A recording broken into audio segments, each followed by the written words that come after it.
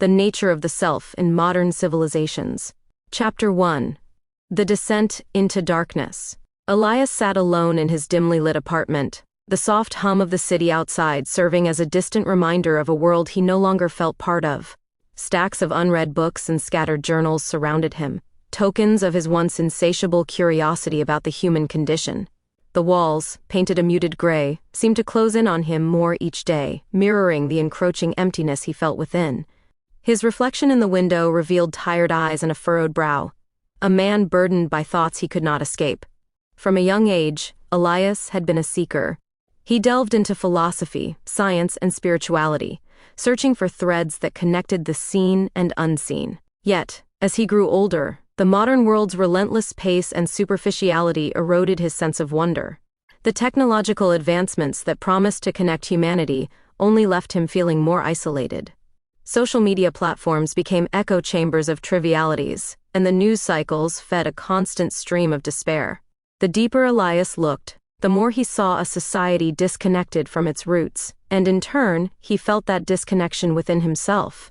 His job as a data analyst at a large corporation did little to alleviate his growing sense of futility. Each day was a repetition of the last, endless spreadsheets, meaningless meetings, and the humdrum of office politics.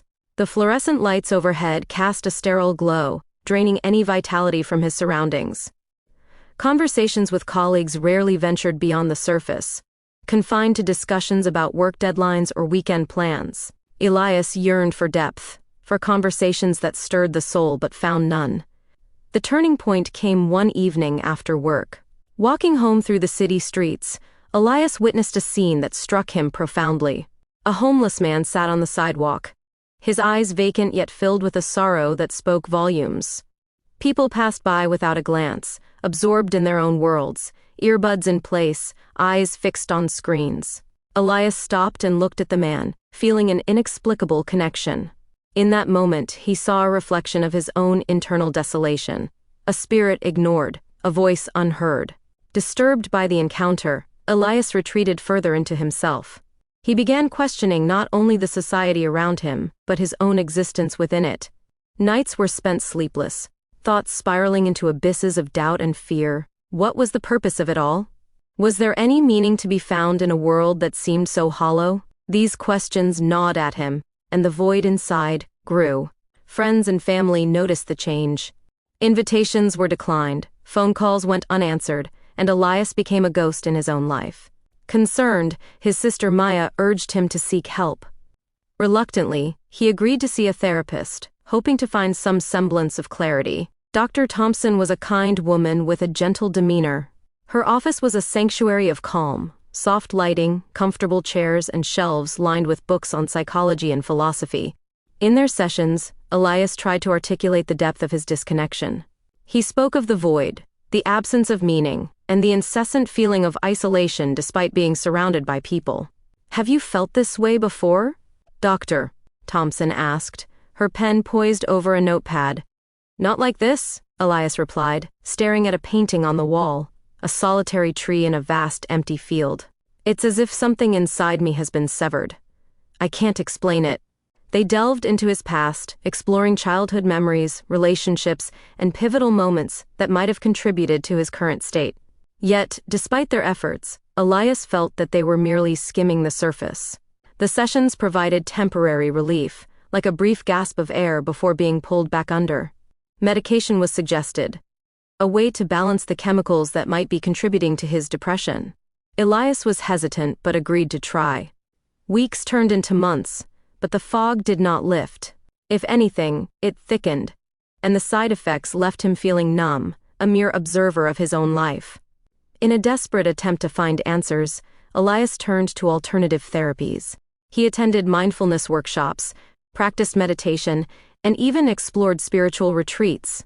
In these spaces he encountered others seeking solace, but their paths did not align with his own. The practices felt hollow, commercialized versions of ancient wisdom stripped of their essence. One night, unable to sleep, Elias found himself drawn to the writings of mystics and philosophers who grappled with the nature of existence. He read about the dark night of the soul, a spiritual crisis that precedes profound transformation. The concept resonated with him. Perhaps this suffering was a necessary passage, a purging of old beliefs to make way for new understanding. Empowered by this possibility, Elias sought to deepen his exploration. He immersed himself in texts on alchemy, existentialism, and metaphysics. The lines between reality and the abstract began to blur. Symbols and synchronicities appeared in his daily life. Numbers repeating, dreams that felt more vivid than waking hours, and a sensation of being guided by unseen forces. However, this path was not without peril. The more Elias delved into these realms, the more detached he became from the tangible world. His employer grew concerned about his erratic behavior and frequent absences.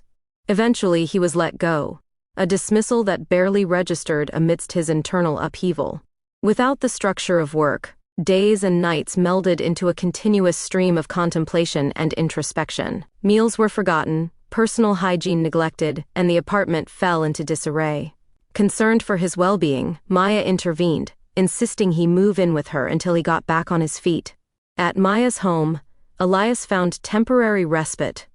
Her warmth and unwavering support provided a tether to reality. She encouraged him to resume therapy, and he agreed, this time seeing a psychiatrist who specialized in existential crises. Dr. Patel was different from his previous therapist. He acknowledged the validity of Elias's spiritual questioning and introduced the idea of integration, bridging the gap between his inner experiences and the external world. Elias, it's important to ground yourself, Dr. Patel advised during one session. Exploration is valuable, but without balance, it can lead to fragmentation. Elias nodded, absorbing the words but struggling to apply them. The labyrinth of his mind was vast and complex, each turn leading to new questions without answers. He began to experience vivid hallucinations, visions of shadowy figures and landscapes that defied logic.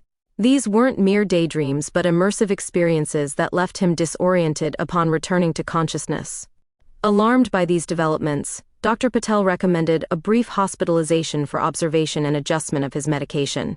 Elias resisted, fearing confinement would sever his tenuous connection to the insights he sought. However, a particularly intense episode left him no choice. The psychiatric ward was a stark environment, white walls, sterile floors, and an atmosphere thick with unspoken despair.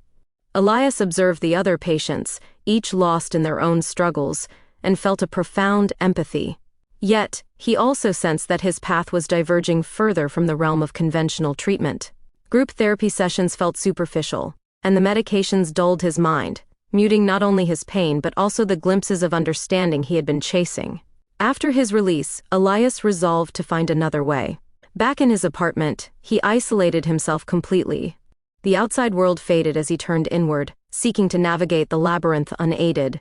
Sleep became sporadic, and meals consisted of whatever he could scavenge from his dwindling supplies. One evening, as a storm raged outside, Elias sat cross-legged on the floor, candles flickering around him. He closed his eyes and steadied his breath, attempting to enter a meditative state. The sound of rain against the window grew distant as he descended deeper into his mind. Suddenly, he found himself standing at the entrance of an immense labyrinth. The walls were made of dark stone, and the air was thick with mist. Shadows moved within, beckoning him forward. Without hesitation, Elias stepped inside. Each passageway led to another, twisting and turning in endless succession. He encountered echoes of his past, childhood memories, faces of people he once knew, and fragments of conversations long forgotten. The deeper he ventured, the more the labyrinth seemed to reflect his innermost fears and desires. At times, he faced manifestations of his regrets, a missed opportunity, a harsh word spoken, a loved one lost. Other times, he encountered symbols of hope, a blooming flower in a desolate corridor, a ray of light piercing through the darkness. But as the journey continued, the labyrinth began to shift. The walls pulsed with a life of their own, and the ground beneath him felt unstable. Whispers filled the air, unintelligible yet heavy with meaning. Elias realized that this was not merely a construct of his imagination, but a convergence of his fragmented consciousness. He reached a central chamber where a mirror stood, tall and imposing. Approaching it cautiously, Elias gazed at his reflection. But instead of his own visage, he saw a multitude of faces, each representing different facets of himself. Some were serene, others tormented, some youthful, others aged. The mirror shattered suddenly, and the pieces scattered across the floor. From the fragments rose shadowy figures, their forms shifting and undefined. They encircled him, their voices merging into a cacophony of accusations and laments. "Why did you abandon us?" they cried. "Why do you deny what you are?" Overwhelmed, Elias fell to his knees. "I don't understand," he shouted. "What do you want from me?" A profound silence followed, and one of the figures stepped forward, its form becoming clearer, a mirror image of Elias himself. "We are you," it said softly. "The parts you reject, the truths you fear. To find your way, you must face us." In that moment, Elias understood that the labyrinth was not a prison but a path to integration. The darkness he feared was composed of his own unacknowledged emotions and experiences. To ascend from this descent, he needed to embrace all that he was. Summoning his courage, Elias stood and faced the figures. One by one, he acknowledged them, his anger, his sorrow, his joy, and his love. As he did, they began to merge with him, filling the void that had long haunted his soul. The labyrinth around him began to transform. The dark walls gave way to fields of light, and the oppressive atmosphere lifted. Elias felt a sense of peace he had never known, a wholeness that transcended understanding. When he opened his eyes, he was back in his apartment. The candles had burned low, and the storm had passed. Dawn's first light filtered through the window, casting a gentle glow across the room. Elias rose and walked to the window, gazing out at the awakening city. The streets below were coming to life, people heading to work, children walking to school, the rhythm of daily existence resuming. For the first time in a long while, he felt connected to it all. He knew the journey was far from over. There would be challenges ahead, and the shadows might return. But now, he possessed the insight that the darkness was not an external enemy, but a part of himself that needed understanding and compassion. Elias decided to reach out to Maya, to reconnect with Dr. Patel, and to engage with the world anew. He would seek balance, integrating his spiritual explorations with the tangible reality around him. The descent into darkness had been harrowing, but it had also been necessary, a prelude to rebirth. As he prepared to step outside, Elias took a deep breath, feeling the air fill his lungs with renewed purpose. The labyrinth within was no longer a place of fear but a source of strength. With each step forward, he embraced the unfolding journey, ready to face whatever lay ahead. Chapter 2. Trapped in the timeless labyrinth, Elias awoke to the sound of silence. Not the peaceful kind that accompanies a quiet morning, but an oppressive void that pressed against his ears. He opened his eyes to find himself not in his bed, but standing at the threshold of an enormous labyrinth. The walls stretched high into a sky devoid of stars or moon, disappearing into an inky darkness that seemed to swallow all light. The air was thick, tinged with the scent of damp earth and something indescribably ancient. He looked down at his hands. They were his, yet they seemed distant, almost translucent. Panic began to stir within him. How did he get here? Was this a dream? A hallucination? The last thing he remembered was sitting in his apartment, trying to piece together fragments of thoughts that refused to coalesce. Now he stood before an endless maze, its entrance beckoning yet foreboding. Compelled by a force he couldn't name, Elias stepped forward. The moment he crossed the threshold, a chill ran down his spine. The walls of the labyrinth were made of rough-hewn stone, cold to the touch, and inscribed with symbols that shifted and changed whenever he tried to focus on them. Some seemed familiar, ancient scripts he had seen in books about lost civilizations, while others were completely alien. As he ventured deeper, time lost all meaning. There was no sun to mark the passage of day, no moon to herald the night. The labyrinth existed outside of time, a place where past, present, and future melded into a single continuum. Elias felt memories surface, some his own, others belonging to people he had never met. He saw flashes of a child laughing, a soldier weeping, an elder whispering secrets to the wind. Each memory was a thread woven into the tapestry of the labyrinth, and each added to the weight on his shoulders. The corridors twisted and turned without logic. Paths that seemed straight led back to where he started, and doors opened into rooms that defied the laws of physics. In one chamber, gravity shifted, causing him to walk on walls and ceilings. In another, he found himself submerged underwater, able to breathe but struggling to move through the viscous liquid that felt more like emotion than matter. Whispers filled the air, echoing off the stone walls. At first, they were indistinct murmurs, but gradually they formed words, his own doubts and fears spoken aloud. "You're lost. You'll never escape. Why do you even try?" Elias covered his ears, but the whispers came from within. His heart pounded, and his breaths became shallow. He stumbled into a vast hall where mirrors lined the walls. Each mirror reflected not his current self, but versions of him at different stages of life. In one, he saw himself as a child, eyes wide with innocence and wonder. In another, he was an old man, face lined with regret. He approached one mirror where his reflection stood still while he moved. The reflected Elias stared back with piercing eyes, a subtle smile playing on his lips. "Who are you?" Elias whispered. "I am you," the reflection replied. "The part you refuse to acknowledge." Elias reached out to touch the mirror, but his hand passed through the surface as though it were water. A surge of cold enveloped him, and suddenly he was pulled into the mirror world. The surroundings shifted. He was now in a replica of his childhood home, but everything was slightly off. Colors were muted, and the air was heavy. He walked through the familiar rooms, each filled with artifacts of his past, a stuffed toy, a worn-out book, a photograph of his family. Yet, the house was empty. The absence of life was palpable, amplifying his loneliness. "Mom? Dad?" He called out, but only silence answered. Turning a corner, he entered his old bedroom. On the bed sat his younger self, knees drawn up to his chest, tears streaming down his face. "Why are you crying?"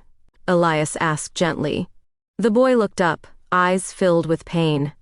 "They left us," he said. "They promised they'd always be here, but they lied." A flood of suppressed memories hit Elias. The loss of his parents at a young age, the years spent in foster care, the feeling of abandonment that he had buried deep within. He knelt beside the boy, reaching out to comfort him. "It's okay," Elias said. "We're still here. We survived." The boy shook his head. "You forgot me. You forgot us." Before Elias could respond, the room dissolved, and he was back in the labyrinth. The encounter left him shaken. He realized that the labyrinth was not just a physical maze, but a manifestation of his fragmented consciousness. Each twist and turn forced him to confront parts of himself he had long ignored. Determined to find a way out, or perhaps to find understanding, Elias pressed on. The labyrinth responded to his resolve. The whispers grew louder, and shadows began to take form, amorphous shapes that hovered at the edges of his vision. They didn't attack, but their presence was menacing, a constant reminder of the darkness within. He entered a narrow corridor where the walls seemed to close in with each step. The air grew thin, making it hard to breathe. Claustrophobia gripped him, and his pace quickened. Just as the walls threatened to crush him, he burst into an open space, a circular room with a domed ceiling painted to resemble a star-filled sky. In the center stood a figure cloaked in darkness. Its face was hidden, but its voice was unmistakable. It was his own, layered with echoes. "Welcome, Elias," the figure said. "I've been waiting for you." "Who are you?" Elias demanded, though he suspected the answer. "I am the sum of all your fears, your regrets, your pain," the figure replied. "I am the shadow you cast but refuse to see." Elias felt a surge of anger. "Why are you tormenting me? What do you want?" The shadow extended a hand, and images flooded the room. Moments of failure, words spoken in anger, opportunities missed. Each scene was a dagger to his heart. "You cannot move forward until you accept me," the shadow said. "You cannot find peace until you embrace the whole of your being." Elias clenched his fists. "How can I accept what causes me so much pain?" The shadow's form shifted, revealing glimpses of light within the darkness. Pain is a part of existence. It is a teacher, not a jailer. Acknowledge it, learn from it, and it will no longer control you. Tears welled in Elias's eyes. He realized that his journey through the labyrinth was a confrontation with himself, a necessary passage through his own psyche to heal the fractures within. Gathering his courage, he stepped toward the shadow. "I am afraid," he admitted. "Afraid of what I'll find, afraid of who I am." The shadow nodded. "Fear is natural. But remember, Courage is not the absence of fear, but the willingness to face it. Taking a deep breath, Elias reached out and touched the shadow's hand. A surge of energy coursed through him, a blend of warmth and cold, light and dark. The shadow began to dissolve, its essence merging with his own. Scenes from his life played out around him, not just the painful moments but also the joys he had forgotten. The laughter shared with friends, the solace found in nature, the quiet moments of contentment. The balance of his experiences began to restore itself. The labyrinth reacted to this internal shift. The oppressive atmosphere lightened, and the walls transformed into living vines adorned with blooming flowers. The whispers turned into harmonious melodies, and the shadows receded. Elias felt a newfound clarity. Though he was still within the labyrinth, it no longer felt like a prison. Instead, it was a part of him, a complex, beautiful, and ever-changing landscape that mirrored his soul. He continued walking, not seeking an exit, but embracing the journey itself. Along the way, he encountered figures from his life: Maya, Dr. Patel, even the homeless man who had sparked his deep introspection. They smiled at him, offering silent encouragement. At one point, he came across a pool of water, its surface perfectly still. Looking into it, he saw his reflection, whole, complete, and at peace. He smiled, and the reflection smiled back. Just then, a familiar voice called out from behind, "Elias." He turned to see Maya standing there, her expression a mix of relief and concern. "How did you find me?" he asked, surprised. "I've always been here," she replied. "We've all been here, waiting for you to see us." Elias realized that his isolation had been self-imposed. In his struggle, he had pushed away those who cared for him. He approached Maya and embraced her, the warmth of human connection filling the void that had seemed insurmountable.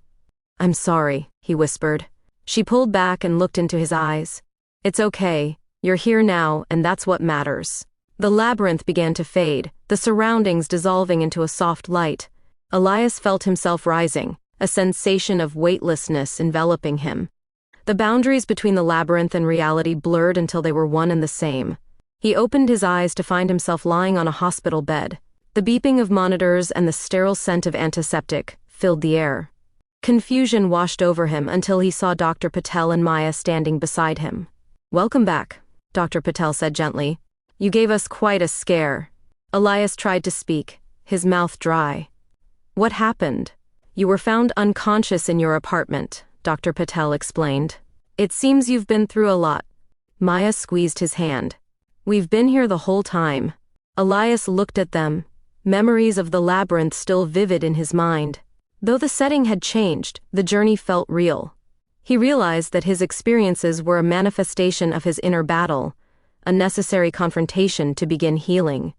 Over the following days, Elias underwent a series of evaluations. The medical team was thorough, but Elias sensed that the true recovery lay in integrating the insights he had gained. He shared some of his experiences with Dr. Patel, who listened without judgment. "It sounds like you've made significant progress," Dr. Patel observed. "Understanding oneself is a lifelong journey, but you've taken important steps."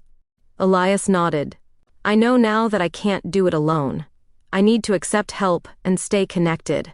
"That's a profound realization," Dr. Patel agreed. "We can work together to build on this foundation." Maya visited daily, bringing books, engaging him in conversations, and sometimes just sitting in comfortable silence. Their relationship grew stronger, grounded in honesty and mutual support. As Elias prepared to leave the hospital, he felt a mix of apprehension and hope. The world outside awaited, unchanged yet different in his eyes. The labyrinth within remained, but it no longer intimidated him. It was a part of him, a place he could navigate with awareness and compassion. On the day of his discharge, Elias stood at the hospital entrance, the sun warming his face. Maya stood beside him, a reassuring presence. "Ready to go home?" she asked. He took a deep breath, savoring the simple act of being present. "Yes," he replied with a genuine smile. "I think I am." They walked toward the car, each step a reaffirmation of his commitment to healing and growth. Elias knew there would be challenges ahead, but he also knew he possessed the resilience to face them. As they drove away, the city unfolded around them. Bustling streets, towering buildings, and people engaged in the dance of life. Elias gazed out the window, seeing not just the physical structures but the interconnectedness of all things. The timeless labyrinth he had traversed was a microcosm of the human experience, a journey through fear and doubt toward understanding and acceptance. Elias turned to Maya. "Thank you for not giving up on me." She smiled warmly. "We're in this together, always." He leaned back, allowing himself to relax. The road ahead was uncertain, but for the first time in a long while, Elias felt equipped to navigate it. The timeless labyrinth was no longer a trap but a guide, a reminder that within the complexities of the mind and spirit lay the keys to transformation. As the car merged into traffic, Elias closed his eyes briefly, offering silent gratitude for the journey thus far. The whispers of doubt had quieted, replaced by a steady rhythm of hope. He was ready to step into the next chapter of his life, carrying with him the wisdom earned through his trials. The labyrinth within remained, but now Elias held the map. Chapter 3: The Erosion of the Collective Spirit. Elias stood on the balcony of his apartment, gazing out at the cityscape that stretched before him. The sun was setting, casting a golden hue over the towering buildings and weaving shadows through the streets below. The world appeared unchanged, but Elias perceived it differently now. The journey through his internal labyrinth had left him attuned to nuances he hadn't noticed before: the hurried steps of commuters, the distant sirens, the flickering lights in office windows, all seemed to pulse with a shared rhythm of anxiety and disconnection. Despite his personal breakthroughs, Elias couldn't shake the feeling that something was amiss on a grander scale. He sensed an undercurrent of unease permeating society, a collective malaise that mirrored the fragmentation he had experienced within himself. The more he observed, the more he recognized the signs: strained interactions between strangers, escalating tensions in the news, and a pervasive sense of isolation despite the constant connectivity of modern technology. Determined to understand this phenomenon, Elias immersed himself in research. He frequented libraries, attended lectures, and engaged in discussions with thinkers and scholars. He delved into sociology, psychology, and philosophy, seeking patterns that could explain the erosion of communal bonds he perceived. One afternoon, while attending a seminar on societal fragmentation, Elias met Dr. Sophia Bennett, a sociologist specializing in community dynamics. Intrigued by her insights, he approached her after the lecture. "Dr. Bennett, your talk was fascinating," Elias began. "I've been sensing a growing disconnect in society, and your points resonated with me." She smiled warmly. "Thank you. It's a complex issue, but understanding it is the first step toward addressing it." They agreed to meet later at a nearby cafe to continue the conversation. Over cups of herbal tea, they discussed the impact of modern life on the human spirit. "Elias, have you heard of the concept of anomie?" "Doctor," Bennett asked. He thought for a moment. "It's a state of normlessness, right? When societal norms break down and individuals feel disconnected?" "Exactly," she affirmed. Durkheim introduced it to describe the breakdown of social bonds between individuals and their communities. "I believe we're witnessing a form of collective anomie today." Elias nodded. "That makes sense. People are more connected than ever digitally, yet genuine human connection seems to be diminishing." Dr. Bennett leaned in. "What concerns me most is how this affects our collective consciousness. When individuals feel isolated, it not only impacts their well-being but also erodes the shared values that hold societies together." Her words struck a chord. Elias saw parallels between his personal journey and the broader societal trends she described. Just as he had grappled with fragmentation within himself, society was grappling with a fragmentation of its collective spirit. "Do you think it's possible for one person's struggles to influence the larger whole?" he asked tentatively. She considered the question. "In a way, yes. We are all interconnected. Emotional states can be contagious. Think of how a single act of kindness can inspire others, or how fear can spread through a community. On a larger scale, societal shifts often begin with individuals." Elias pondered this. If his internal turmoil could mirror societal fragmentation, could his healing contribute to collective restoration? The idea both intrigued and unsettled him. Over the following weeks, Elias became increasingly attuned to the signs of spiritual humicide, the systematic diminishment of the human spirit.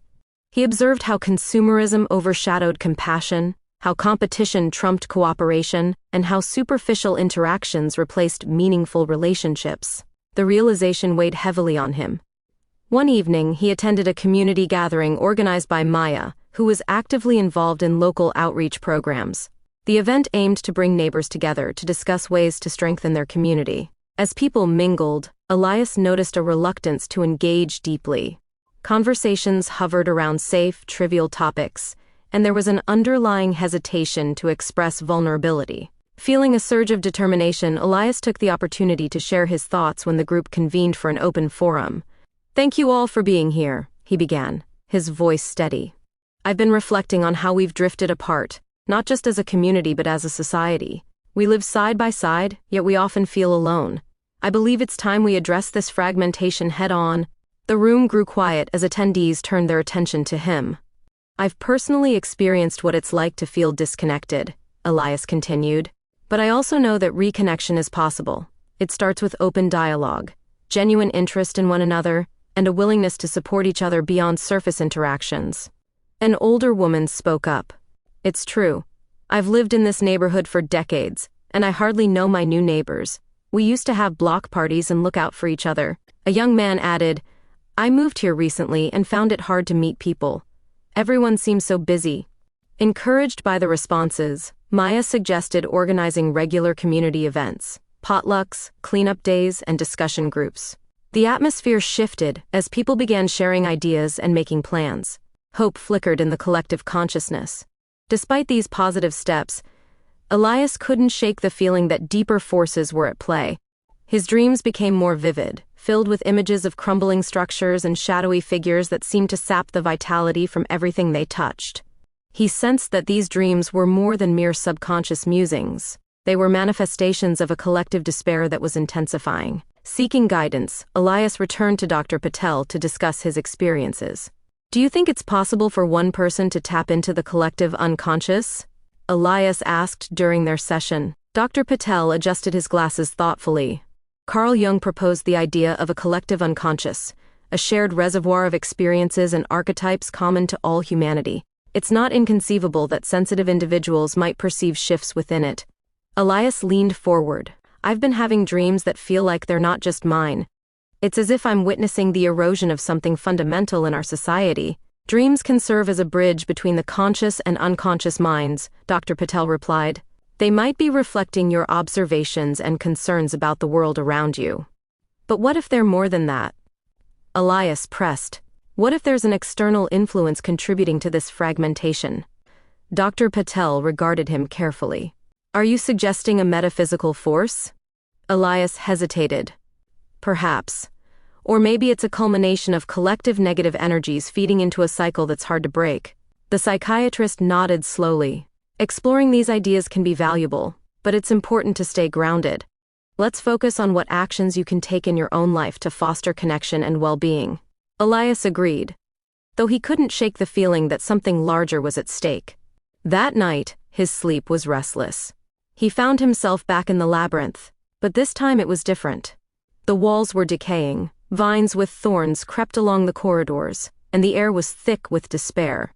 He heard distant cries and felt the weight of countless souls burdened by isolation and fear. As he navigated the maze, he encountered others, figures with blurred faces, wandering aimlessly. He tried to speak to them, but they didn't respond, their eyes vacant. A sense of urgency propelled him forward, searching for a way to alleviate their suffering. He came upon a central chamber where a large tree stood, its branches barren and its roots entangled in chains. The tree emanated a pulsating energy that resonated with the collective anguish he felt. Approaching it, Elias sensed that this tree symbolized the collective spirit, once vibrant, now withering. Suddenly, shadowy entities emerged from the darkness, converging upon the tree. They whispered words of doubt, fear, and apathy, their voices weaving a suffocating web around the trunk. Elias realized that these entities represented the forces contributing to spiritual humicide, indifference, greed, and disconnection. Mustering his courage, he stepped forward. "Enough," he shouted. "You will not destroy what binds us together." The shadows turned their attention to him, their whispers intensifying. He felt their negativity pressing in, threatening to overwhelm him. But drawing upon his journey of self-integration, Elias stood firm. He closed his eyes and focused on the feelings of connection and compassion he had cultivated. A warm light began to emanate from within him, pushing back against the encroaching darkness. The shadows recoiled, and the chains around the tree started to loosen. Encouraged, Elias extended his hands toward the tree, channeling his energy. "Let us heal together," he whispered. The barren branches quivered, and small buds appeared, hinting at new life.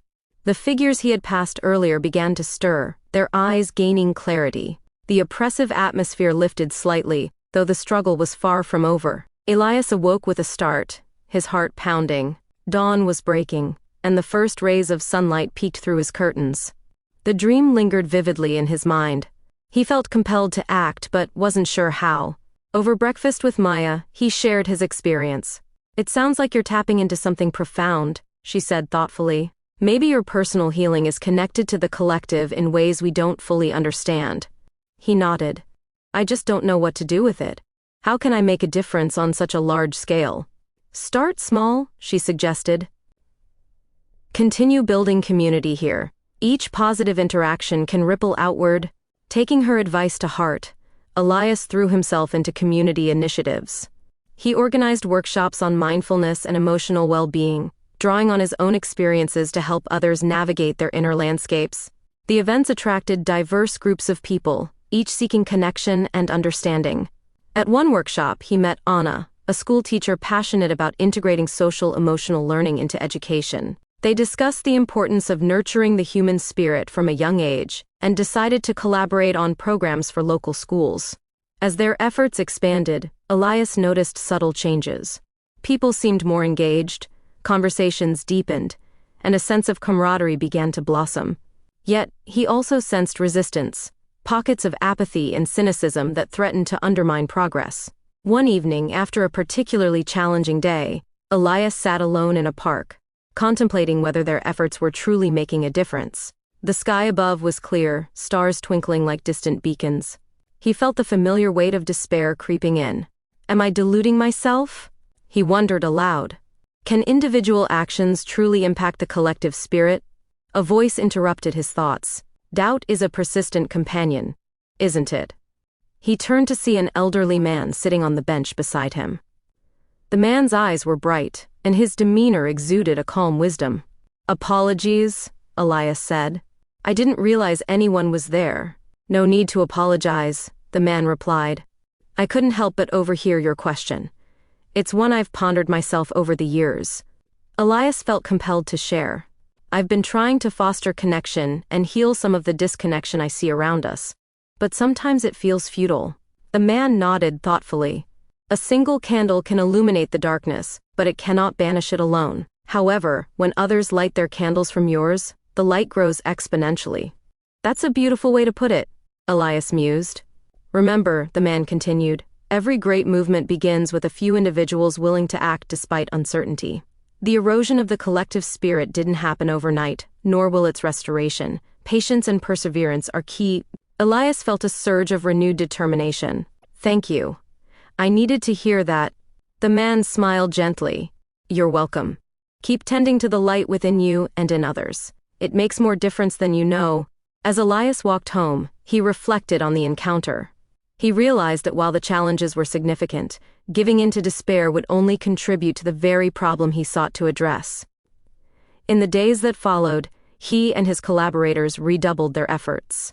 They organized community art projects, creating murals that celebrated unity and diversity. They established support groups where people could share their struggles openly without judgment. Slowly but surely, the community began to transform. Local media took notice, featuring stories about the positive changes occurring. Other neighborhoods reached out, seeking guidance on how to replicate their success. Elias saw the ripples expanding, just as the elderly man had described. Yet, beneath the surface, the larger forces contributing to societal fragmentation persisted. Economic disparities, political polarization, and cultural tensions continued to sow division. Elias understood that while community initiatives were impactful, addressing systemic issues required broader collaboration. He began reaching out to policymakers, activists, and leaders, advocating for programs that fostered social cohesion and addressed root causes of disconnection. Some were receptive, others dismissed his ideas as idealistic. Undeterred, Elias organized a summit to bring together diverse stakeholders, community members, experts, and officials, to discuss strategies for nurturing the collective spirit. The event was a convergence of perspectives, sometimes clashing but ultimately striving toward common ground. During the closing session, Elias addressed the attendees. "We are at a crossroads," he said. "The challenges we face are immense, but so is our capacity for change. The erosion of our collective spirit is not inevitable. Together, we can cultivate a society where connection, empathy, and shared purpose are the foundations." The room erupted in applause, signaling a shared commitment to the vision he articulated. As the summit concluded, Elias felt a profound sense of fulfillment. He knew the path ahead would be arduous, but he also knew that he was not alone. The collective spirit, though wounded, was resilient. That night, his dreams were different. He returned to the labyrinth, but now it was vibrant. The walls adorned with murals depicting unity, the pathways lined with blossoming plants. The tree at the center stood tall and strong, its branches laden with fruit, and its roots deep and unencumbered. The shadowy figures were still present, but they no longer whispered words of despair. Instead, they watched silently, as if acknowledging his efforts. Elias approached the tree and placed his hand upon its trunk. A warm energy flowed through him, a melding of his individual essence with the collective. He awoke with a serene smile, the morning light filling his room. The journey of healing, both personal and collective, was ongoing, but hope had taken root. Elias stepped outside to greet the day, the air fresh with possibility. As he walked through the neighborhood, he exchanged greetings with familiar faces, each interaction a thread strengthening the communal tapestry. The erosion of the collective spirit was a formidable challenge, but Elias had learned that restoration began within and extended outward. By embracing vulnerability, fostering genuine connections, and confronting the shadows, both personal and societal, he and others could rekindle the flame of unity. The labyrinth of shadows still existed, but it no longer imprisoned him.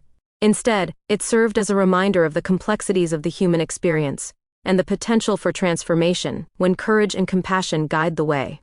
Chapter 4: Witchery and Metaphysical Transformation. Elias stood at the edge of a dense forest that seemed to materialize out of nowhere, its trees towering and ancient, their branches intertwining like the threads of a complex tapestry. The air was thick with the scent of pine and earth, mingled with an undercurrent of something arcane, a hint of smoke, a trace of unfamiliar herbs. The path before him was narrow, flanked by moss-covered stones etched with symbols he couldn't decipher but felt he had seen before in dreams or distant memories. Drawn by an inexplicable pull, he stepped into the forest. The canopy above filtered the light into a mosaic of shadows and golden rays, creating an otherworldly atmosphere. Each step seemed to echo with whispers, not of malice but of secrets long kept, and wisdom long forgotten. The forest felt alive, not just with the usual sounds of wildlife, but with a presence that resonated deep within his soul. As he ventured deeper, Elias noticed subtle changes. The trees became more enormous, their bark engraved with intricate patterns that glowed faintly. Small orbs of light floated among the branches, darting playfully before disappearing. The path led him to a clearing where a circle of stones stood, each adorned with runes that pulsated softly in the twilight. In the center of the circle stood 3 figures cloaked in garments that seemed woven from the very fabric of the forest: leaves, feathers, and threads of starlight. Their faces were shadowed by hoods, but their eyes shone with a piercing clarity that belied their age. They emanated a power that was both intimidating and inviting. Elias felt a mixture of awe and apprehension. He had read about such beings, keepers of ancient wisdom, witches in the oldest sense of the word, guardians of the balance between the material and the mystical. He hesitated at the edge of the clearing, unsure whether to proceed. One of the figures extended a hand. "Elias," she spoke, her voice echoing like a melody carried on the wind. "We have been expecting you." He stepped forward cautiously. "You know my name." "We know many things," another replied, her tone gentle yet firm. "You seek answers, a way through the labyrinth of your mind." The third figure gestured toward the circle. "Join us, and we shall guide you." Elias felt a surge of hope mingled with trepidation. "Who are you?" "We are the Weavers," the first explained. "Custodians of knowledge forgotten by most, accessible to those who dare to seek beyond the veil." He nodded slowly, drawn by the promise of understanding. I want to heal, to find peace within myself, and perhaps help others do the same. The second weaver smiled softly. Then you have come to the right place. But know that the path is not easy. It requires sacrifice and the willingness to face truths that may unsettle you. Elias took a deep breath. I'm ready. They beckoned him into the circle. As he crossed the boundary, he felt a subtle shift, a tingling sensation that spread through his body, heightening his senses. The air grew warmer, and the ambient sounds of the forest faded, replaced by a deep, rhythmic hum that seemed to emanate from the stones themselves. Sit with us, the third weaver instructed. They formed a small circle within the larger one, sitting cross-legged on the soft grass. The weavers began to chant in a language unfamiliar to Elias, yet he sensed the meaning, a call to the elements, an invocation of energies that permeated the world but were seldom acknowledged. As the chant progressed, Elias felt a stirring within him. Images flashed before his eyes. Visions of the earth's creation, stars exploding into existence, rivers carving paths through ancient lands. He felt simultaneously insignificant and integral to the vast tapestry of life. The first weaver opened her eyes, meeting his gaze. You are connected to all that is, Elias. The fragmentation you feel is an illusion born of disconnection from this truth. The second weaver extended her hand, palm upward. Place your hand upon mine. He did so, and immediately a surge of energy flowed between them. He felt her presence within his mind, a calm, steady force guiding him deeper into himself. Now, show us your pain, she said softly. Elias hesitated. I don't know if I can. You must, the third weaver urged. To heal, you must confront and understand it. Summoning his courage, Elias allowed himself to delve into the memories he had long suppressed, the loneliness of his childhood, the loss of his parents, the sense of abandonment and unworthiness that had shadowed him for so long. Tears welled in his eyes as the emotions surfaced, raw and unfiltered. The weavers began a new chant, their voices weaving together in harmony. The energy around them intensified, and Elias felt as if a veil was being lifted from his consciousness. He saw his experiences not just as sources of pain, but as integral parts of his journey, shaping who he was and who he could become. Your wounds are deep, the first weaver acknowledged. But they are also gateways to wisdom. The second weaver closed her eyes, and a gentle breeze rustled through the clearing. Pain teaches us empathy, humility, and resilience. The third added, embrace it, and let it transform you. Elias felt a warmth spreading from his heart outward, soothing the jagged edges of his sorrow. For the first time, he didn't resist the pain, but accepted it as a part of his story. A sense of peace began to settle within him. Thank you, he whispered. The weavers nodded in unison. This is but the beginning, the first said. There is more to discover, more to integrate. They guided him through various rituals, some involving symbols drawn in the air, others utilizing elements from the forest. Each ritual peeled back another layer of his consciousness, revealing hidden aspects of himself. He learned to attune to the energies around him, to perceive the subtle interplay between the physical and the metaphysical. One evening they gathered around a small fire. The flames danced hypnotically, casting flickering shadows that seemed to tell stories of their own. Tonight, you will meet your shadow self, the second weaver announced. Elias tensed. I thought I had already confronted my fears. You have faced memories and emotions, she replied. But the shadow self encompasses all that you repress. The traits and desires you deny, the potential you have yet to unlock. The third weaver sprinkled herbs into the fire, and a fragrant smoke rose, enveloping them. Breathe deeply and focus, she instructed. Elias inhaled, the scent inducing a meditative state. The world around him faded until he found himself standing in a vast open space illuminated by a soft ambient light. Ahead, a figure approached, identical in appearance, but exuding an aura of confidence and intensity that he seldom felt. Who are you? Elias asked, though he suspected the answer.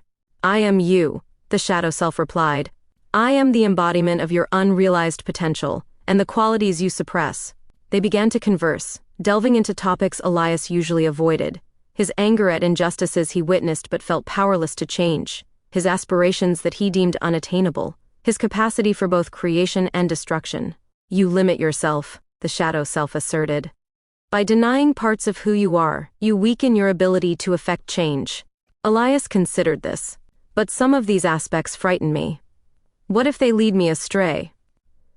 Integration does not mean unrestrained indulgence, the shadow self explained. It means acknowledging and understanding these facets so they can be directed purposefully. The conversation continued, each revelation bringing Elias closer to a holistic understanding of himself. When he emerged from the meditative state, the weavers were watching him intently. "You have taken a significant step," the first weaver said. He nodded slowly. "I feel different, more complete." "Remember," the second weaver cautioned, "with greater awareness comes greater responsibility. The energies you now access can heal but also harm if misused." In the days that followed, Elias practiced the teachings diligently. He learned to manipulate energy fields, to perceive the interconnectedness of life, and to harness his intentions to manifest change. The forest became his classroom, the weavers his mentors. However, as he delved deeper, he began to experience unforeseen consequences. His heightened sensitivities made him acutely aware of the suffering around him, the despair of strangers, the discord in society, the imbalance in nature. The weight of this collective pain pressed upon him, overwhelming his senses. One afternoon, while attempting a healing ritual by a tranquil stream, he was inundated with visions of environmental destruction. Forests razed, oceans polluted, species vanishing. The sheer magnitude of it crushed his spirit. He stumbled back to the clearing, where the weavers awaited. "What's happening to me?" he asked, his voice strained. "You are opening yourself to the world's pain," the third weaver explained. "It is a burden we all bear." "It's too much," Elias confessed. "I don't know how to handle it." The first weaver placed a reassuring hand on his shoulder. "You must learn to balance empathy with discernment, to be a conduit of healing without absorbing the wounds you seek to mend." Despite their guidance, Elias found it increasingly difficult to shield himself. The more he tried to help, the more he felt consumed by the very darkness he aimed to dispel. His dreams became nightmares, haunted by images of chaos and suffering. One night, he confronted the weavers. "Why didn't you warn me about this? I thought this path would bring me peace." The second weaver met his gaze calmly. "We did warn you that the path is not easy. True transformation often involves traversing the shadows." "But I'm losing myself," he argued. "I feel the pain of the world, and it's tearing me apart." The third weaver sighed softly. "Elias, you are at a crossroads. You can choose to retreat, to close yourself off, or you can find a way to transmute this pain into something constructive." Frustrated and exhausted, Elias retreated to a secluded spot in the forest. He sat beneath an ancient oak tree, its branches stretching skyward like silent prayers. "What am I supposed to do?" he whispered into the night. A voice, faint yet familiar, resonated within him. "Trust in yourself." He closed his eyes, centering his thoughts.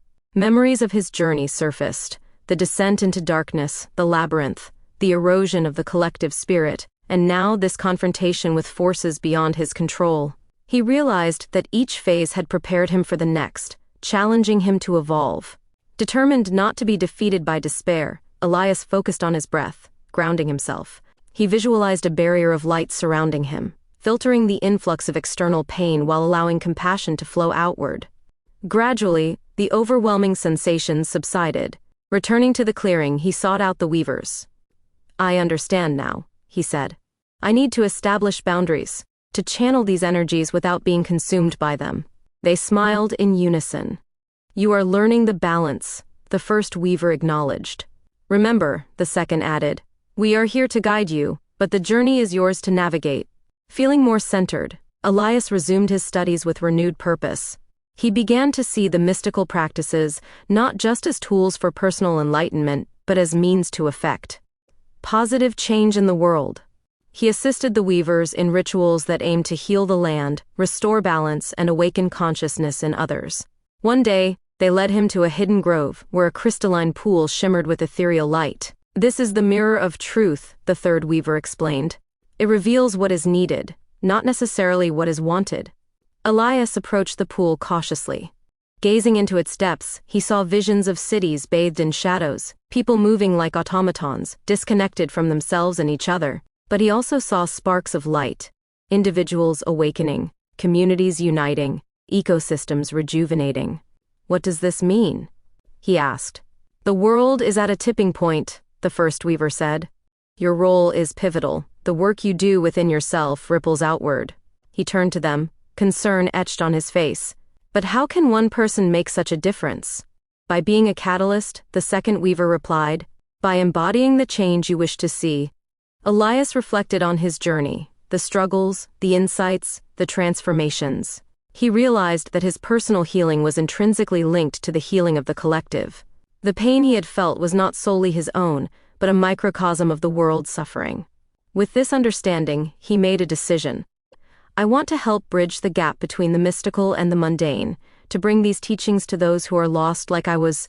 The weavers regarded him with approval. "That is a noble intent," the third said. "But be prepared. Many will not understand, and some will resist." "I know," Elias acknowledged. "But if even a few are reached, it will be worth it." As he prepared to leave the forest, the weavers bestowed upon him a talisman, a simple pendant bearing a symbol that represented unity and balance. "This will aid you in your endeavors," the first weaver said. "Thank you," he replied sincerely. "For everything." They parted ways with a mutual understanding that their paths would cross again, if not in person, then through the interconnected web of existence. Returning to the city, Elias felt both familiar and foreign. The noise, the crowds, the frenetic energy, all contrasted sharply with the tranquility of the forest. Yet, he saw opportunities everywhere, chances to apply what he had learned. He reached out to Maya, who was overjoyed to hear from him. "You've been gone for weeks," she exclaimed. "I was worried." "I'm sorry," he said. "I had to go away for a while to find some answers." She studied him thoughtfully. "You seem different, more at peace." "I am," he admitted. "And I want to share what I've learned." Together they began organizing gatherings, small at first, where people could explore mindfulness, energy work, and holistic healing. Elias incorporated the teachings of the weavers, adapting them to be accessible without losing their essence. However, as the gatherings grew, so did skepticism and criticism. Some accused him of promoting pseudoscience or delving into dangerous territory. Healthcare workers who had previously tried to help him expressed concern that he was regressing. One day, Dr. Patel requested a meeting. "Elias, I've heard about your recent activities," he began cautiously. "I'm concerned that you might be disconnecting from reality again." Elias remained calm. "I appreciate your concern, Dr. Patel, but I assure you I'm more grounded than ever. I'm combining what I've learned with practical approaches to help others." Dr. Patel sighed. "I just don't want to see you fall back into old patterns." "I understand," Elias replied. "But sometimes healing requires stepping beyond conventional methods." Despite the pushback, Elias persevered. He witnessed people finding solace and empowerment through the practices he shared. Communities began to form, fostering connections that transcended superficial interactions. Yet, he couldn't ignore that his own internal conflicts persisted. The more he tried to help others, the more he felt the weight of responsibility. Doubts crept in. Was he truly making a difference, or merely deluding himself? One evening, as he meditated alone, he felt a familiar presence. Opening his eyes, he found himself back in the ethereal forest clearing. The weavers stood before him. "You are struggling," the first observed. "I thought I was on the right path," Elias confessed. "But now, I'm not so sure." "Growth is seldom linear," the second weaver advised. "Challenges test your resolve and deepen your understanding."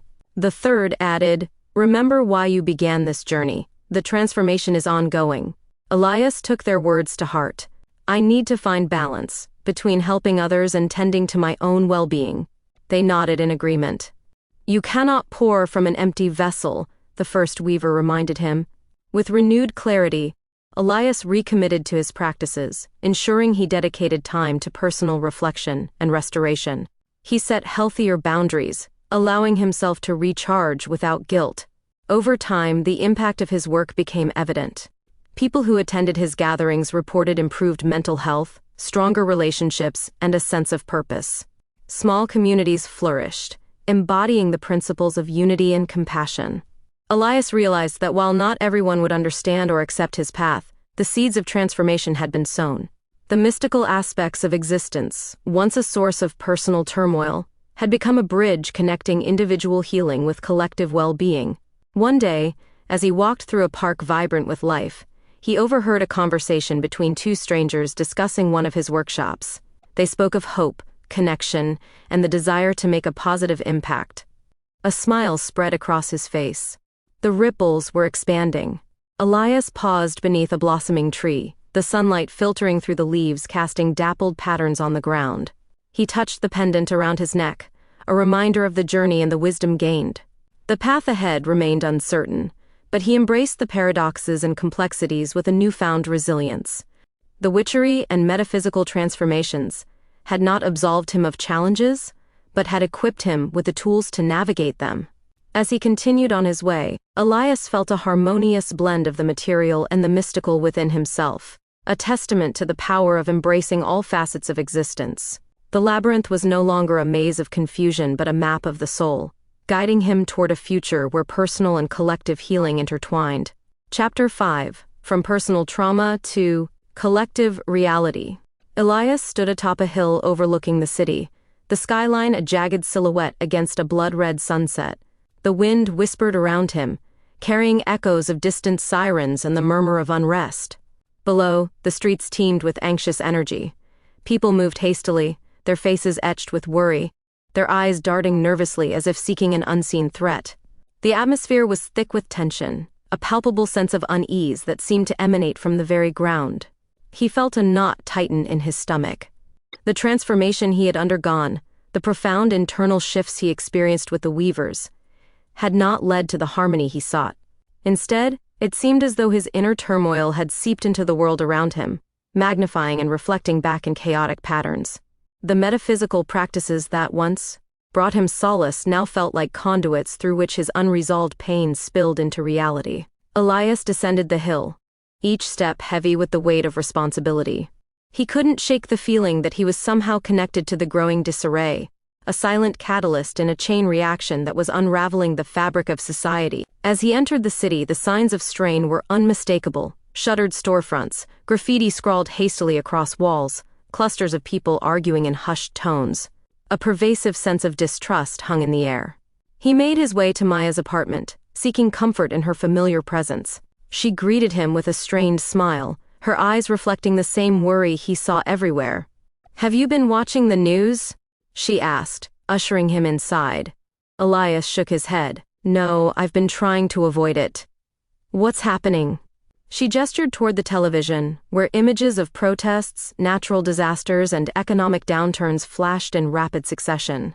"It's like everything is spiraling out of control. People are scared, confused. They keep talking about an epidemic of anxiety and despair." He sank onto the couch, the reality of the situation sinking in. "I can't help but feel that I'm connected to all of this," he admitted. "That somehow, my own struggles are manifesting out there." Maya looked at him thoughtfully. "You can't hold yourself responsible for what's happening in the world. These issues are complex, with many causes. But what if I am a part of it?" Elias insisted. "Ever since my journey began, I've sensed a link between my inner state and the external world. The more turmoil I experience, the more chaotic things seem to become." She placed a reassuring hand on his shoulder. "Even if that's true, maybe you can use that connection to help. You've been learning so much about healing and transformation." He nodded slowly. "Perhaps. But I don't know where to start." Over the following days, Elias immersed himself in the unfolding events. Reports of widespread unrest, unexplained phenomena, and a surge in mental health crises dominated the media. Healthcare systems were overwhelmed, with professionals struggling to address not just physical ailments but a pervasive sense of existential dread among the population. Elias visited Dr. Patel, hoping to gain insight. "People are experiencing symptoms we've never seen on such a scale," Dr. Patel explained, exhaustion evident in his voice. "Anxiety, depression, dissociation. It's as if a collective shadow has descended." "Is there any explanation?" Elias asked. Dr. Patel shook his head. "No definitive one. Some speculate it's due to global events, climate change, political instability, the pressures of modern life. But it's unprecedented." Elias left the office feeling more unsettled than ever. If his personal journey was somehow influencing this collective crisis, he needed to understand how and why. That night, he returned to the forest in search of the weavers.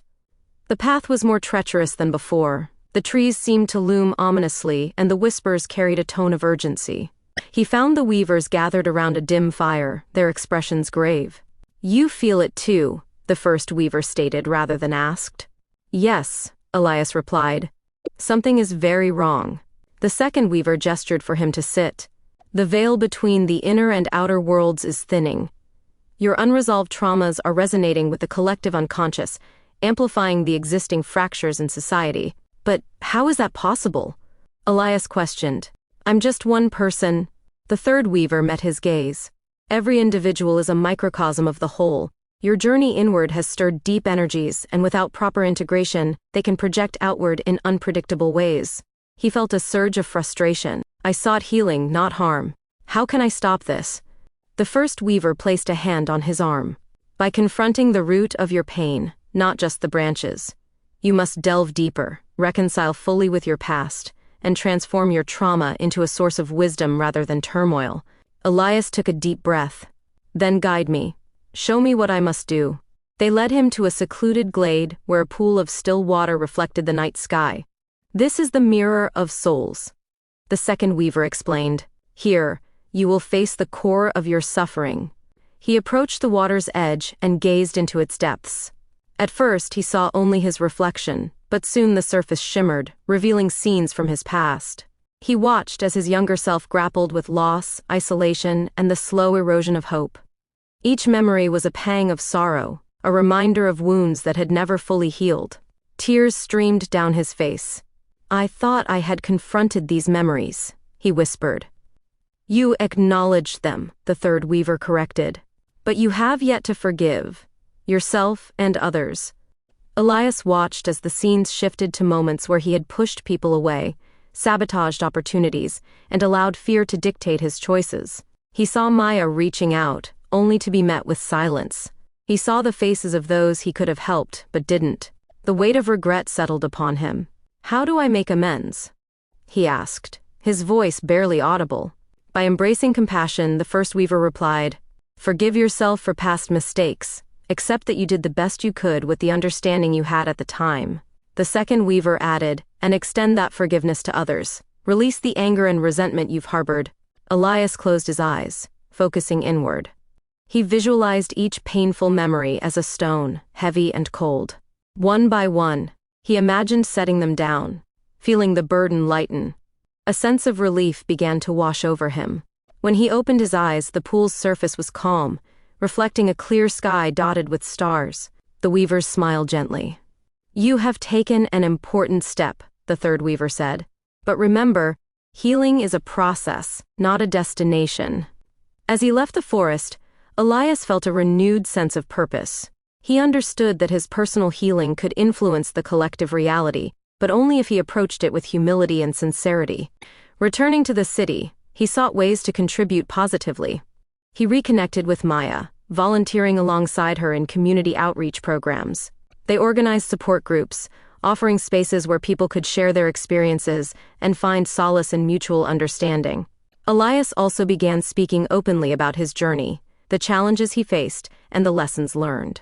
His vulnerability encouraged others to confront their own struggles, fostering a sense of solidarity. Despite these efforts, the broader crisis persisted.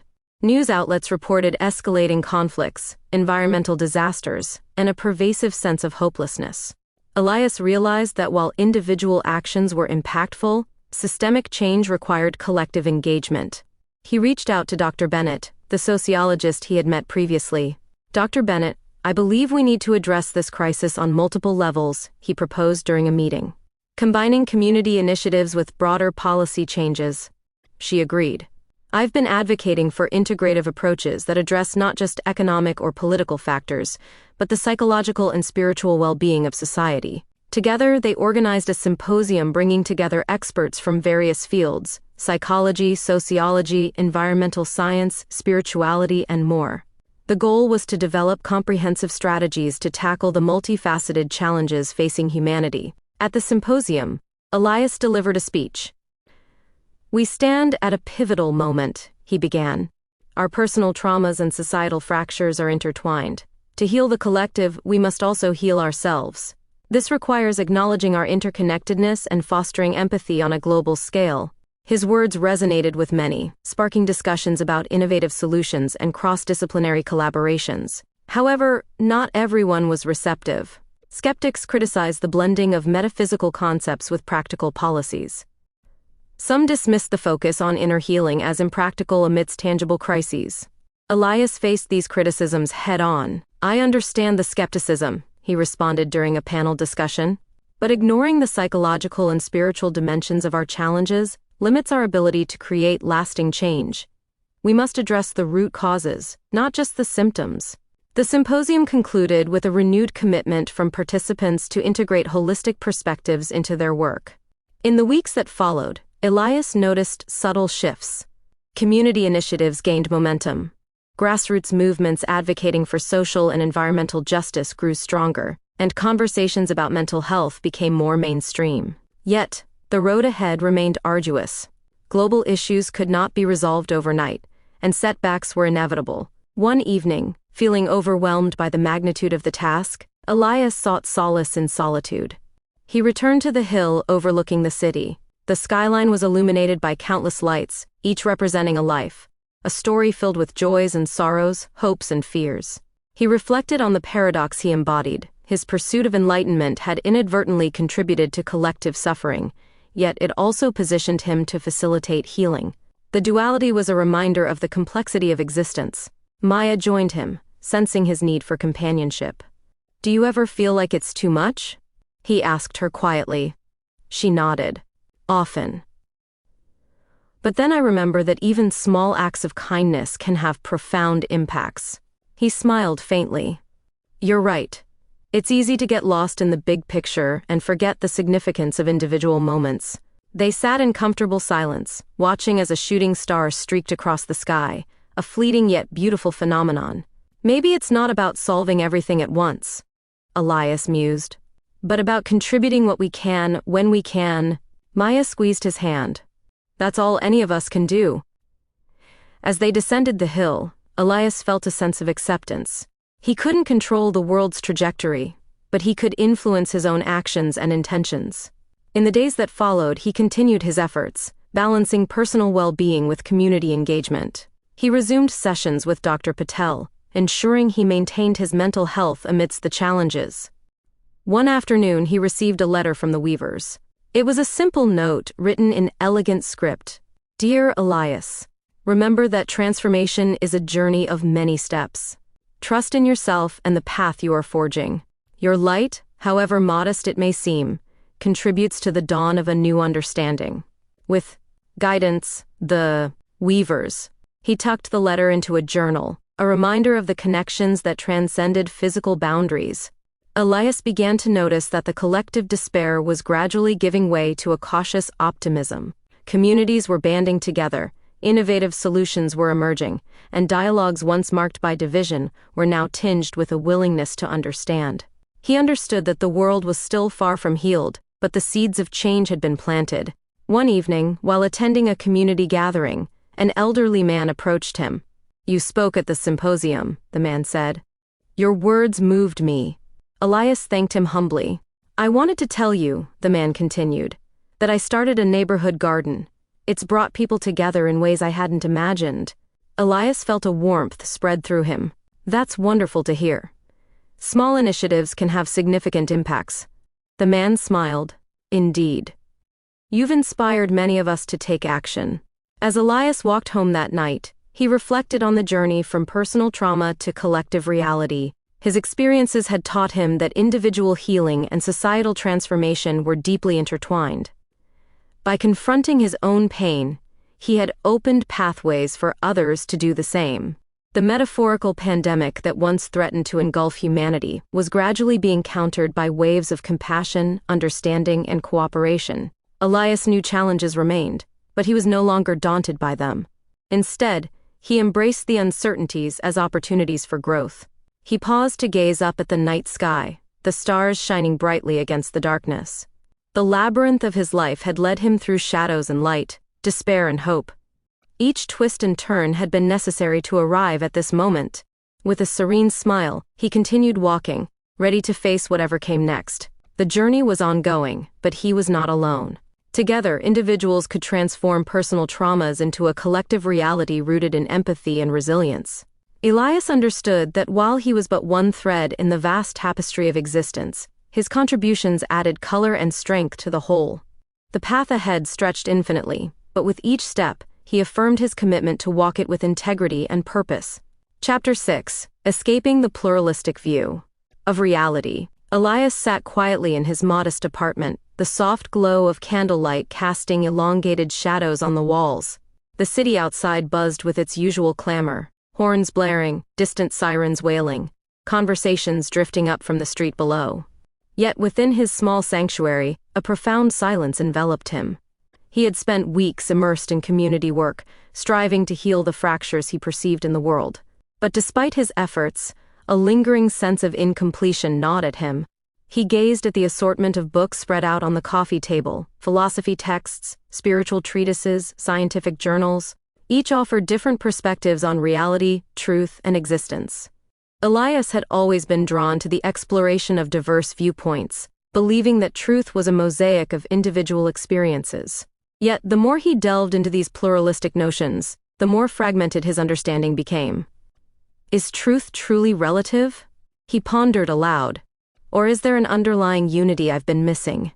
The question lingered in the air, heavy with implication. Elias realized that his approach, valuing all perspectives equally without seeking coherence, had led to internal contradictions. The pluralistic view he held so dearly was, paradoxically, contributing to the very fragmentation he sought to mend. Determined to explore this conundrum, he decided to seek guidance. He reached for his phone and called Dr. Patel. "Dr. Patel, I've been wrestling with some thoughts," Elias began hesitantly when they met the next day. "I feel like I'm trapped in a web of conflicting truths, and it's hindering my progress." Dr. Patel leaned back in his chair, his eyes thoughtful behind wire-rimmed glasses. "Tell me more about these conflicting truths. I've embraced so many different perspectives, spirituality, science, philosophy, but they often contradict each other.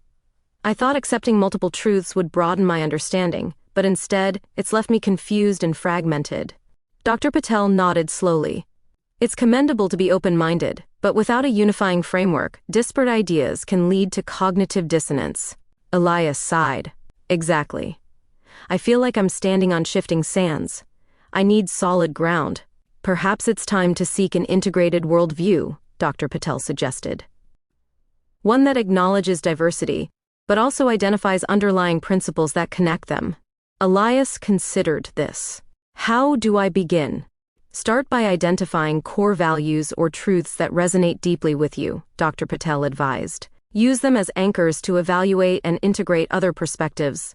Leaving the session, Elias felt a glimmer of clarity. He decided to take a hiatus from his usual routines and retreat to a place where he could reflect without distractions. He traveled to a secluded monastery nestled in the mountains, a place known for its tranquility and contemplative atmosphere. The monks welcomed him warmly, offering a simple room and inviting him to join their daily practices. Days at the monastery were structured yet unhurried. Mornings began with meditation, followed by communal meals and periods of silent reflection. Elias found solace in the simplicity, the absence of constant stimuli allowing his mind to settle. One afternoon, while walking through the monastery's garden, he met Brother Anselm, an elderly monk with kind eyes and a gentle demeanor. "You seem deep in thought," Brother Anselm observed. Elias smiled faintly. "I've come here seeking clarity. I've been embracing multiple truths, but it's left me feeling fragmented." The monk nodded knowingly. "The modern world often encourages us to collect knowledge like trinkets, without integrating it into wisdom." "That's precisely how I feel," Elias admitted. "I want to find a cohesive understanding, but I don't know where to start." Brother Anselm gestured toward a nearby tree, its branches spreading wide, leaves rustling softly in the breeze. "Consider this tree. It has many branches and leaves, but all are connected through the trunk to the roots below." Elias looked at the tree thoughtfully. "Are you suggesting I need to find my own trunk? A core that connects all the different ideas?" "Indeed," the monk affirmed. "Diversity in thought is valuable, but without a central grounding, it can lead to confusion. By identifying foundational principles, you can harmonize various perspectives. Elias spent the following days contemplating what his core principles might be. He revisited his past experiences, the lessons learned, the values that consistently guided him. He identified compassion, integrity, interconnectedness, and the pursuit of wisdom as central themes in his life. With these anchors in place, he began re-examining the philosophies and teachings he had absorbed. Instead of viewing them as isolated truths, he considered how they aligned with his core values. Patterns emerged, common threads that wove disparate ideas into a coherent tapestry. He recognized that while different disciplines used varied languages and symbols, many pointed toward similar fundamental truths: the importance of self-awareness, the interconnectedness of all beings, the pursuit of harmony, and the transformative power of love and compassion. Elias felt a profound sense of integration taking hold. The internal cacophony of conflicting truths gave way to a harmonious symphony. He realized that escaping the pluralistic trap didn't mean rejecting diversity, but rather embracing it through a unifying lens. One evening, during a communal meditation, Elias experienced a deep sense of unity. His awareness expanded beyond the confines of his physical body, encompassing the monks around him, the monastery, the mountains, and beyond. He perceived existence as a seamless whole, each part intricately connected to the others. Emerging from the meditation, he approached Brother Anselm. "I think I understand now," he said softly. "It's not about choosing one truth over another, but about recognizing the underlying unity that connects them all." The monk smiled warmly. "You've touched upon a profound realization. Unity within diversity is a cornerstone of wisdom." Elias knew it was time to return home. He expressed his gratitude to the monks and left the monastery with a renewed sense of purpose. Back in the city, the familiar sights and sounds greeted him, but he perceived them differently. The fragmentation he once saw in society now appeared as expressions of a deeper unity waiting to be realized. He reconnected with Maya, sharing his experiences and insights. "That sounds incredible," she remarked. "How do you plan to apply this new understanding?" "I want to help others find their own unifying principles," Elias replied. "To move beyond surface-level differences and recognize our shared humanity." Together, they organized workshops and discussion groups focused on integrative thinking. They encouraged participants to identify their core values and explore how different perspectives could align with them. At one such workshop, a heated debate erupted between two attendees, one advocating for scientific rationalism, the other for spiritual mysticism. The argument escalated, each dismissing the other's viewpoint. Elias intervened gently. "Let's pause for a moment," he suggested. "Instead of focusing on the differences, can we identify any common ground?" The two participants hesitated before one said, "I suppose we're both seeking truth." The other nodded reluctantly. "And understanding the nature of reality." "Exactly," Elias affirmed. "Perhaps the methods differ, but the goal is similar. Can we explore how these approaches might complement each other?" The tension eased as the group engaged in a more open-minded dialogue. By the end of the session, participants expressed appreciation for the opportunity to bridge gaps rather than widen them. Despite these successes, Elias faced challenges. Some accused him of promoting relativism, while others felt threatened by the idea of integrating conflicting beliefs. One day he received an email from Dr. Bennett expressing concern. "Elias, while your intentions are admirable, I'm worried that diluting distinct perspectives could undermine critical thinking," she wrote. He contemplated her point before replying. "Dr. Bennett, I understand your concern.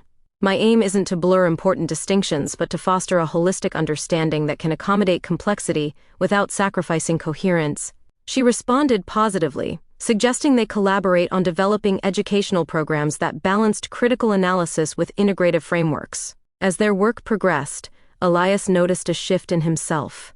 The shadows of his past, the fears, doubts, and insecurities, began to lose their grip.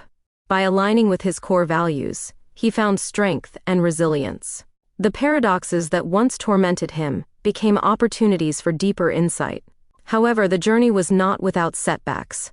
The shadows occasionally resurfaced, particularly when confronted with situations that challenged his newfound perspective. One evening, while reviewing news reports of escalating conflicts and societal divisions, Elias felt a familiar despair creeping in. Am I deluding myself? He wondered. Can unity truly be achieved in a world so fractured? He reached out to Dr. Patel, seeking counsel. It's natural to feel overwhelmed, Dr. Patel reassured him during their session.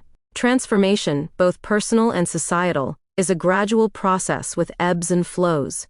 But sometimes it feels like we're regressing, Elias admitted. Like the divisions are too deep to bridge. Progress isn't linear, Dr. Patel reminded him.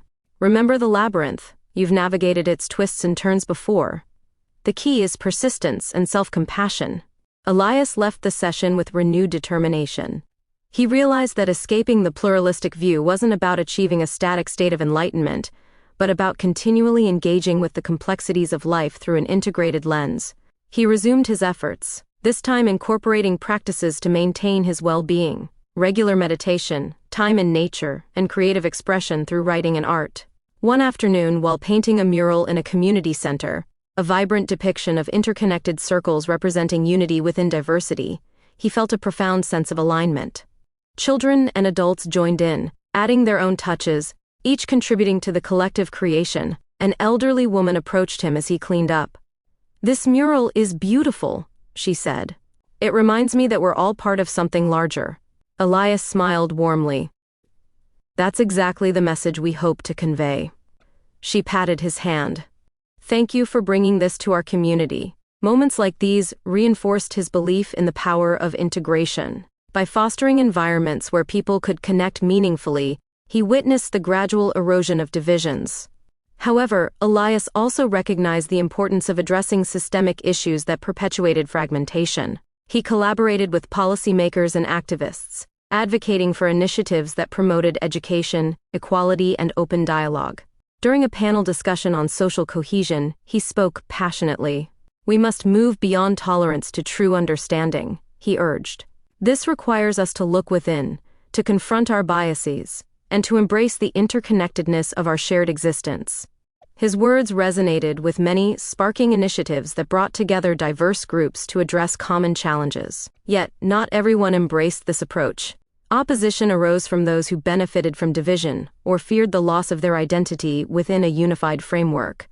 Elias faced criticism and, at times, hostility. But rather than responding defensively, he sought to understand their perspectives, recognizing that resistance often stemmed from fear or past wounds.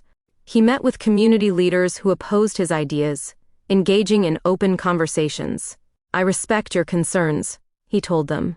"My goal isn't to erase differences, but to create spaces where we can learn from each other." Some remained unmoved, but others began to soften, appreciating his willingness to listen and adapt. Elias learned that escaping the pluralistic view didn't mean imposing his understanding on others, but facilitating environments where collective wisdom could emerge organically. One night he dreamed of the labyrinth again. This time it was illuminated by a soft light, the walls transparent, revealing pathways previously hidden. He walked with ease, no longer feeling trapped or disoriented. At the center he found a mirror reflecting not just himself but countless faces. People he knew, strangers, even those who opposed him. The mirror's surface rippled, and the reflections merged into a single light. He awoke with a sense of peace, interpreting the dream as affirmation that unity was not about erasing individuality but recognizing the common essence within all. Elias continued his journey with humility and openness. He accepted that he didn't have all the answers, and that learning was a lifelong process. By embracing uncertainty and maintaining his commitment to core values, he navigated challenges with grace. As months turned into years, the impact of his efforts became more evident. Communities reported increased cohesion, conflicts were addressed with dialogue rather than violence, and educational programs incorporating integrative thinking flourished. Elias stood one day at the edge of the same hill, where he once felt overwhelmed by the city's chaos. Now he observed a landscape alive with collaboration and hope. The journey was far from over, but significant strides had been made. Maya joined him, her eyes reflecting the sunset's hues. "It's incredible to see how far we've come," she remarked. He nodded. "And how much there still is to do?" She smiled. "That's the beauty of it, isn't it?" The journey continues. Elias took a deep breath, the air crisp and invigorating. I've learned that escaping the pluralistic view isn't about rejecting diversity, but about weaving it into a cohesive understanding. Maya squeezed his hand. And in doing so, we've found a way to heal both ourselves and the world around us. They stood in comfortable silence, watching as the sun dipped below the horizon, casting a golden glow over the city, a symbol of endings and new beginnings. Elias felt a profound gratitude for the challenges that shaped him, the companions who supported him, and the opportunity to contribute to something greater than himself. The labyrinth of his mind had transformed from a maze of confusion into a garden of possibilities. He embraced the interconnectedness of all things, knowing that while individual paths varied, they often led to common destinations. As night enveloped the landscape, the stars emerged, each distinct yet part of a vast constellation. Elias whispered into the cool air, "Here's to unity within diversity, and to the endless journey of discovery." Maya echoed his sentiment, and together they turned back toward the city, ready to continue their work with renewed purpose. The pluralistic view of reality had not been escaped by rejecting multiplicity but transcended by integrating it, finding harmony amid complexity, and in doing so, nurturing the seeds of transformation both within and beyond. Chapter 7: The Waning of Life Through Paradoxes. Elias stood at the crossroads of his existence, the convergence of paths representing the myriad choices and experiences that had shaped his journey thus far. The air around him was thick with anticipation, yet tinged with an inexplicable melancholy. Above, the sky was a tapestry of swirling colors, deep purples fading into somber grays, mirroring the complexity of emotions swirling within him. He felt both enlightened and burdened, as if the weight of newfound wisdom was counterbalanced by an increasing sense of existential fatigue. The city he once knew had transformed in his eyes. Buildings appeared both towering and insignificant, streets bustling yet eerily silent. Time seemed to stretch and compress unpredictably. Moments of clarity were interspersed with periods where reality felt like a fragmented dream. Elias sensed that he was approaching a pivotal threshold, where the paradoxes he had grappled with might either culminate in profound understanding or lead to his undoing. He found himself drawn to an old cathedral at the edge of the city, a structure long abandoned, its grandeur faded but not forgotten. The doors, heavy with age and adorned with weathered carvings, creaked open as he approached. Inside, dust motes danced in shafts of light piercing through stained glass windows, casting fragmented hues upon the worn stone floor. The silence was palpable, a canvas upon which his thoughts projected vividly. Elias walked slowly down the central aisle, his footsteps echoing softly. At the far end stood an ornate mirror, incongruous in its placement yet beckoning irresistibly. As he approached, he saw his reflection multiply, each image representing different facets of himself, some familiar, others startlingly foreign. The mirror seemed to warp reality, blending past, present, and possible futures into a kaleidoscope of identities. "Who am I?" he whispered, the question hanging in the air. A voice resonated from within the mirror, layered and resonant. "You are all and none. The seeker and the sought, the question and the answer." Elias reached out to touch the mirror's surface, but his hand passed through as if it were water. Suddenly, he was enveloped in a vortex of images and sensations. Memories flooded his consciousness, joyous moments of connection, harrowing episodes of isolation, instances of courage and flashes of regret. Each fragment carried with it a paradox, highlighting the dualities that defined his existence. He saw himself advocating for unity while wrestling with his own inner divisions. He recalled times when his pursuit of truth led to deception, not of others but of himself. His efforts to heal the collective had sometimes resulted in personal wounds, and his attempts at self-care occasionally bordered on self-neglect of broader responsibilities. Elias found himself standing in a vast, boundless space, a void that was simultaneously empty and full. Before him appeared a figure shrouded in shadow, yet with eyes that glowed like embers. "Welcome, Elias," the figure intoned. "I am the paradox, the embodiment of contradictions you have yet to reconcile." He steadied himself. "I've faced many challenges to reach this point. What more must I confront?" The paradox gestured, and scenes materialized around them, worlds where actions led to opposite outcomes, where logic twisted upon itself. "You have sought to integrate multiplicity into unity, yet in doing so, you have overlooked the inherent contradictions that cannot be neatly resolved." Elias felt a surge of frustration, I've tried to embrace complexity, to accept that contradictions exist within and without. Acceptance is not the same as understanding, the paradox replied. You stand at the threshold where acceptance must transform into transcendence. How do I transcend what is intrinsically paradoxical? Elias challenged. By embracing the waning, the paradox answered cryptically. Elias pondered the words. The waning of what? The waning of certainty, of ego, of the very life you have clung to, the paradox elaborated. Only through the dissolution of the self can you grasp the essence beyond duality. A sense of unease crept over him. The notion of dissolving the self felt like a step toward oblivion rather than enlightenment. Are you suggesting I abandon my identity? Not abandon, but transform, the paradox clarified. To become the vessel rather than the content, the melody rather than the notes. Elias closed his eyes, seeking clarity within. He recalled teachings from various traditions, concepts of ego death, the impermanence of self, the illusion of separateness. Perhaps the paradox was guiding him toward a deeper understanding that lay beyond intellectual comprehension. Opening his eyes, he found himself back in the cathedral. The mirror still before him. This time his reflection was singular but transparent, as if he were fading. The waning of life through paradoxes, he murmured. A gradual release of all that I identify with, to embrace the unknown. He felt a profound weariness, not just physical but existential, a depletion of the vitality that once propelled him. The paradoxes he had navigated were not merely puzzles to solve but reflections of the limitations of his current state of being. To move forward, he needed to let go of the need to reconcile every contradiction, and instead find peace within the unresolved. Elias left the cathedral and wandered the city streets. The world around him seemed distant, muffled, as if he were observing from behind a veil. People moved in blurred motions, their faces indistinct.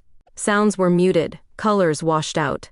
He wondered if he was slipping away from reality, or if he was perceiving a deeper layer beneath the surface. He arrived at a park where he and Maya often met. To his surprise, she was there, sitting alone on a bench beneath a withered tree. Her expression was somber, her gaze fixed on the ground. "Maya?" he called softly. She looked up, her eyes reflecting concern. "Elias, where have you been?" "I've been trying to reach you." He sat beside her. "I've been lost, I think. Caught between worlds." She studied him carefully. "You look exhausted. What's happening to you?" He struggled to articulate his experience. "I feel like I'm fading, Maya. The more I try to understand, the less tangible everything becomes. I'm trapped in paradoxes I can't resolve." She placed a hand on his. "Maybe you're trying too hard to make sense of things that are meant to be accepted as mysteries." "Perhaps," he conceded. "But if I let go, what remains?" "You remain," she said firmly. "Not as a collection of ideas or roles, but as the essence of who you are." He looked into her eyes, finding solace in her unwavering presence. "I'm afraid of losing myself." "Sometimes we need to lose parts of ourselves to discover what's truly important," she replied gently. "But you don't have to go through it alone." Her words resonated deeply. Elias realized that his journey had been largely solitary, driven by an internal quest that often isolated him from those who cared about him. He had embraced paradoxes intellectually but had not fully integrated them emotionally or relationally. "Thank you, Maya," he said earnestly. "I think I've been so focused on the abstract that I've neglected the tangible connections that give life meaning." She smiled softly. "We're all searching for balance. It's okay to seek understanding, but don't forget to live." Over the next few days, Elias allowed himself to rest. He spent time with friends, engaged in simple pleasures, and refrained from intense introspection. Gradually, his sense of reality stabilized.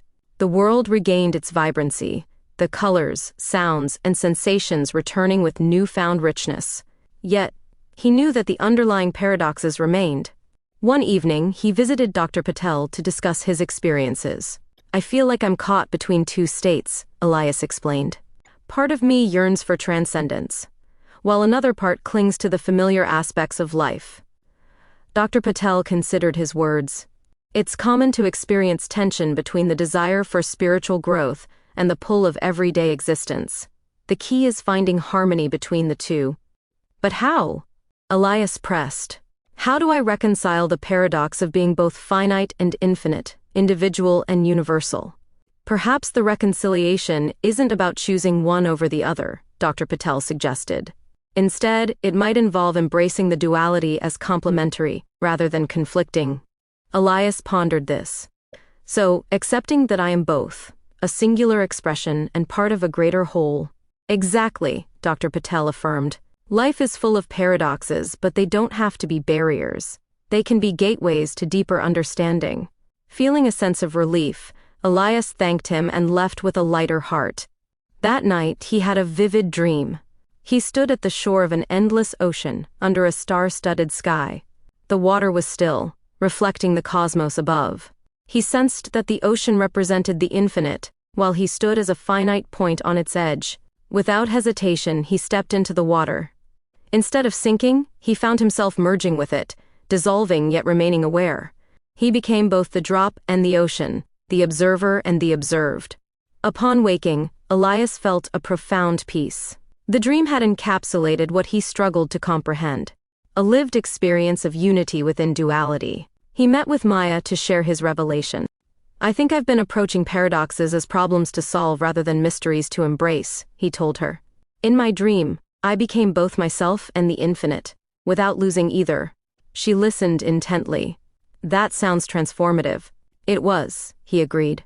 I realize now that the waning I feared isn't an end but a transition, a shedding of rigid perceptions to allow a more fluid existence. Maya nodded thoughtfully. So, where does this leave you? Ready to live authentically, Elias replied with conviction. To engage with the world without being entangled in the need to resolve every contradiction. He resumed his community work with renewed vigor, but this time with a different approach. Instead of trying to fix societal issues by imposing solutions, he focused on fostering environments where people could explore their own paradoxes and find personal meaning. In workshops and dialogues, he encouraged participants to share their experiences of contradiction and uncertainty. He facilitated conversations that honored multiple perspectives without forcing consensus.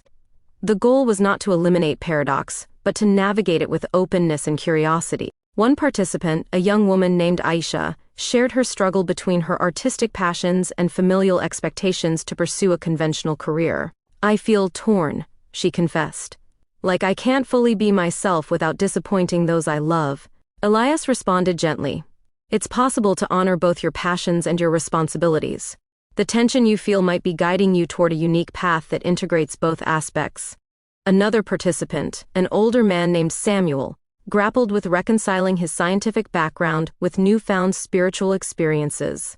I've always relied on empirical evidence, Samuel said. But recently, I've had experiences that defy logical explanation. Perhaps science and spirituality are different languages describing the same reality, Elias suggested. Allow yourself to be fluent in both. As these dialogues unfolded, Elias observed a collective easing of tension. People seemed relieved to acknowledge their inner conflicts without judgment. The paradoxes became shared explorations rather than isolating dilemmas. Elias realized that by embracing the waning of rigid certainties, life gained depth and nuance. The vitality he thought was diminishing was, in fact, transforming into a more sustainable, authentic energy. However, not all responses were positive. Some criticized his approach as indecisive or lacking in conviction. They argued that without clear answers, progress was impossible. Elias accepted their perspectives without defensiveness. I understand the desire for certainty, he acknowledged. But I've found that flexibility allows for adaptation and resilience in the face of change. He also continued his own practices of self-care and reflection, ensuring he maintained balance. The risk of slipping back into existential exhaustion remained, but he was better equipped to recognize and address it. One afternoon he returned to the old cathedral. The mirror was gone, replaced by a simple altar adorned with candles and fresh flowers. He sat in quiet contemplation, appreciating the serenity of the space. A voice echoed softly, a blend of memory and intuition. The paradoxes remain, but they no longer confine you. Elias smiled, feeling a deep affirmation. He had not conquered the labyrinth of paradoxes, but had learned to navigate it with grace. As he left the cathedral, he encountered a young boy playing with a spinning top. The toy wobbled erratically before settling into a steady rotation. Why does it spin like that? The boy asked, looking up at Elias. Because of balance, Elias replied. It needs the right amount of movement and stillness. The boy grinned. It's fun to watch. Elias chuckled. It is indeed. Walking away, he reflected on the simplicity of the interaction. Life's complexities often mirrored such simple truths: balance, movement, stillness, and the joy found therein. Elias met with Dr. Patel one final time to share his journey. I feel like I've reached a place of equilibrium, he said. Not by solving all the paradoxes, but by accepting them as part of the tapestry of life. Dr. Patel smiled warmly. That's a significant milestone. How do you see your path unfolding from here?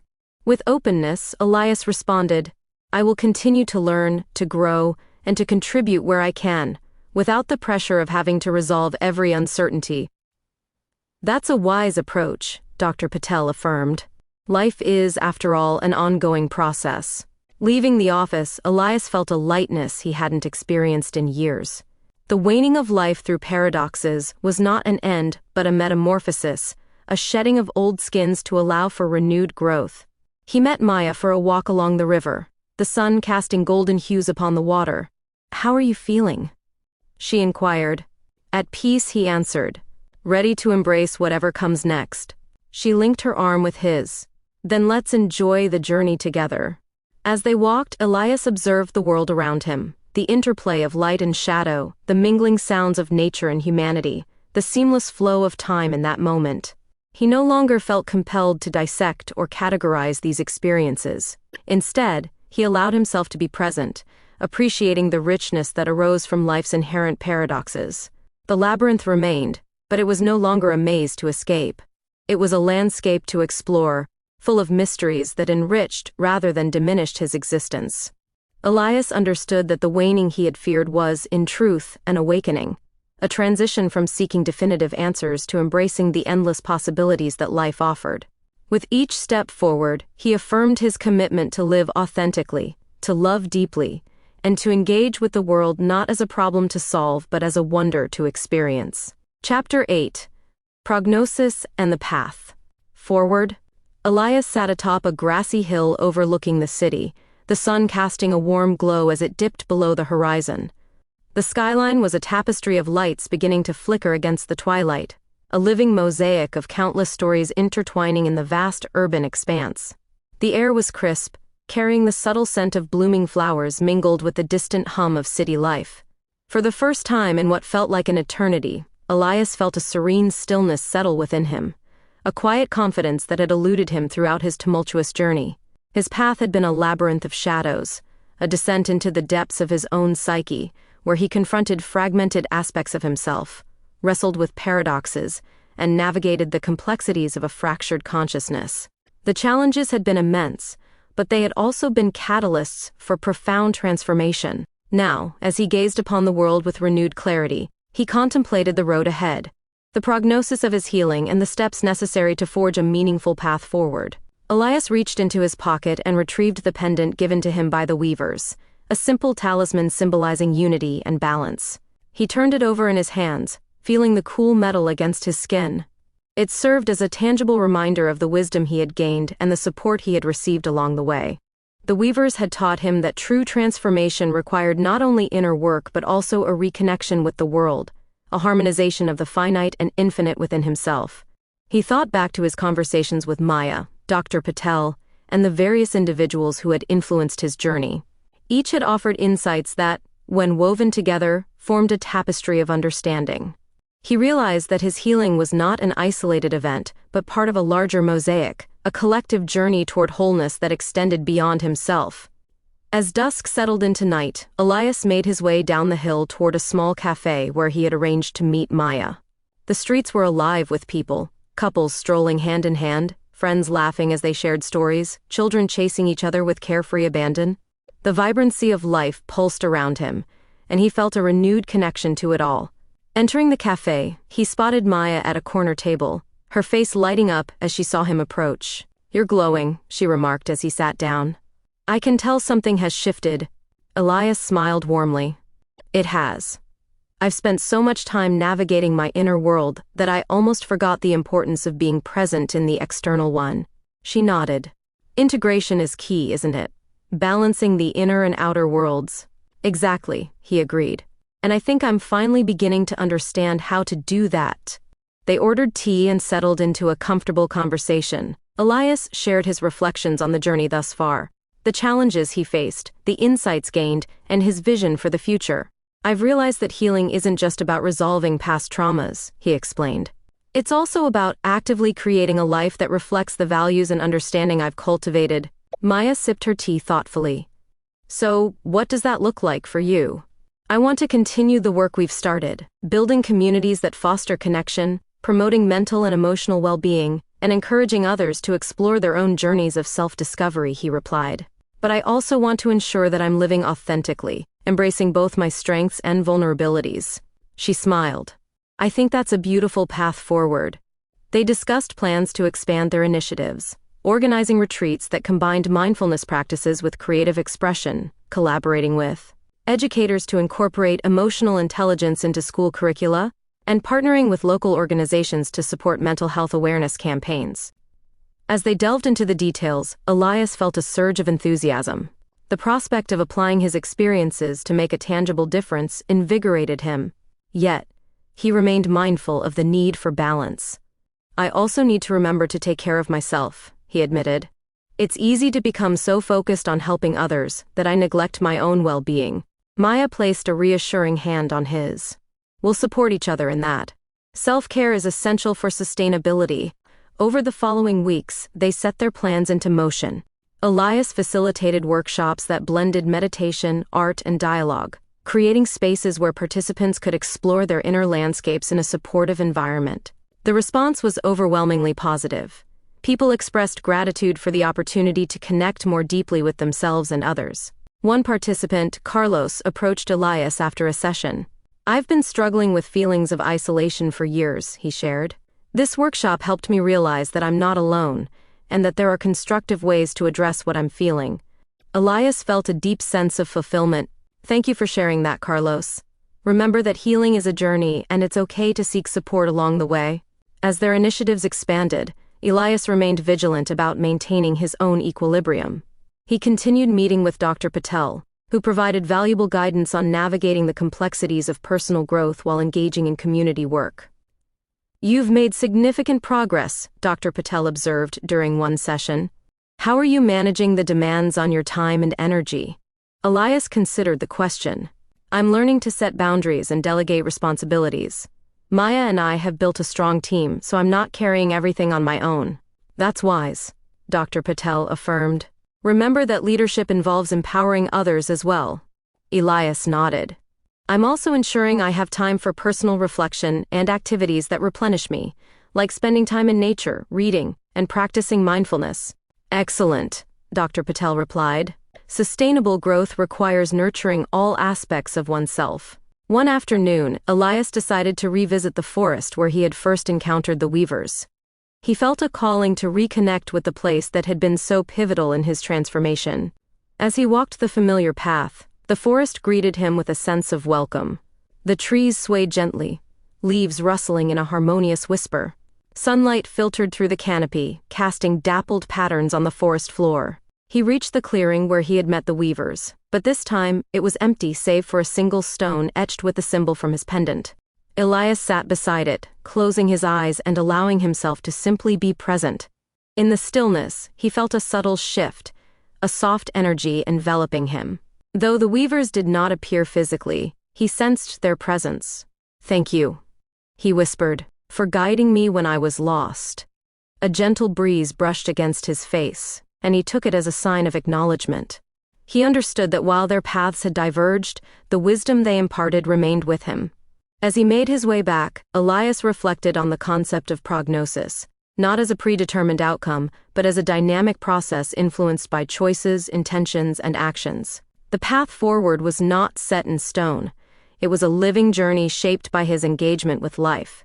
He recalled a conversation with Brother Anselm at the monastery, who had said, "The future is not a fixed destination but a landscape that unfolds as we walk upon it."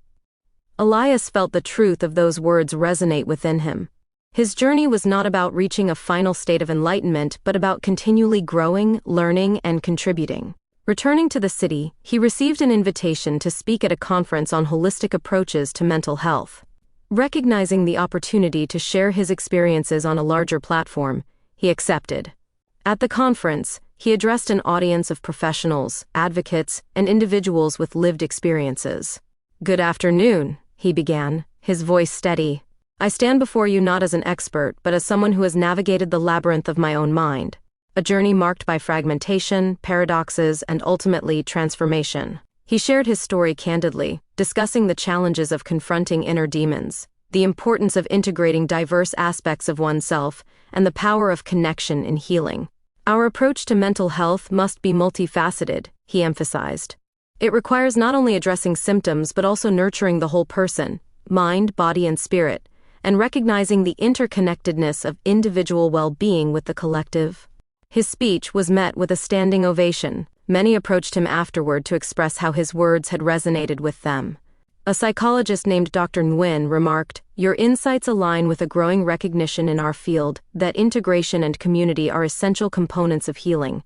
Elias felt encouraged. "I'm grateful that these perspectives are gaining traction. Together, we can create more effective and compassionate approaches." As the conference concluded, he connected with several professionals interested in collaborating on future projects. The network of like-minded individuals expanded, strengthening the foundation for broader impact.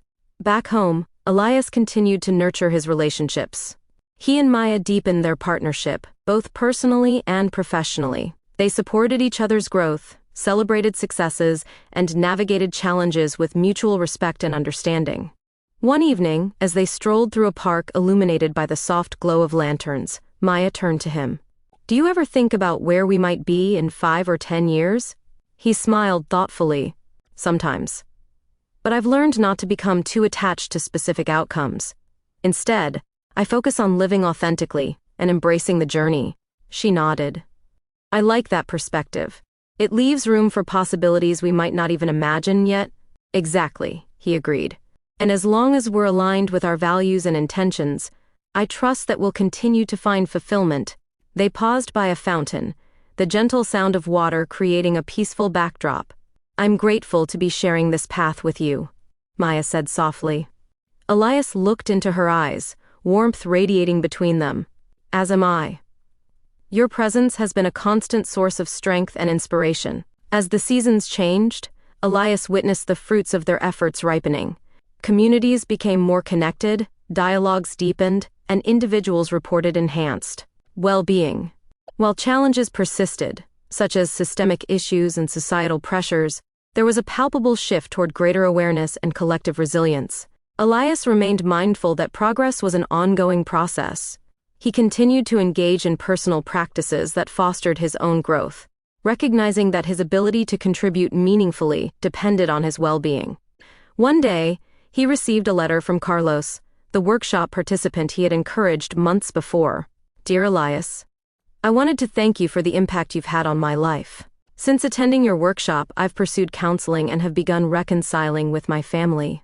It's been challenging, but I feel more hopeful than ever. Your willingness to share your journey inspired me to face my own shadows. I'm now volunteering at a community center, helping others who feel isolated. With gratitude, Carlos." Reading the letter, Elias felt a deep sense of fulfillment. It was a reminder that even small actions could have profound ripple effects.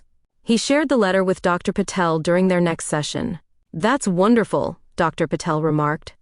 "It's evident that your work is making a difference. It reinforces my belief in the importance of authenticity and connection," Elias said.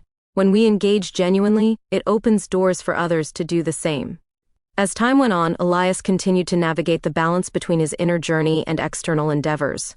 He accepted that there would be moments of uncertainty, and that embracing impermanence was part of the human experience. One evening, he sat alone on the same hill where he had contemplated the path forward months before. The city stretched out before him, a tapestry of lights shimmering like stars fallen to earth. He reflected on the labyrinth he had traversed, the shadows confronted, the consciousness fragmented and reassembled, the paradoxes embraced. The journey had been arduous, but it had led him to a place of integration and purpose. Elias understood that the prognosis was not about a definitive cure or an endpoint, but about the ongoing commitment to growth, connection, and contributing positively to the world.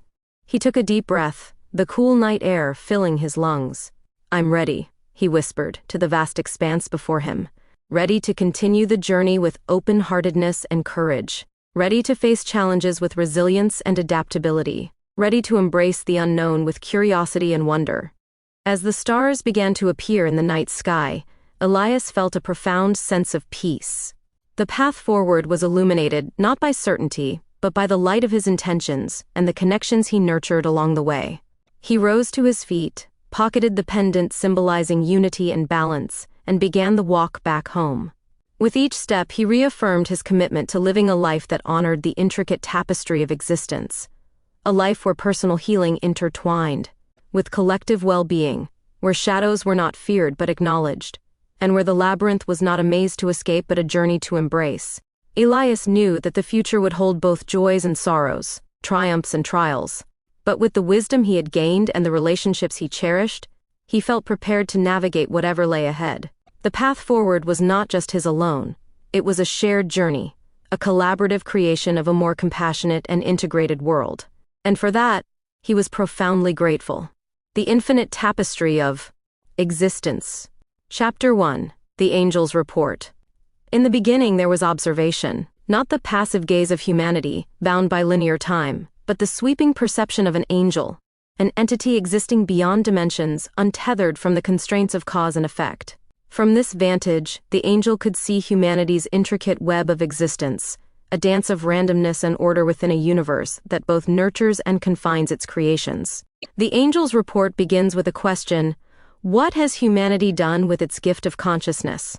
Across the eons, the angel had watched civilizations rise and fall, their narratives written in the delicate interplay of chaos and structure. Humans, anomalies in an otherwise structured cosmos, embodied both profound randomness and deterministic logic.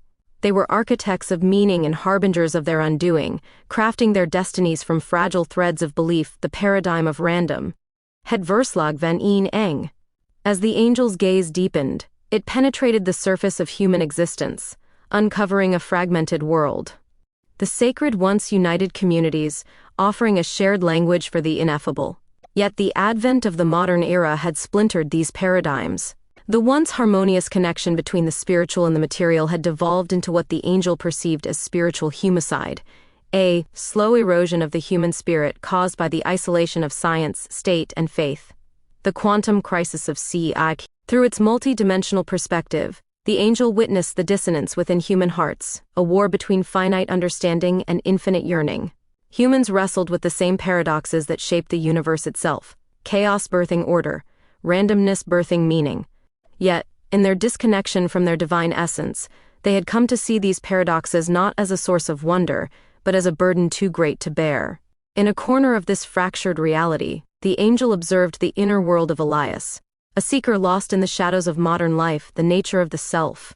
His apartment, dimly lit and suffocating, was a physical manifestation of his spiritual desolation. Elias was a microcosm of humanity's collective condition, disconnected, searching, and burdened by the weight of his unspoken questions. What had gone wrong? The angel recalled the early days of creation, where human beings were endowed with the ability to think beyond their immediate survival. This gift, the capacity for four-dimensional thinking, a means to perceive beyond the limits of time and space, was both their salvation and their curse, het verslag van een eng. It allowed them to imagine futures, to create meaning, and to connect with the divine. Yet, over time, this same capacity had overwhelmed them, leaving many untethered from reality, trapped in spirals of despair, much like Elias himself. For the angel, Elias's plight was not an isolated phenomenon. It was a symptom of humanity's greater existential crisis, a loss of connection to the infinite, a retreat into fragmented paradigms where science, philosophy, and spirituality existed in discord. As the angel prepared its report, it resolved to explore these threads, weaving them into a narrative that could illuminate the path back to harmony. The angel's work had only just begun. The angel turned its focus from the vastness of humanity to the microcosm of Elias's life, a single thread in the cosmic tapestry. He sat in his dim apartment, surrounded by remnants of a life once vibrant, books half read, journals filled with thoughts that now felt like strangers. Elias's reflection in the window betrayed the erosion of his spirit. A man who had once sought meaning now enveloped in silence, cut off from the very essence that made him human, the nature of the self. Elias's struggle mirrored the larger truth the angel sought to unravel.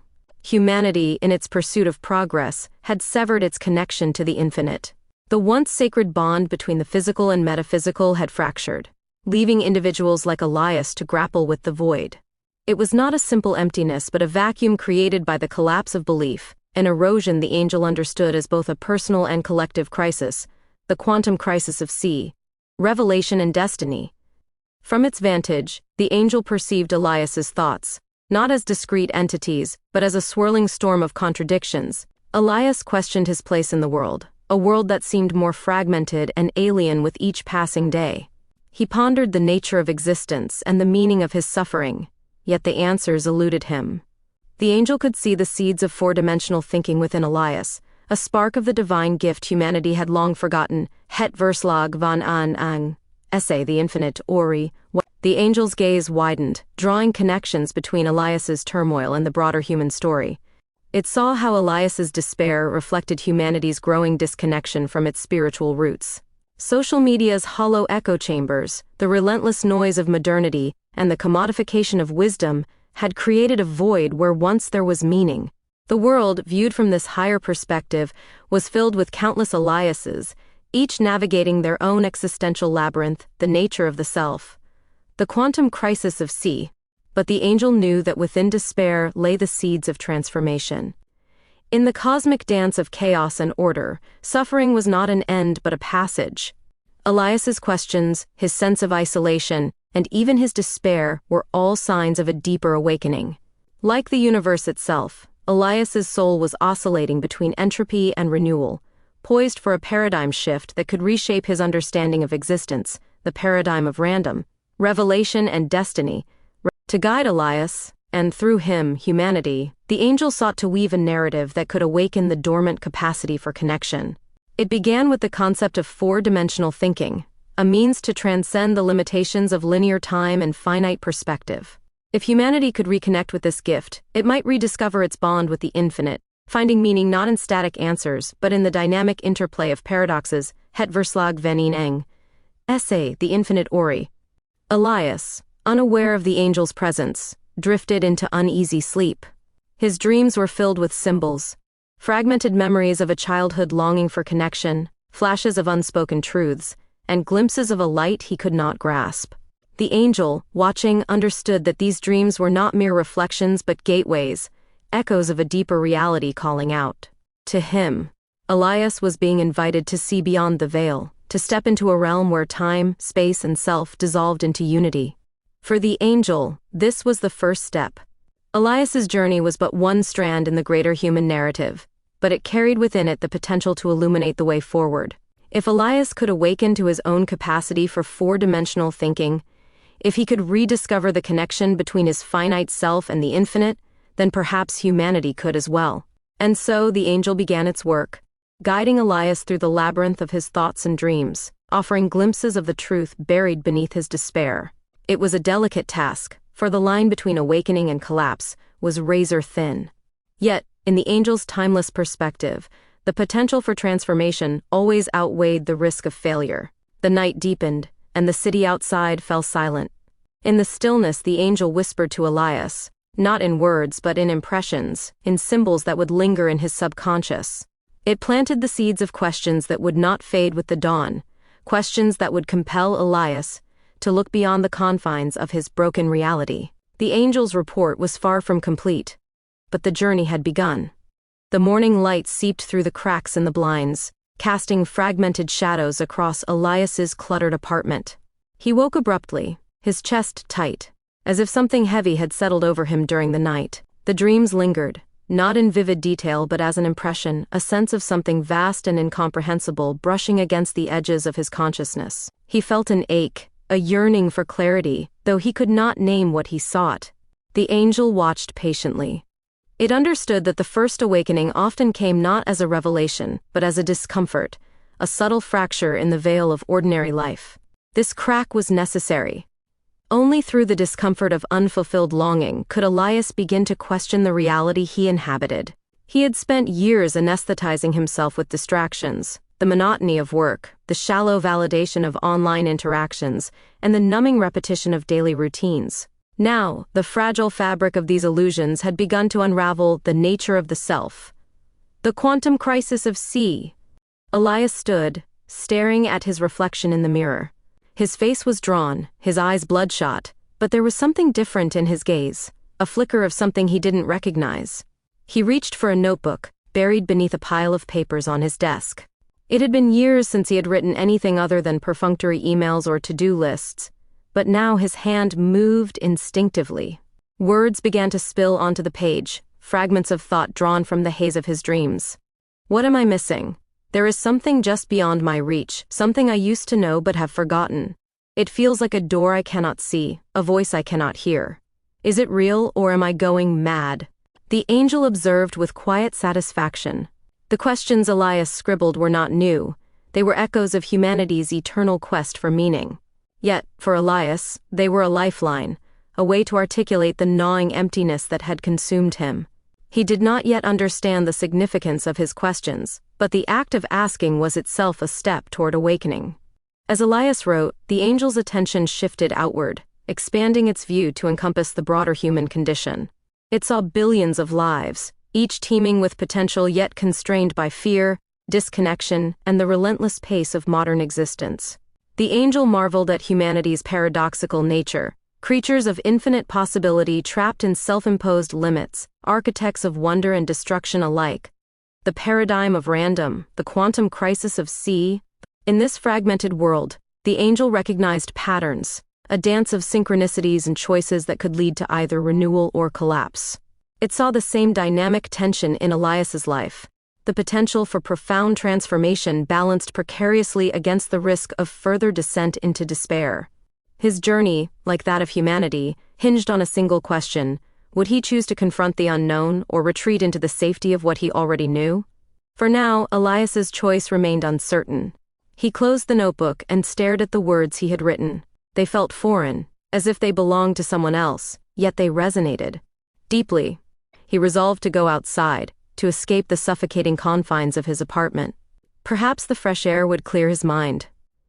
The angel followed as Elias stepped into the morning light. The city buzzed with life, its rhythms both chaotic and ordered.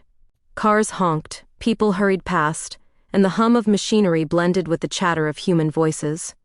Elias walked aimlessly, his thoughts a tangled web of questions and memories. He passed a park, where children laughed and played, their joy a stark contrast to the heaviness in his chest. As he watched, an older man sitting on a bench caught his eye. The man was sketching something in a worn notebook, his hand moving with practiced ease. Elias hesitated, then approached, drawn by a curiosity he couldn't explain. "What are you drawing?" Elias asked, his voice tentative. The man looked up, his eyes twinkling with a kindness that felt disarming. "The shapes of the world," he said simply, turning the notebook to show Elias. The page was filled with intricate geometric patterns, spirals that seemed to twist and flow beyond the boundaries of the paper. Elias frowned. "It looks infinite." The man smiled. "It is. Everything is connected, even if we can't always see it. The shapes are just reflections of something greater." Elias felt a shiver run through him. The words struck a chord, echoing the dreams and questions that had haunted him since he woke. "Do you believe that?" he asked. The man's expression grew serious. "Belief is not enough. You have to see it for yourself. The patterns are there, waiting to be discovered, but only if you're willing to look." Elias nodded, though he didn't fully understand. As he walked away, he couldn't shake the feeling that the encounter had been significant, a piece of a puzzle he didn't yet know he was assembling. The angel watched, unseen, and felt the first stirrings of hope. The threads were beginning to weave together, drawing Elias toward a deeper understanding. It was a small step, but in the vast tapestry of existence, even the smallest threads could change the pattern. The angel's report, though still incomplete, now carried the faintest glimmer of light. Chapter 2. The Nature of Belief. The angel turned its focus to the foundation of humanity's greatest paradox, belief. It was a force both unyielding and malleable, capable of uniting millions or fracturing societies into chaos. As it studied the nature of belief, the angel saw that it was more than a construct of human culture. Belief was the lens through which humanity viewed existence, the bridge between the finite and the infinite, het verslag van een eng, essay the infinite ori. In the earliest days, before language had given form to thought, humanity's belief systems were woven into the fabric of survival. The first sparks of consciousness brought awe and fear. The sky, the sea, the fire. These were not mere elements but entities imbued with power. Humans projected their burgeoning awareness onto the natural world, creating spirits, gods, and myths to explain what they could not yet comprehend.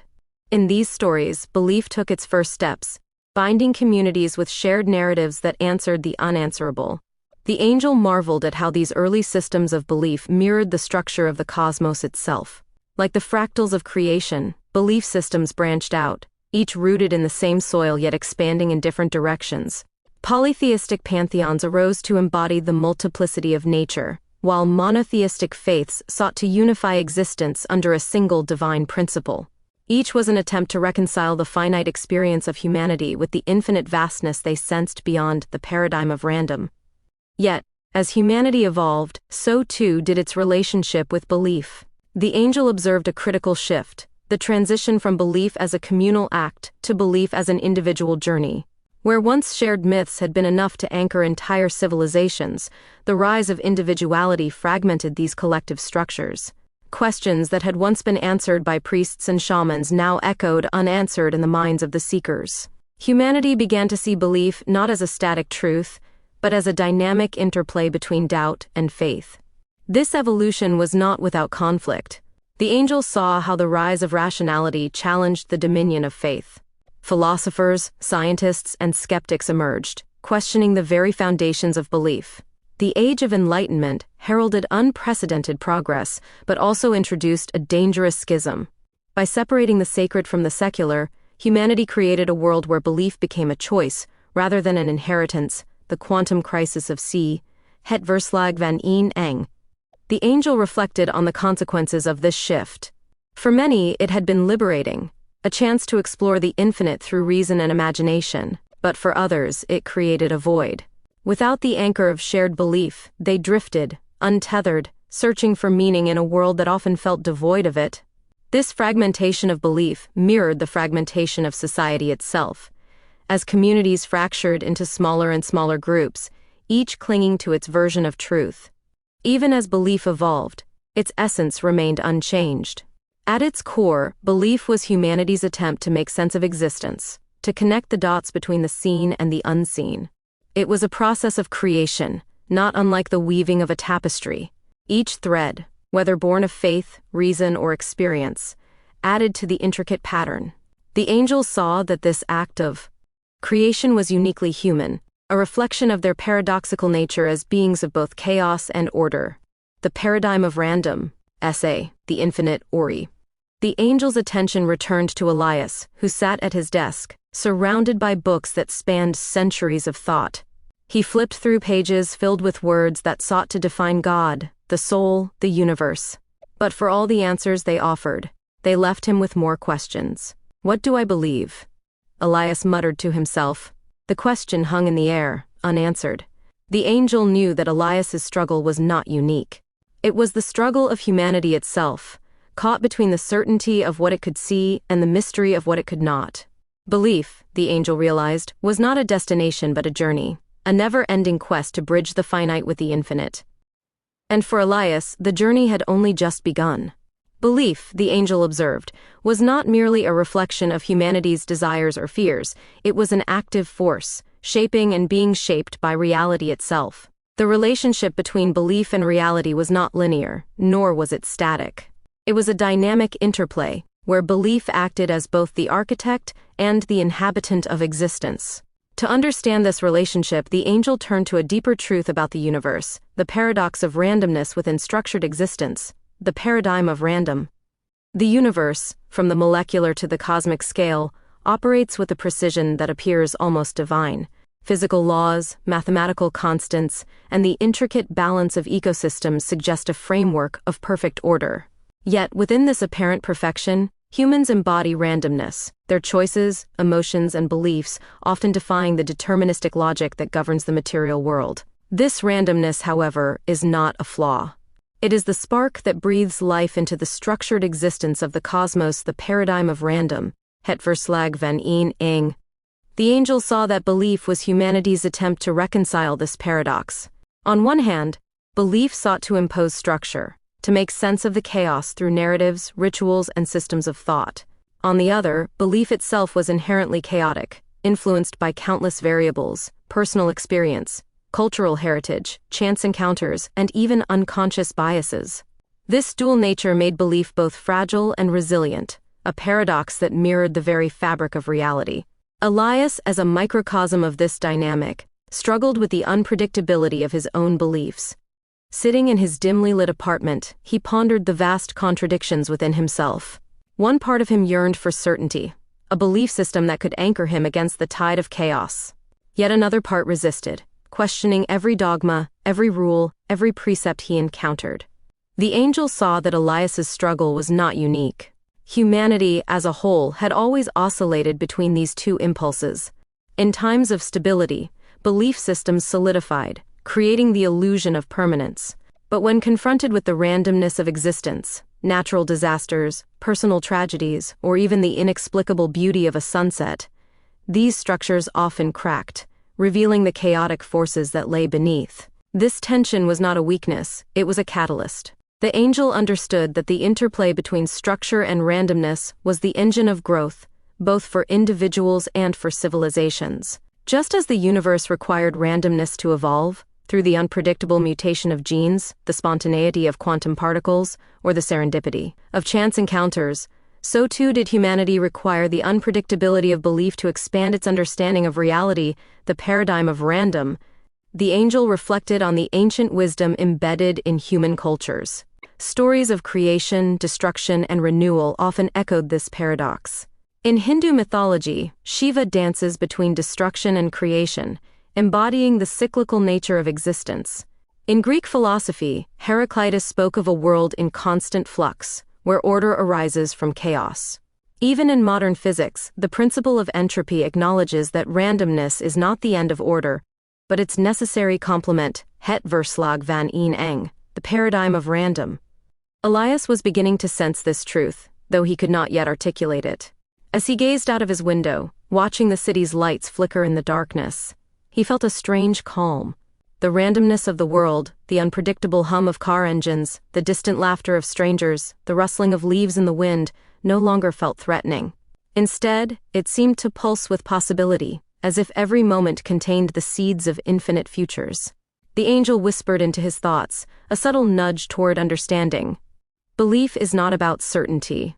It is about embracing the unknown, finding meaning not in absolutes, but in the dynamic dance between chaos and order. Elias turned back to his notebook and began to write. The words came slowly at first, then with increasing urgency. Belief is not static. It is a verb, a process, a living thing. It grows, changes, evolves. It is shaped by the randomness of existence and in turn shapes reality itself. Perhaps the purpose of belief is not to create certainty but to navigate uncertainty, to find beauty in the flux of being. The angel watched as Elias's thoughts began to coalesce into something greater. He was beginning to grasp the truth that humanity often resisted, that belief and reality were not separate. They were mirrors, each reflecting and shaping the other, in an endless cycle of creation and destruction. The randomness within existence was not a threat to belief but its greatest ally, a reminder that in the midst of chaos, new patterns could always emerge. As the night deepened, Elias felt a strange sense of relief. He still didn't have all the answers, perhaps he never would. But for the first time, he understood that this was not a failure. It was the nature of belief and of existence itself. And with that understanding, the angel smiled, for Elias had taken another step toward awakening. The angel observed Elias as he sat quietly, staring at the notebook in front of him. Words, half-formed and hesitant, filled the page, but Elias's hand had stopped moving. His mind swirled with contradictions. The revelations of randomness and structure he had begun to grasp clashed with his deeply ingrained need for stability.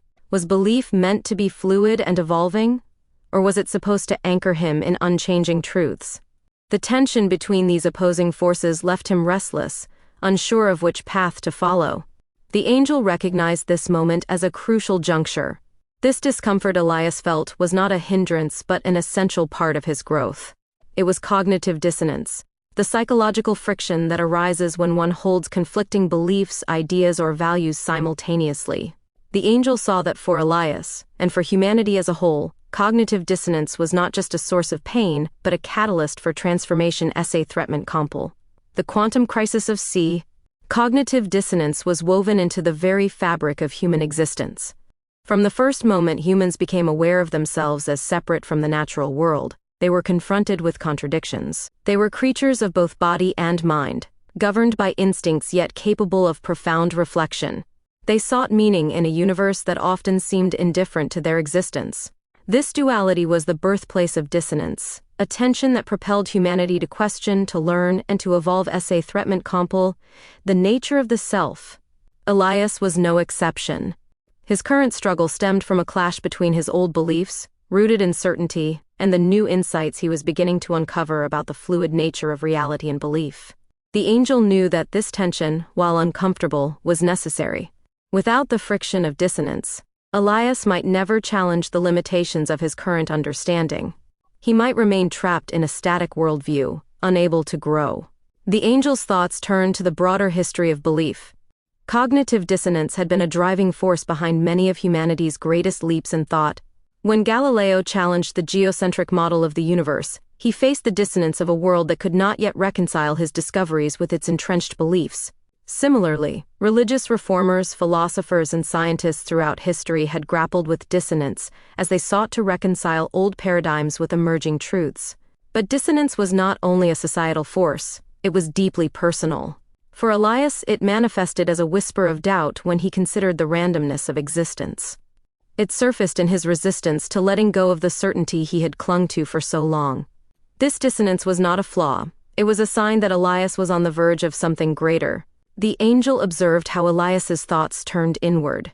He recalled moments from his past when he had been forced to confront uncomfortable truths. As a child, he had believed the world was a safe and just place.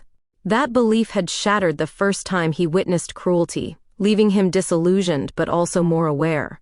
As a young adult, he had believed success would bring him happiness, only to find that the accolades of his career felt hollow. Each time, the clash between his expectations and reality had been painful, yet each time it had also expanded his understanding of the world. Threatment compel. The depth of my despair, the angel whispered gently into Elias's mind, not with words but with impressions, guiding him to see that dissonance was not a failure to resolve but a question to explore. Growth does not come from the absence of conflict, but from the willingness to engage with it, the angel thought.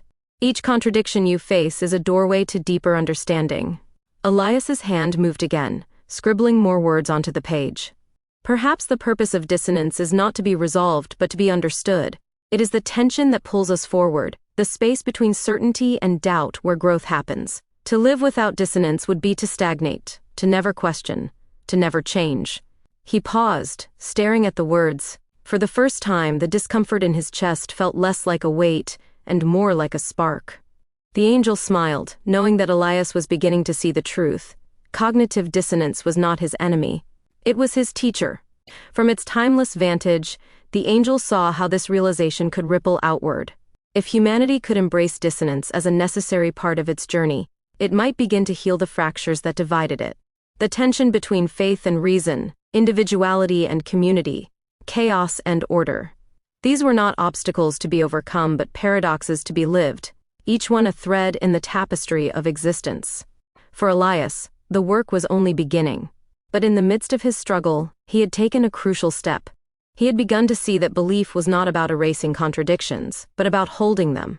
Understanding that within the friction of dissonance lay the seeds of transformation. As the night deepened, Elias closed his notebook and gazed out the window. The city lights shimmered like stars, and for the first time in a long while, he felt a quiet sense of wonder. The angel watched silently, knowing that this small moment of peace was not the end of the journey but a sign that Elias was ready to take the next step. And with that, the angel's report grew richer, its understanding of belief deepening through the lens of Elias's awakening. Chapter 3. Dimensions Beyond the Visible.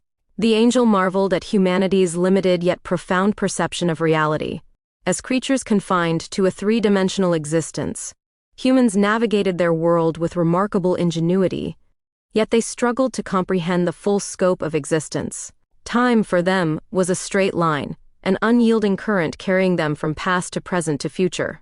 Space, vast as it seemed, was bound by tangible edges.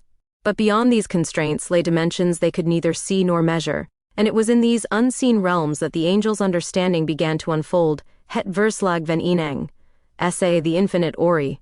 Four-dimensional thinking, the angel observed, was a latent gift within humanity, a way of perceiving time and space not as fixed entities but as fluid and dynamic phenomena. Unlike the rigid sequentiality humans assigned to time, the fourth dimension revealed a universe where moments coexisted, overlapping and interwoven like threads in a cosmic tapestry. The angel's perception encompassed these layers effortlessly, observing not just what was but what could be, and even what might have been. The angel turned its focus to Elias, whose mind had begun to brush against these deeper truths. In his dreams, fragmented images of shifting realities and overlapping timelines haunted him. He often woke with the sensation of déjà vu, as if he had glimpsed pieces of a life unlived. These fleeting moments hinted at his untapped capacity for four-dimensional thinking, a way of perceiving that could dissolve the boundaries of his linear worldview. Elias sat at his desk, staring at a blank page in his notebook. His thoughts were restless, darting between memories, ideas, and vague impressions of the future. He felt the weight of time pressing down on him, an invisible force that dictated his every action. Deadlines, regrets, plans. They all seemed tied to the inexorable march of the clock. Why does it feel like time is a cage? He muttered under his breath. The angel whispered softly into his mind, nudging him toward a new perspective. Time is not your enemy, nor is it a prison. It is a dimension like space, and it can be navigated with the right understanding. Elias felt an unfamiliar thought take shape. He picked up his pen and began to write. What if time isn't a straight line? What if it's more like an ocean, with currents and depths I can't see? Maybe the past and the future aren't so far apart. Maybe they're just different layers of the same thing. The angel watched as Elias's mind began to expand. It saw him grappling with the implications of these ideas, struggling to reconcile them with the world he knew. The concept of four-dimensional thinking was not an easy one to grasp. It required letting go of deeply ingrained assumptions about reality. But the angel knew that this struggle was part of the process. Four-dimensional thinking, as the angel understood it, was more than a mathematical abstraction. It was a way of experiencing existence that transcended the boundaries of cause and effect. To think in four dimensions was to see time and space as malleable, to understand that every choice, every action, rippled outward in ways that could not always be predicted. It was to perceive life not as a series of isolated events, but as a continuum, where every moment was connected to every other. The angel recalled how humanity had glimpsed this truth in its own way. Artists, philosophers, and scientists had long sought to capture the fluidity of time and space. Einstein's theory of relativity, with its revelation that time could bend and stretch, was one such attempt. The surrealist paintings of Salvador Dalí, the time-bending narratives of Borges, these were human expressions of a deeper truth, faint echoes of four-dimensional thought. Essay The Infinite Ori, Het verslag van Ineng. Elias was far from understanding these concepts fully, but the seeds had been planted. He closed his notebook and stared out the window, watching the city lights flicker like stars.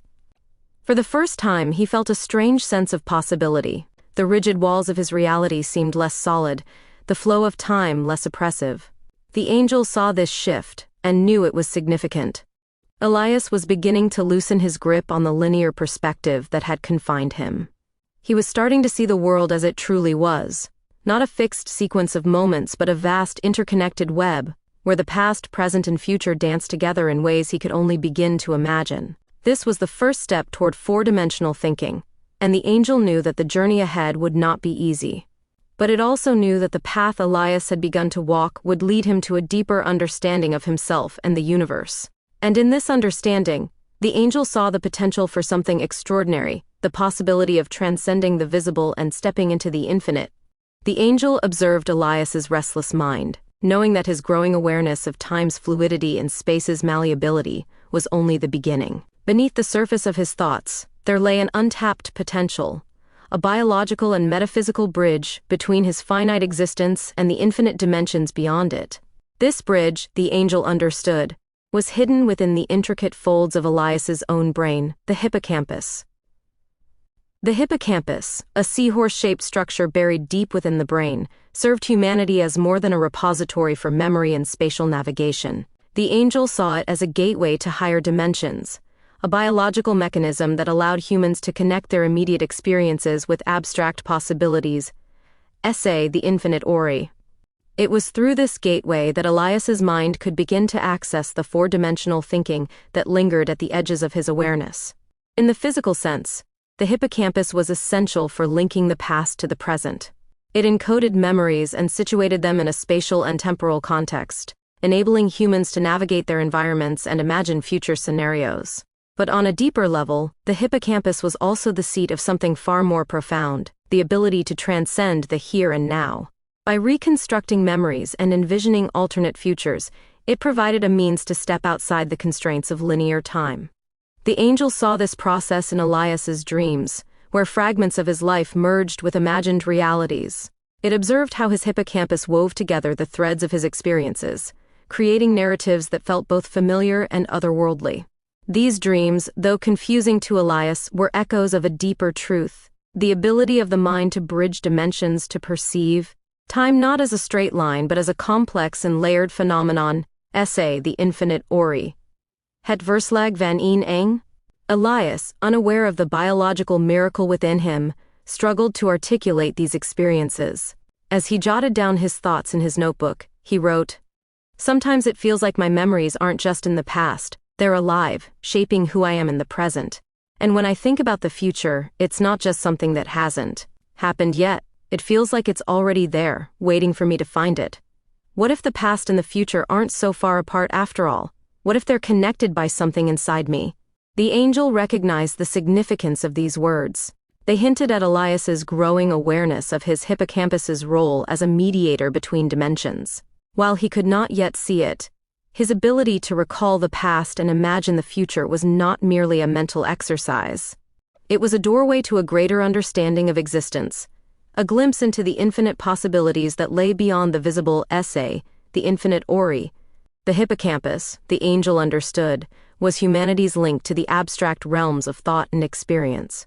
It allowed humans to construct meaning from chaos, to envision futures that had not yet come to pass, and to see connections where none seemed to exist. In this way, it acted as a bridge between the finite and the infinite, enabling the kind of four-dimensional thinking that Elias was beginning to explore. But this gift was not without its challenges. The angel saw how the same hippocampus that allowed humans to transcend time could also overwhelm them. Memories could become prisons, binding people to their pasts. Imagined futures could breed anxiety, paralyzing them with fear of the unknown. For Elias, the struggle was evident. He often felt trapped by the weight of his memories and the uncertainty of his future, unable to see how these forces could be harmonized. The angel whispered softly into Elias's mind, planting a seed of insight. The hippocampus is not just a vessel for memory, it is a compass for navigating dimensions. When you learn to balance the past and the future, you will see that they are not separate but part of the same whole. Elias paused, feeling a strange sense of clarity. He wrote again, "Maybe my memories aren't meant to hold me back. Maybe they're a guide, showing me where I've been so I can see where I'm going. And maybe the future isn't something to fear. It's just another version of the present, waiting to be shaped." The angel smiled, knowing that Elias was beginning to understand. The hippocampus, with its dual role as a keeper of the past and a navigator of the future, was awakening in him the capacity for four-dimensional thinking. It was through this biological gateway that Elias would begin to see the world not as a series of disconnected moments, but as an interconnected web of possibilities. The journey was far from over, but Elias was taking his first steps toward unlocking the full potential of his mind. The angel watched as he closed his notebook and gazed out the window, the flickering city lights reflecting in his eyes. The path ahead was uncertain, but for the first time, Elias felt a sense of wonder, a glimpse of the infinite dimensions that lay just beyond his reach. Chapter 4: The Mathematics of Faith. Faith, the angel observed, was often thought of as an intangible force, a leap into the unknown, an acceptance of what could not be proven. But as it examined humanity's spiritual and intellectual history, the angel saw another dimension to faith, its deep connection to mathematics. At its core, faith shared the same foundation as numbers and symbols, a way of creating structure and meaning in a universe that might otherwise seem chaotic and indifferent. Faith was the human spirit's attempt to sort the infinite into patterns it could understand. This connection came sharply into focus through the lens of William James Sidis's sorting demon concept, a theoretical metaphor the angel found deeply resonant. The sorting demon was an imagined entity capable of reversing entropy by organizing particles into distinct categories, challenging the inexorable chaos dictated by the second law of thermodynamics. Sidis had used this idea to explore the mysteries of life itself, suggesting that the processes underpinning existence might similarly defy entropy. The angel saw parallels between this notion and the human pursuit of spirituality, faith as humanity's sorting demon, imposing order on the vast, unpredictable fabric of the cosmos het verslag van een eng. Elias sat at his desk, flipping through the pages of a book on the philosophy of mathematics. The symbols and equations intrigued him, not because he fully understood them, but because they seemed to point to something greater. He scribbled a note in the margin. Math is a language of the infinite. Faith is too. The angel watched as Elias's mind wrestled with this thought. It saw him trying to connect the abstract precision of mathematics with the amorphous wonder of spirituality. On the surface, they seemed worlds apart, one rooted in logic, the other in belief. Yet, as Elias contemplated, he began to sense their shared purpose. Both were tools for understanding the infinite, ways of imposing structure on the incomprehensible. The sorting demon, the angel understood, was more than a theoretical construct. It was a metaphor for the human condition. Just as the demon sifted particles into order, humanity sifted the chaotic experiences of existence into meaning. This process was not confined to science or spirituality, it permeated every aspect of life. Each choice, each belief, each act of faith was an attempt to create order, to define a narrative that could make sense of the infinite het verslag van een eng. For Elias, this realization was both exhilarating and unsettling. He wrote in his notebook, "What if faith isn't the opposite of reason? What if it's just another kind of logic, a way of seeing patterns that aren't immediately obvious?" The angel knew that this insight, while profound, was only the beginning. Faith, like mathematics, required a balance between precision and intuition. Too much focus on structure, and it became rigid, incapable of adapting to new truths. Too much openness, and it dissolved into chaos, losing its ability to guide. The sorting demon embodied this delicate balance, operating at the edge of order and disorder, just as faith operated at the intersection of doubt and certainty. The angel reflected on humanity's history of intertwining mathematics and faith. Ancient cultures, from the Greeks to the Mayans, had viewed numbers as sacred. Pythagoras, who saw the universe as a grand mathematical harmony, had also been a mystic, weaving his mathematical discoveries into a spiritual framework. Similarly, medieval scholars sought to reconcile the geometrical precision of the heavens with the divine order of creation. Even in modern times, the mysteries of quantum mechanics seem to echo ancient spiritual truths, suggesting a universe governed by probabilities and interconnections rather than certainties. Het verslag van een eng. Elias closed his book and gazed out the window, lost in thought. The city below him seemed both chaotic and orderly, a perfect example of the interplay he was beginning to understand. Cars moved in predictable patterns, yet the people inside them followed paths no algorithm could predict. Lights flickered on and off, their rhythm dictated by technology but their meaning shaped by human lives. The angel whispered gently into Elias's thoughts, guiding him toward a deeper understanding. Faith is the sorting demon of the soul. It doesn't erase the chaos, but it gives you the tools to navigate it. Like mathematics, it is both a lens for seeing the world and a bridge to what lies beyond it.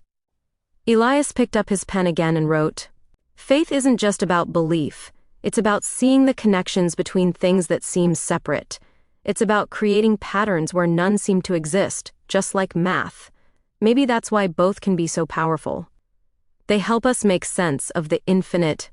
The angel smiled, knowing that Elias was beginning to grasp the profound truth at the heart of faith and mathematics. Both were languages of the infinite, tools for navigating a universe that defied easy understanding. And as Elias's understanding grew, so too did the angel's report, weaving together the threads of human experience, spirituality, and the hidden mathematics of faith. The angel's gaze turned toward humanity's modern attempts to decode the mysteries of existence.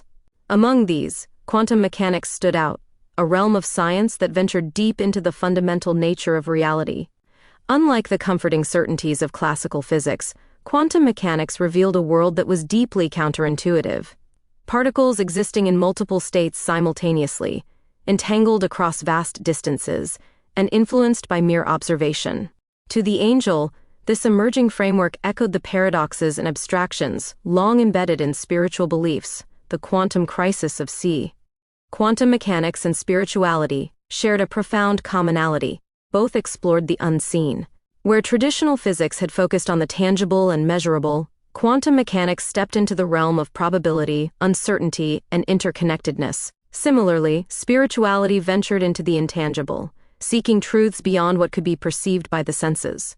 The angel saw that these parallels were not mere coincidence.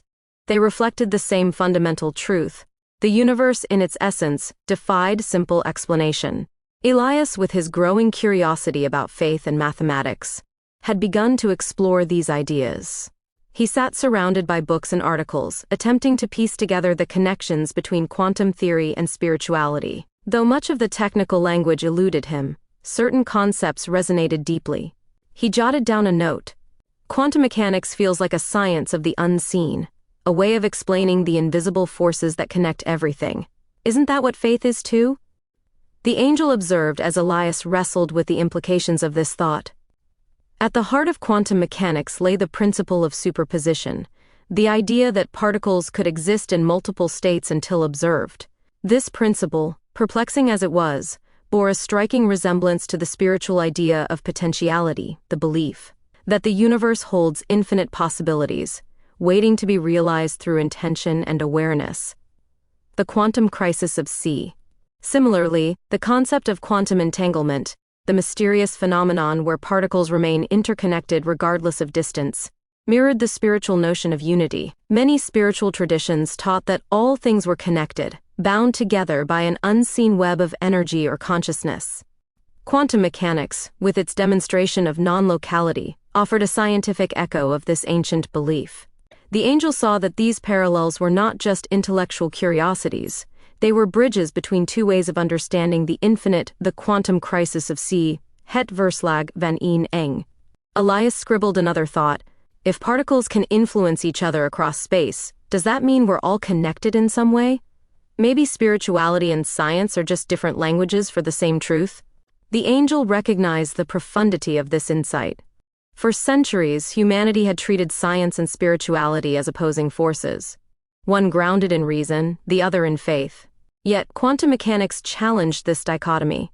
It suggested that the universe was not a machine but a mystery, one that required both logic and intuition to unravel. In this way, quantum mechanics was not a departure from spirituality but a convergence, a meeting point where abstract mathematics and ancient wisdom intersected. The quantum crisis of C. The angel reflected on how these ideas had shaped human thought. Many physicists, from Einstein to Schrödinger, had grappled with the philosophical implications of their discoveries. Some had resisted the idea that the universe could be so uncertain, while others had embraced it as a deeper truth.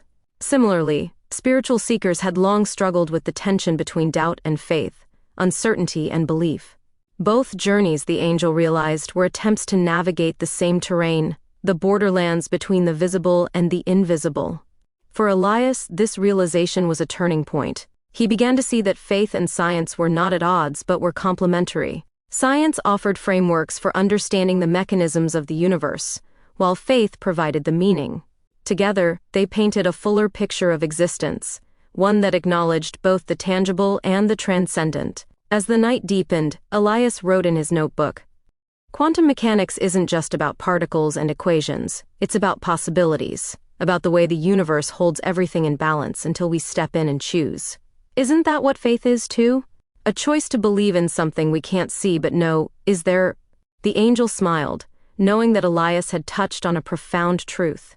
Quantum mechanics, with its paradoxes and probabilities, was a reminder that the universe was far stranger and more wondrous than it seemed.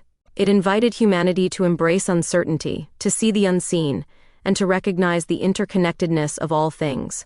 In doing so, it echoed the very essence of faith.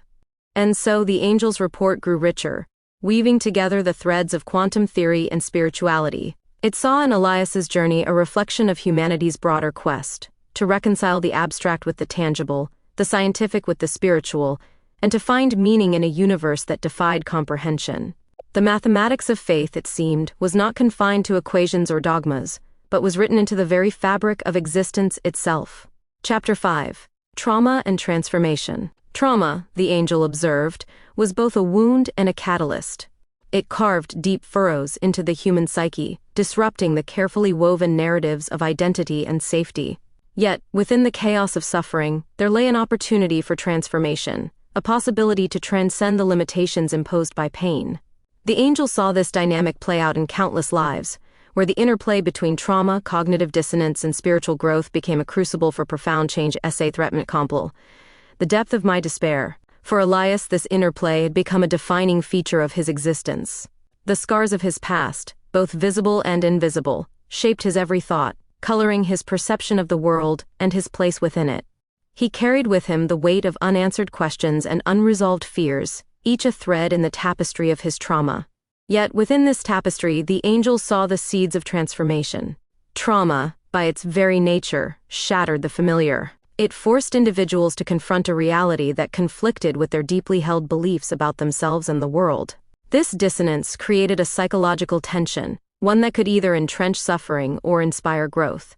The angel understood that this tension was not a flaw but a necessary condition for change. Without dissonance, there could be no questioning, no re-examination, and ultimately, no transformation. Essay Threatment Compl. The depth of my despair. Elias's life was a testament to this struggle. The traumas of his childhood, the betrayal of trust, the loss of innocence, the moments when his sense of safety was ripped away, had left him adrift, unsure of who he was or what he believed. He often felt trapped in a cycle of pain and confusion, his thoughts spiraling into despair. Yet even in his darkest moments, there was a flicker of something more, a yearning to understand, to find meaning in his suffering. The angel observed how Elias's trauma had fractured his identity, creating what felt like irreconcilable parts of himself.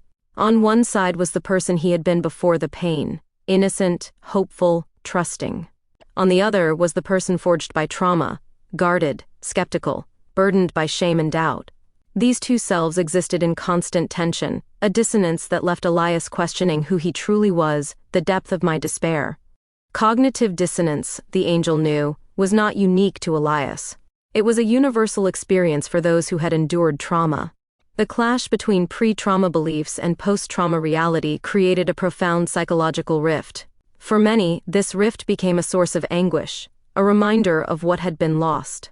But for others, it became a gateway, a chance to reimagine their identity and their relationship with the world. The angel whispered gently into Elias's thoughts, guiding him toward a new perspective. Your pain is not a barrier. It is a bridge. It is the space between who you were and who you are becoming. Elias, though he did not consciously hear the angel's voice, felt a faint glimmer of hope. He began to write in his notebook, exploring the dissonance he had long tried to avoid. I feel like two different people, trapped in the same body. The me from before the pain is still there, but I can barely recognize him. And the me from after. The pain. I don't know if I like who I've become. But maybe these two parts of me aren't enemies. Maybe they're pieces of a puzzle I haven't figured out yet. The angel watched with quiet satisfaction. Elias was beginning to see that his dissonance was not a failure to reconcile, but an invitation to grow. It was in this space between his conflicting selves that the possibility for transformation lay. Spiritual growth, the angel understood, often arose from this very tension, Many of humanity's greatest spiritual insights had been born from suffering. Religious texts and philosophical traditions spoke of the dark night of the soul, a period of profound inner turmoil that preceded enlightenment. This concept, though ancient, was deeply relevant to Elias's journey. His trauma, his dissonance, and his search for meaning were all part of a larger process, a metamorphosis that could lead to a deeper understanding of himself and the universe. Essay Threatment Compl. The depth of my despair. Elias closed his notebook and stared out the window. The city lights flickered in the distance, a reminder of the world that continued to move forward, even as he felt stuck. But for the first time in a long while, he didn't feel entirely trapped. His pain, while still present, felt less like a weight and more like a map, a guide to a place he had not yet reached. The angel smiled, knowing that Elias had taken an important step. Trauma, though it had fractured him, had also opened him to the possibility of transformation. And in that opening, there was hope, not just for healing but for a profound reimagining of what it meant to live, to believe, and to be. The angel watched Elias as he wrestled with the contradictions within himself. His inner world, filled with unresolved pain, questions, and fleeting glimpses of hope, often felt irreconcilable with the external demands of his life. Yet, the angel knew that true transformation would only come when Elias began to bridge this divide. Reconciling one's inner and outer realities was not a mere act of alignment. It was a profound reordering of existence, a fusion of the self that allowed for genuine growth and renewal. Trauma, by its very nature, fractured this connection. It created a chasm between the internal world, shaped by pain and dissonance, and the external reality, which often demanded masks of normalcy and functionality. For Elias, this divide manifested in the way he moved through the world. Outwardly, he appeared capable, working, interacting, and surviving. Inwardly, he was adrift, his thoughts spiraling into despair and self-doubt. The angel saw this split not as a weakness, but as a natural response to the chaos of trauma, the depth of my despair. Essay Threatment Compl. However, the angel also understood that the divide could not remain forever. True healing required a reconciliation, a process of bringing the fragmented parts of oneself into harmony. This reconciliation was not about erasing the pain or forgetting the past. Rather, it was about integrating the experiences that had shaped Elias, allowing his inner truth to inform his outer reality. Elias, though he did not yet fully realize it, was beginning this process. His recent reflections, the way he had started to explore his dissonance and question the patterns of his life, were signs that he was moving toward a deeper understanding of himself. The angel observed how Elias's thoughts often circled back to a single question: who am I, really? This question, though painful, was the key to his transformation. By asking it, Elias was challenging the false narratives imposed by his trauma, the voices that told him he was broken, unworthy, or irreparably damaged. He was beginning to see that his identity was not fixed, that it could be reshaped through the act of reconciliation. The angel whispered into his thoughts, "You are not the sum of your pain. You are the sum of what you choose to become." Elias sat at his desk, staring at the blank page in his notebook. He felt a flicker of something he hadn't experienced in a long time: curiosity. What would it mean to reconcile his inner world with the outer one? Could the parts of himself that felt broken ever truly fit together? He began to write. "I've spent so much time hiding my pain, trying to pretend it doesn't exist. But what if I stopped hiding? What if I let the world see the real me, not just the parts I think they'll accept, but all of it? Maybe I don't have to fix everything. Maybe I just have to be honest." The angel smiled, knowing that honesty was the first step. To reconcile one's inner and outer realities required a willingness to confront the truth, to face the parts of oneself that had been buried or denied. This process, though difficult, was transformative. It allowed individuals to move beyond the limitations of their trauma, to create a life that reflected not just their wounds but their strength and resilience. The angel reflected on the broader implications of this process. Humanity as a whole often struggled with the same divide.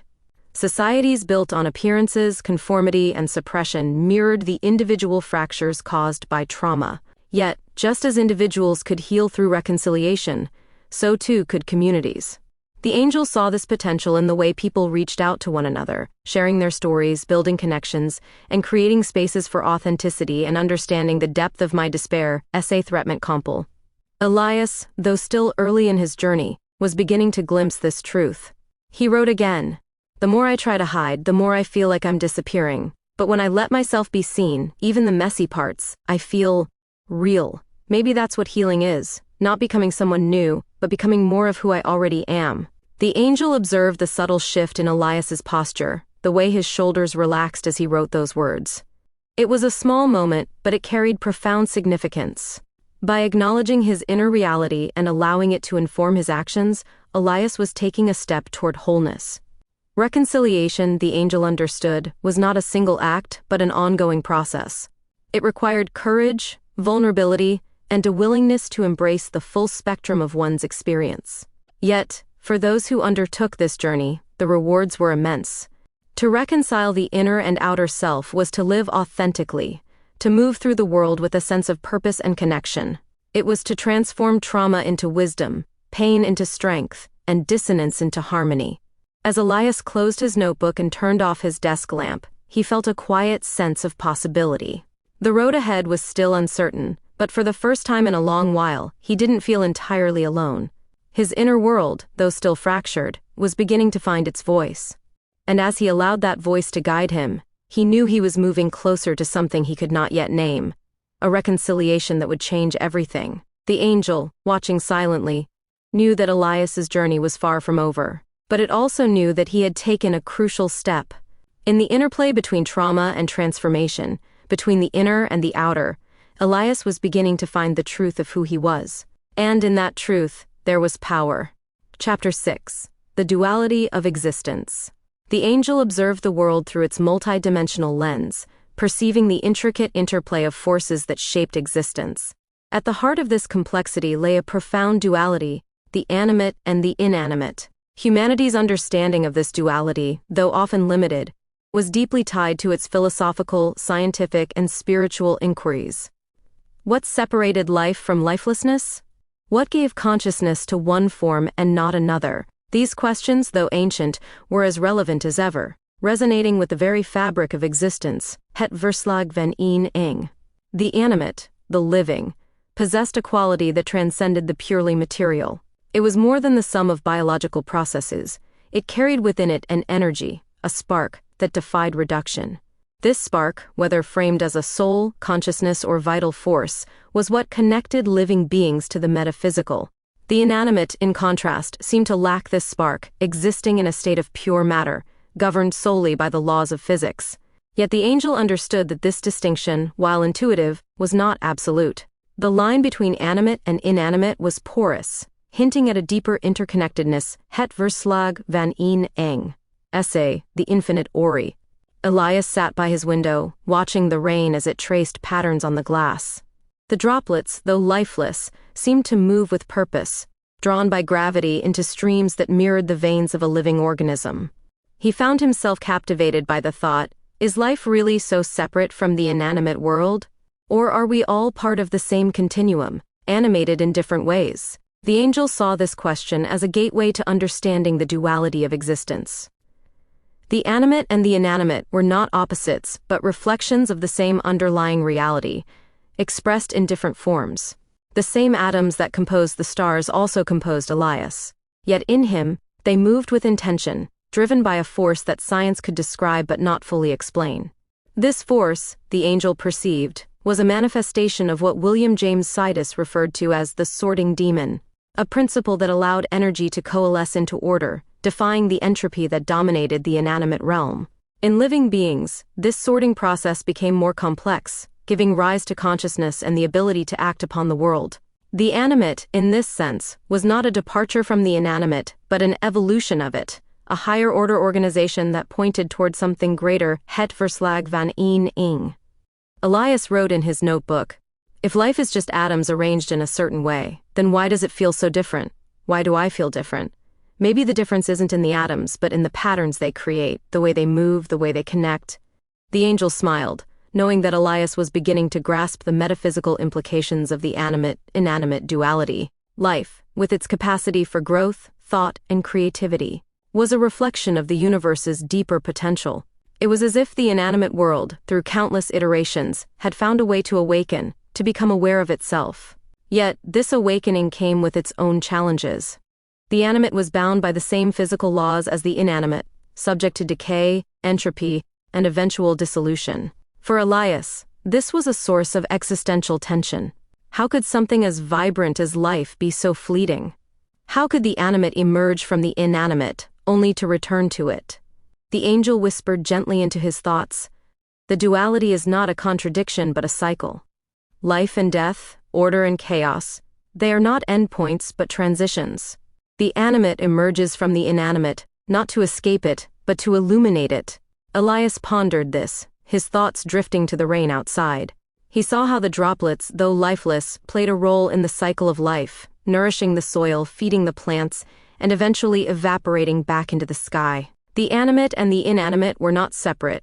They were part of a greater whole, a dance of creation and dissolution that defined existence. In his notebook he wrote, "Maybe life isn't about escaping the inanimate but transforming it. We take the raw materials of the universe and turn them into something more. Thoughts, feelings, dreams. And when we're gone, those materials return to the earth, ready to be transformed again. It's not a loss, it's a continuation." The angel saw the significance of this realization. By embracing the duality of existence, Elias was beginning to see the interconnectedness of all things. The animate and the inanimate were not separate realities but different expressions of the same underlying truth. Life was not a departure from matter but its fulfillment, a glimpse of the infinite potential within the finite. As the rain continued to fall, Elias felt a quiet sense of wonder. The world, though vast and mysterious, no longer seemed so divided. He closed his notebook and sat in silence, listening to the rhythm of the rain, a rhythm that echoed the heartbeat of the universe itself. The angel, observing this moment, knew that Elias was beginning to understand the profound unity that lay beneath the surface of duality. The animate and the inanimate, the living and the lifeless, were not opposites but partners in the eternal dance of existence. And in that dance, there was meaning, a connection to something greater than either alone. The angel's gaze turned to a distinct feature of human existence: unpredictability. While the animate and inanimate were bound by the same physical laws, humanity introduced a unique dynamic, a tendency to act in ways that defied simple patterns and predictions. This unpredictability, the angel understood, was not a flaw but a critical mechanism in the universe's broader dance of order and chaos. It was both a challenge to stability and a source of universal dynamism, the paradigm of random. In the inanimate world, systems moved predictably according to established principles: gravity pulled, entropy spread, and matter behaved in accordance with its environment. But humans, beings of consciousness and free will, added a layer of complexity. They could make choices, imagine alternatives, and act against apparent logic. From an external perspective, their behavior often seemed random, even chaotic. Yet, the angel recognized that this very randomness was what gave humanity its transformative potential. Elias, still seated by his window, watched the city streets below. Cars wove in and out of traffic, pedestrians hurried along sidewalks, and lights blinked in seemingly random patterns. At first glance, it all appeared chaotic, a mass of unpredictable movements. But as Elias observed more closely, he noticed subtle rhythms: the flow of traffic aligning with the stoplights, the clustering of people at crosswalks, the interplay of speed and stillness. There was order within the chaos, and the unpredictability of individual actions contributed to the city's larger dynamic whole. He wrote in his notebook, "We call something unpredictable because we can't see the full picture. But maybe unpredictability is just complexity we haven't understood yet. Maybe it's not chaos, it's creativity." The angel smiled, sensing Elias's growing awareness. Human unpredictability was not merely a source of disruption, it was a driver of evolution and change. In the cosmic balance of order and disorder, humanity's capacity to act unpredictably introduced new possibilities. It allowed systems to evolve, paradigms to shift, and new ideas to emerge. Without this randomness, the universe might stagnate, trapped in a cycle of repetition. The angel considered this interplay in the context of human history. Great leaps of progress often emerged from unpredictable acts: a scientist stumbling upon an accidental discovery, an artist creating something revolutionary, a single decision altering the course of events. These moments of unpredictability, though often disruptive, were the seeds of transformation. They fractured old systems, allowing new ones to take root, the paradigm of random. But unpredictability was not without its challenges. For Elias, it was both a source of wonder and a source of fear. He often felt overwhelmed by the unpredictability of life, the sense that anything could happen at any moment. This unpredictability, while exhilarating, also left him feeling vulnerable, as if the ground beneath him might shift without warning. The angel whispered softly into his thoughts, "Unpredictability is not your enemy. It is the universe's way of reminding you that you are free. It is in the unexpected that you find the power to choose, to create, to transform." Elias paused, reflecting on these words. He wrote, "If everything were predictable, there'd be no room for growth. It's the unexpected that forces us to adapt, to think differently, to become something more. Maybe unpredictability isn't chaos, it's possibility." The angel saw how this realization began to reshape Elias's perspective. He was starting to see unpredictability not as a threat but as an opportunity. The randomness that characterized human behavior was not an obstacle to be overcome, but a force to be harnessed. It was through this randomness that humanity found its greatest strength: the ability to innovate, to imagine, and to create. The angel reflected on the metaphysical implications of this insight. Human unpredictability was a reflection of the universe's own dynamic nature. Just as particles in quantum mechanics moved in ways that defied deterministic prediction, so too did humanity act as agents of randomness within the cosmic order. This unpredictability was not a flaw in the system. It was the mechanism through which the universe avoided stagnation. It was a force of renewal, a way of ensuring that existence remained vibrant and full of potential, the paradigm of random. As Elias closed his notebook, he felt a quiet sense of empowerment. The unpredictability of his life, which had once seemed so daunting, now felt like a source of possibility. He didn't need to control every outcome or foresee every event. Instead, he could embrace the unknown, trusting that within the chaos lay the seeds of growth and transformation. The angel observed with quiet satisfaction. Elias's understanding of unpredictability as both a challenge and a mechanism for dynamism mirrored the deeper truths of the universe. Humanity, in its unpredictability, was not an anomaly, but a reflection of existence itself, a dynamic interplay of order and chaos, stability and change. In the streets below, the city continued to move, each action and decision adding to the intricate web of life. And as Elias sat in the quiet of his room, he began to see himself not as a victim of randomness, but as an active participant in the universe's unfolding story. It was a small but significant shift, a step toward embracing the dynamic potential of his own existence. Chapter 7. A Normal Life? The angel observed the human world with curiosity and a touch of sorrow. Everywhere it turned, it saw people striving for an elusive concept, the normal life. This pursuit, framed by societal norms, seemed to offer comfort, security, and belonging. Yet, for many, it became a source of unease, forcing them into molds that neither fit their individuality nor aligned with the deeper truths of existence. To the angel, this tension between normalcy and authenticity reflected humanity's struggle to reconcile its finite routines with its infinite potential. Elias sat in his apartment, staring at his reflection in the window. The city lights glimmered behind him, a sea of possibilities he rarely felt a part of. Like so many others, he had spent much of his life chasing the markers of normalcy: a stable job, predictable routines, relationships that fit societal expectations. Yet, despite checking the boxes, he felt adrift, disconnected from himself and the world around him. What does it even mean to be normal? Elias muttered aloud, the words tinged with frustration. The angel heard the question, knowing it was not a simple one to answer. Normalcy, as humanity defined it, was a construct, a set of shared assumptions about how life should be lived. It was rooted in culture, history, and collective fears, offering a sense of stability in an unpredictable world. Yet, the angel saw how these norms often ignored the richness of individuality, flattening the multidimensional complexity of human lives into narrow, one-size-fits-all templates, the nature of the self. Het verslag van een eng. For Elias, this dissonance was becoming unbearable. He had tried to follow the prescribed path, hoping it would bring fulfillment. But instead of clarity, he felt stifled, as if the life he was living belonged to someone else. He reached for his notebook, the act of writing offering a sense of release. Normal feels like a cage, he wrote. It's a set of rules I never agreed to but follow anyway. But why? Is it because I'm afraid of being different? Or because I don't know who I'd be without those rules? The angel whispered softly into his thoughts. Normalcy is not a universal truth. It is a framework, created by others, that can guide or constrain.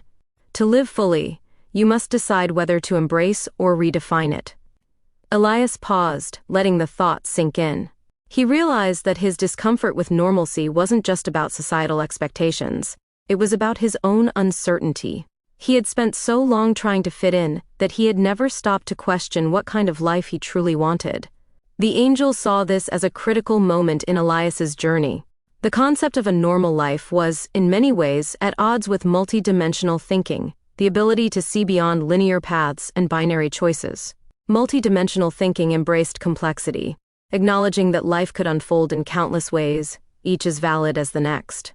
It challenged the notion of a single, correct path, inviting individuals to explore the infinite possibilities of their existence. Het verslag van een eng. The angel reflected on humanity's tendency to prioritize conformity over individuality. Societies often frame deviation as failure, labeling those who stepped outside the norm as outcasts or dreamers. Yet, it was precisely these individuals, those who questioned, challenged, and reimagined the rules, who brought about growth and transformation. From the prophets and philosophers of ancient times to the innovators and artists of today, the world's most significant advances had come from those who dared to be different. Elias began to consider this as he watched the city below. He thought about the people he had met, friends, colleagues, strangers, each one navigating their own version of normalcy. Some seemed content, while others carried a quiet desperation, a longing for something they couldn't name. He wondered how many of them felt trapped, as he did, by the weight of expectations they had never chosen. Maybe normal isn't the goal, he wrote. Maybe it's just a starting point, a reference for figuring out who we really are. The angel smiled, sensing Elias's growing awareness. The question of a normal life was not about rejecting societal norms entirely, but about engaging with them critically. It was about understanding that normalcy could be a guide for some, but a constraint for others. To live authentically, Elias would need to embrace his individuality, even if it meant stepping outside the lines society had drawn for him. Elias closed his notebook and leaned back in his chair, feeling a strange mix of fear and excitement. He didn't have all the answers, but for the first time, he felt a glimmer of possibility. Maybe life wasn't about fitting into a predefined box. Maybe it was about creating his own. The angel, watching silently, saw the first signs of liberation in Elias's thoughts.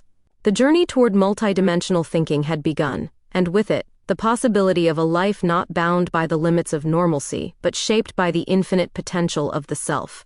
Elias's struggle to reconcile his desire for individuality with the expectations of society mirrored a broader existential challenge. As the angel observed his inner turmoil, it contrasted sharply with its own perspective. Where Elias saw limitations and conflicts, the angel perceived patterns and connections.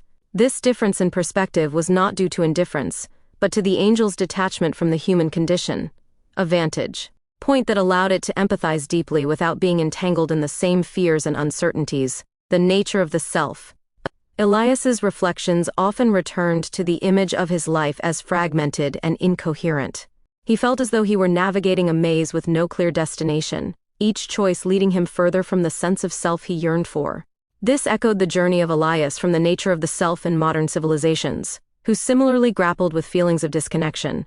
Both Elias and his literary counterpart experienced the weight of societal expectations bearing down on them, eroding their sense of wonder and individuality, the nature of the self. For the fictional Elias, the repetitive monotony of his corporate job and the superficiality of modern social interactions created a chasm between his external life and internal desires. Conversations rarely ventured beyond the surface, and the artificial glow of fluorescent lights in his workplace seemed to drain him of vitality. He yearned for depth but felt trapped in a world that prioritized efficiency over meaning. These feelings mirrored Elias's own struggles, though his discontent felt even more personal, a direct confrontation with his unfulfilled potential. "Am I just going through the motions?" Elias wrote in his notebook. "Or is there something real beneath it all?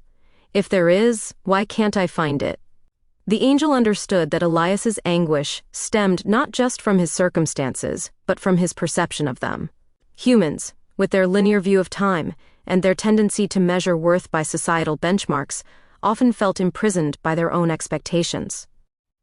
The angel's detached perspective, free from such constraints, allowed it to see Elias's journey as part of a larger tapestry, one in which struggle was not a flaw but a crucial thread in the pattern of growth.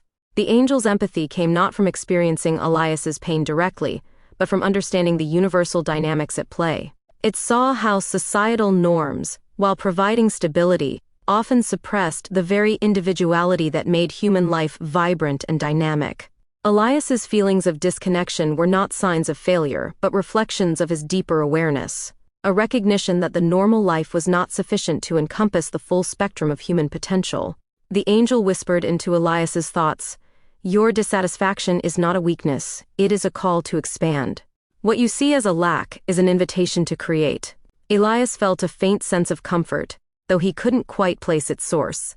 He wrote, "Maybe I feel this way because I'm trying to live someone else's version of a good life. But what if there isn't just one version? What if I get to decide what my life means?" This thought marked a shift, one the angel recognized as essential. While the Elias of the nature of the self in modern civilizations found temporary solace in introspection and philosophical exploration, his journey often felt isolated, burdened by the weight of his internal questions. The angel knew that Elias needed to move beyond introspection alone. To transcend the confines of normalcy, he would need to engage with the world, not in conformity, but in creative defiance. The angel's detached view allowed it to see both the beauty and the limitations of societal norms. It understood that such frameworks provided order and security, but it also saw how they stifled the unpredictable, multidimensional nature of human existence.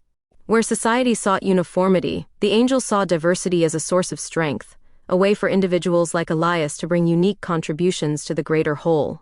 Elias, unaware of the angel's presence, closed his notebook and stared out the window. He watched as a man walked hurriedly along the street below, his face a mask of determination.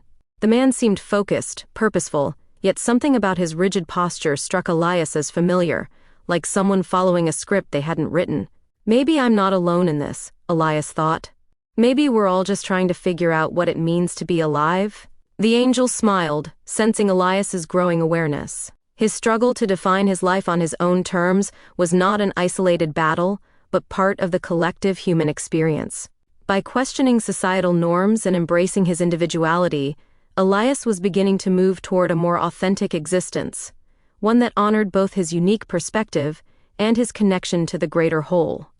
The contrast between Elias's deeply personal journey and the angel's detached yet empathetic view highlighted an important truth. While humans often felt trapped by the limitations of their circumstances, those limitations were also opportunities. The normal life was not a prison unless one chose to see it that way. With the right perspective, it could become a foundation from which to build something extraordinary. And as Elias sat quietly, the angel saw the first stirrings of this realization. In the tension between conformity and individuality, between the finite and the infinite, there was space for transformation. Elias's journey was far from over, but he was beginning to see the possibilities that lay beyond the ordinary. And in that recognition, there was hope. Chapter 8. Good, Evil, and the Infinite. The angel observed humanity's eternal struggle to define good and evil, a dichotomy that seemed to underpin every aspect of their existence. For humans, these forces were often cast in black and white, locked in an eternal battle. Yet, from the angel's vantage, the line between good and evil was not so clear. It saw these concepts not as opposing absolutes, but as dynamic elements of a larger whole, integral to the unfolding of existence. Elias sat at his desk, staring at the blank page before him. He had been wrestling with a question that felt impossible to answer: what makes something truly good or evil? The question, simple on the surface, quickly unraveled into complexities he couldn't grasp. Acts of kindness could have unintended consequences. Actions born of selfishness sometimes led to good. It was as if good and evil were not fixed categories but shifting forces, inseparably intertwined. What if good and evil aren't opposites? He wrote, his pen scratching hesitantly across the page. What if they're just perspectives on the same thing? The angel watched with quiet approval. This line of questioning, though uncomfortable, was essential. Humans often sought to simplify the moral landscape, dividing it neatly into heroes and villains, right and wrong. Yet this simplicity ignored the deeper truth, that good and evil existed not as fixed entities but as fluid dynamics, shaped by context, intention, and consequence. Essay Threatment Compl. Revelation and Destiny. Drawing from spiritual frameworks, the angel considered the concept of duality in human thought. Many religious traditions framed good and evil as forces in balance. In Hinduism, Shiva's dance of destruction and creation embodied the necessity of both chaos and order. In Christian theology, the fall of Lucifer was not just a tale of rebellion, but a commentary on the fragility of perfection.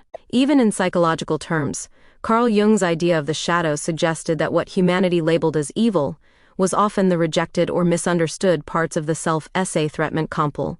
The quantum crisis of C. Elias, unaware of the angel's reflections, found his thoughts drifting to his own life. He had always thought of himself as a good person, but recent events had made him question what that truly meant. He recalled moments of selfishness, times when he had hurt others despite his best intentions. Did those moments define him? Or were they simply part of the messy complexity of being human? The angel whispered softly into his thoughts. Good and evil are not who you are. They are what you choose, moment by moment. Elias frowned, the words stirring something deep within him. He wrote, maybe good and evil aren't about labels.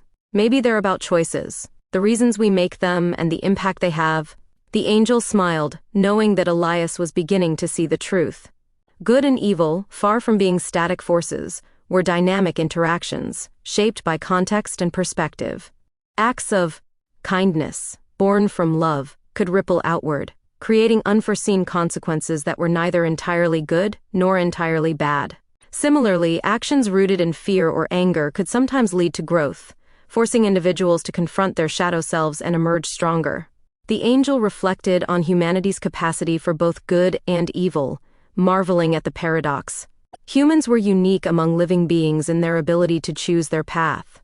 Unlike the inanimate or instinct-driven, they could reflect on their actions, weigh their consequences, and act against their immediate interests for the sake of something greater. Yet, this same capacity for choice was what made them vulnerable to their darker impulses. Elias, meanwhile, found himself thinking about the broader world. The news was filled with stories of both heroism and atrocity, each one challenging his understanding of morality. He struggled to reconcile the beauty of human compassion with the horror of human cruelty. How could the same species produce both saints and tyrants? The angel, seeing his turmoil, whispered again, good and evil are the threads of a larger tapestry. Alone, they are incomplete. Together, they weave the story of existence.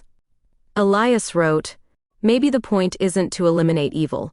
Maybe the point is to understand it, to learn how it shapes us so we can choose differently. For the angel, this insight was pivotal. Humanity often sought to eradicate evil, viewing it as an aberration to be destroyed. Yet, in doing so, they overlooked the transformative potential of understanding. To confront evil was to confront the shadow within, to face the parts of the self that were hidden, rejected, or feared. Only through this confrontation could true growth occur. The angel's detached yet empathetic view allowed it to see the larger picture. Good and evil were not endpoints but processes, forces that shaped and reshaped the human experience. They were tools, not punishments, mechanisms for teaching, evolving, and transcending. Elias closed his notebook and sat back, his thoughts still swirling. The questions remained, but they felt less overwhelming. He didn't need to have all the answers. Not yet. What mattered was that he was willing to ask, to explore, and to grow.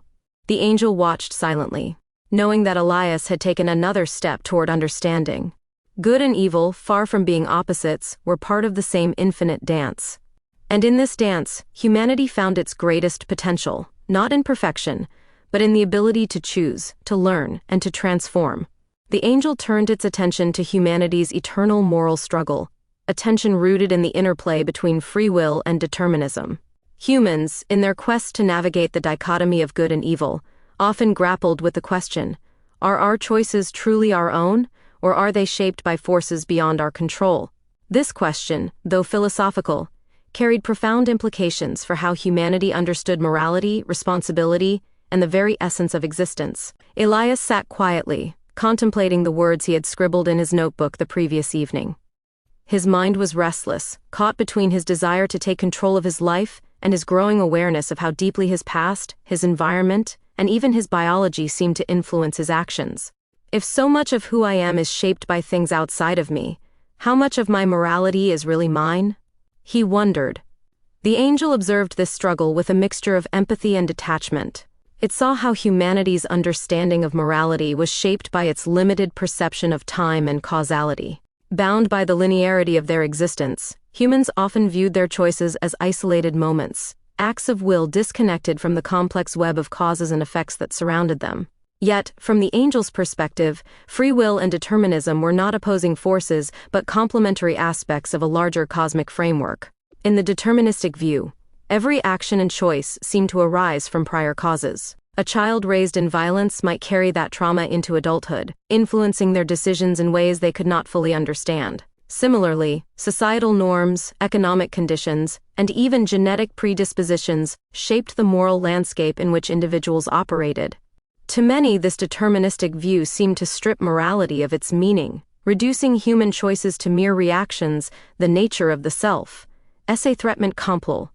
But the angel saw beyond this apparent rigidity. It understood that within the constraints of determinism, there was space for free will to emerge, not as an absolute freedom, but as a capacity for reflection, awareness, and transformation. Free will was not the absence of influence. It was the ability to recognize those influences and, in some cases, to transcend them. In this way, morality was not about being free from constraints, but about navigating them with wisdom and intention. Elias's thoughts drifted to moments in his life when he had felt powerless, swept along by forces he couldn't control. Yet, he also remembered times when he had made deliberate choices that, though difficult, had shaped his sense of self. He wrote, "Maybe free will isn't about being free from influence. Maybe it's about how we respond to those influences, how we decide who we want to be within the limits we're given." The angel smiled, sensing the clarity in Elias's words. Humanity's moral struggles often stemmed from the tension between what was and what could be. Determinism described the world as it existed, governed by cause and effect. Free will, on the other hand, represented humanity's ability to imagine and strive for what could be, an act of creation that mirrored the divine. This interplay was evident in humanity's greatest moral dilemmas. Acts of kindness, born from compassion, often required individuals to rise above their immediate circumstances, to choose generosity over self-interest. Conversely, acts of cruelty were frequently the result of unexamined pain, where individuals became prisoners of their own pasts. In both cases, the angel saw the same truth: morality was not static. It was a dynamic process, shaped by the ongoing dance between freedom and constraint, the nature of the self. Esse threatment compel. The angel whispered into Elias's thoughts, "You are both a product of your past and a creator of your future. Your morality lies not in what has shaped you, but in what you choose to shape." Elias felt a strange sense of comfort as he considered this. His struggles, which had often felt like failures, now seemed like opportunities. He realized that morality wasn't about achieving perfection or escaping influence. It was about striving to act with integrity in the face of those influences. He wrote, "We're not free from our pasts, but we're not bound by them either. Our choices matter, not because they're free of influence, but because they're ours to make." Maybe that's where morality comes from, the tension between what we've been given and what we choose to create. The angel saw in these words the seeds of transformation. Humanity's moral struggles, while often painful, were not without purpose.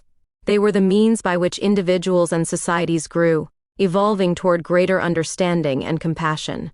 Free will and determinism were not opposites but partners, working together to shape the human experience.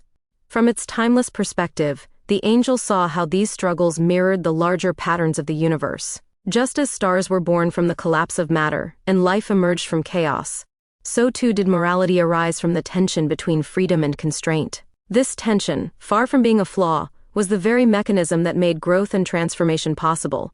Elias closed his notebook and looked out the window, the city lights shimmering like stars in the darkness. He didn't have all the answers, but he felt a growing sense of peace. His struggles with morality, with good and evil, were not signs of weakness, but reflections of his humanity. And in that humanity, he saw the potential for something infinite. The angel, watching silently, knew that Elias was beginning to understand. Free will and determinism, good and evil, were not endpoints but processes, dynamics that allowed humanity to grow, to choose, and to create. In this understanding there was not just struggle but hope. For within the tension of existence lay the possibility of transformation, a chance to reach toward the infinite. Chapter 9, The Relativity of Time, and Sacrifice. The angel observed humanity's unique relationship with time, a force that seemed linear and unyielding to those bound by it but was, in truth, far more fluid. Time, for humans, was a measure of life, a river flowing ceaselessly from the past through the present to an uncertain future. Yet, from the angel's perspective, time was not a river but a sea, with currents and depths that shifted and intertwined.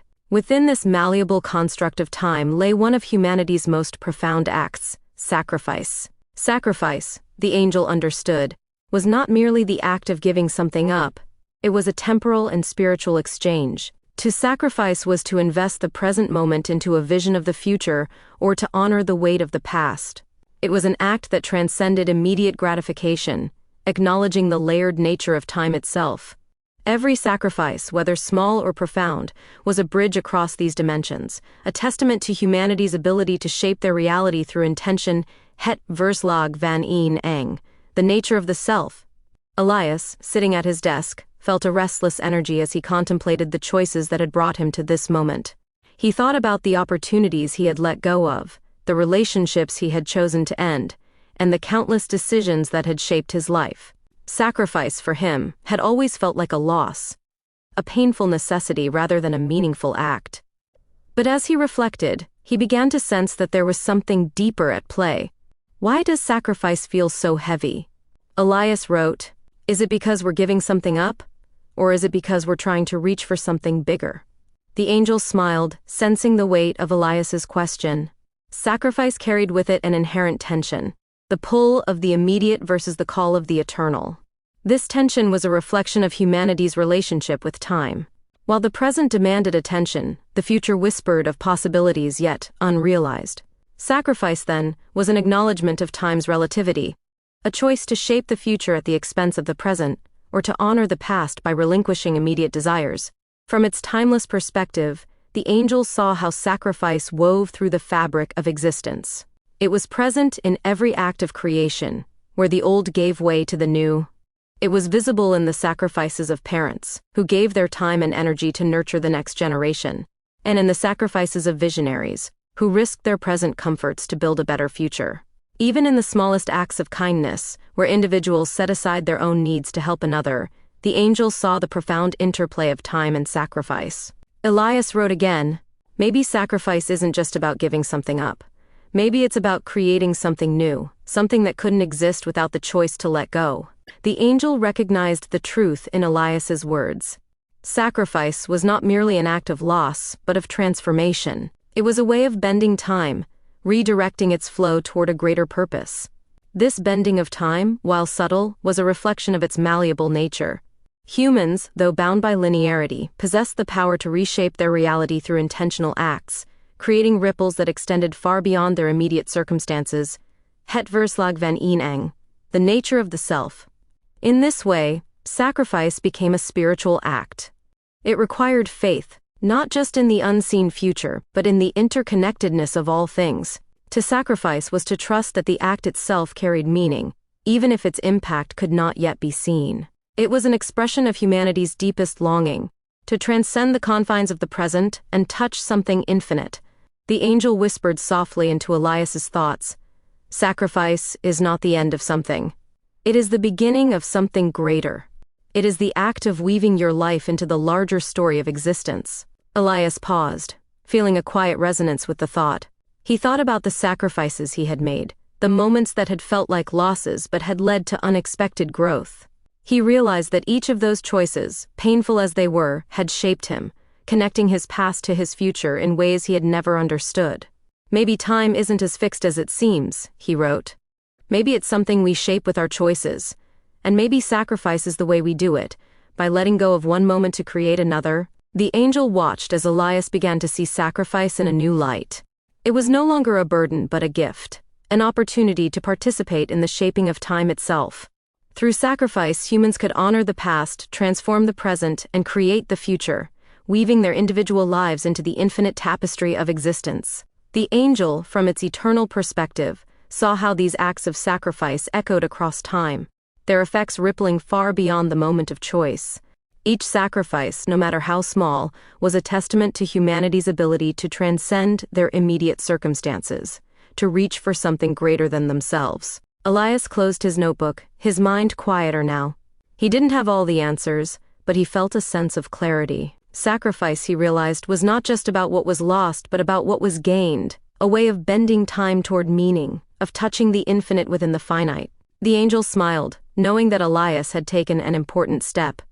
Sacrifice, in its deepest sense, was an act of creation, a way of aligning the self with the eternal flow of time, of becoming a co-creator in the unfolding story of existence. The angel, from its vantage beyond time, understood that sacrifice was not an isolated act, but part of a larger cycle, a rhythm that mirrored the cycles of nature, existence, and renewal. Just as the seasons turned, giving way to growth, decay, and rebirth, so too did humanity's sacrifices mark transitions from one phase of life to another. Sacrifice in this context was not simply about loss.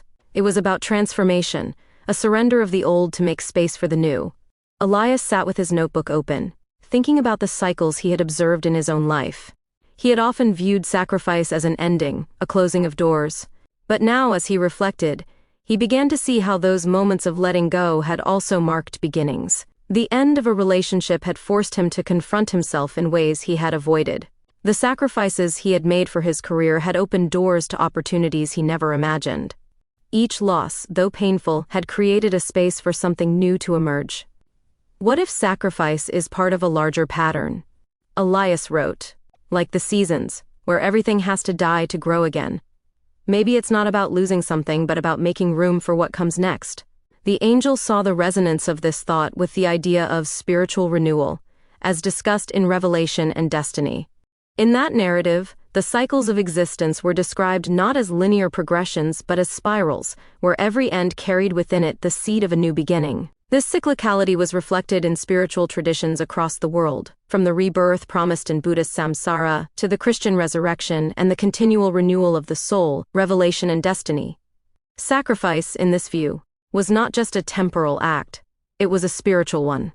By surrendering the old, humans aligned themselves with the cyclical nature of the universe, participating in the eternal process of destruction and creation. The angel saw this as a form of spiritual renewal, a way for humanity to reconnect with the infinite through their finite acts.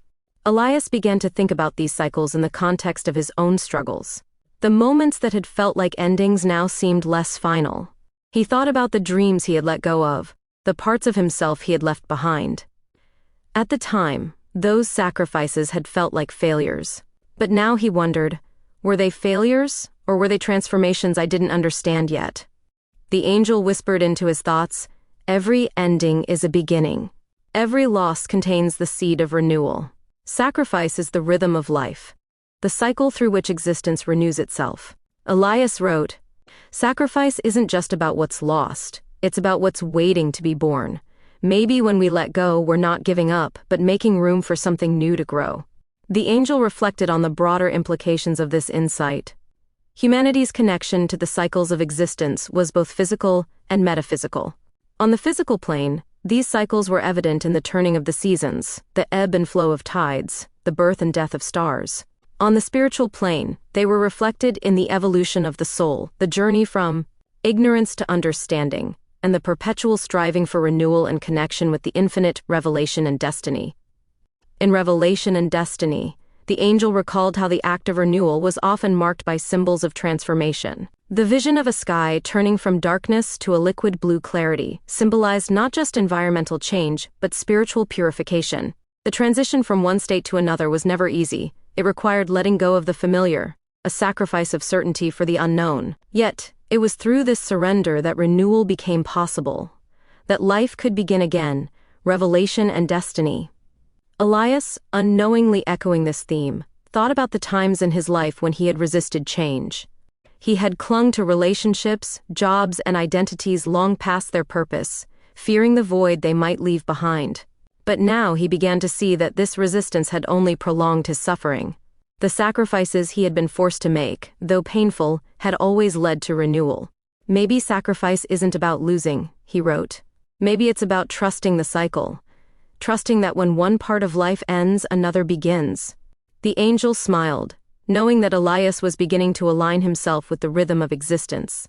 Sacrifice, when viewed through this lens, was not a burden but a gift, a way of participating in the infinite cycles of creation and renewal. It was a means of reconnecting with the larger patterns of life, finding meaning not in permanence but in transformation. As Elias closed his notebook, he felt a quiet sense of peace. The sacrifices he had made no longer seemed like failures or defeats. They were steps in a larger dance, one he was only beginning to understand. And in that understanding he found a new sense of purpose, a willingness to let go, to trust, and to embrace the cycles of existence. The angel, watching silently, saw the beauty of this realization. Humanity's struggles with sacrifice and renewal were not signs of weakness, but reflections of their connection to the infinite. By aligning themselves with these cycles, they could find meaning in the moments of loss, discovering the seeds of new beginnings in the fertile soil of what had been surrendered. Chapter 10. The Quantum Soul. The angel observed humanity's quest to understand the nature of consciousness, a mystery that eluded even their most advanced scientific frameworks. From its timeless perspective, the angel saw consciousness as both a reflection of the infinite and a bridge between the physical and the metaphysical. To the angel, the human soul was not merely a spiritual concept but a quantum phenomenon, existing at the intersection of science, spirituality, and the boundless possibilities of existence. The Quantum Crisis of C. Elias sat surrounded by books and notes, his mind grappling with questions that felt too vast to contain. The more he read about quantum mechanics, the more he was struck by its resonance with spiritual ideas he had encountered throughout his life. Concepts like superposition, entanglement, and non-locality seemed to hint at something profound, a reality that was not fixed but fluid, interconnected, and deeply mysterious. He wrote in his notebook, "What if consciousness isn't just in our brains? What if it's something bigger, something woven into the fabric of the universe itself?" The angel smiled at this thought, knowing that Elias was touching on a truth that had puzzled humanity for centuries. Quantum mechanics, with its strange and counterintuitive principles, provided a framework for understanding existence that aligned closely with spiritual perspectives. In the quantum world, particles existed in multiple states until observed. Entangled particles influenced one another instantaneously across vast distances, and reality itself seemed to depend on the act of observation. These ideas, while grounded in physics, hinted at a deeper metaphysical truth. The quantum crisis of C. The angel reflected on the parallels between these scientific concepts and spiritual teachings. Many religious traditions spoke of the soul as an eternal, interconnected essence that transcended the physical body.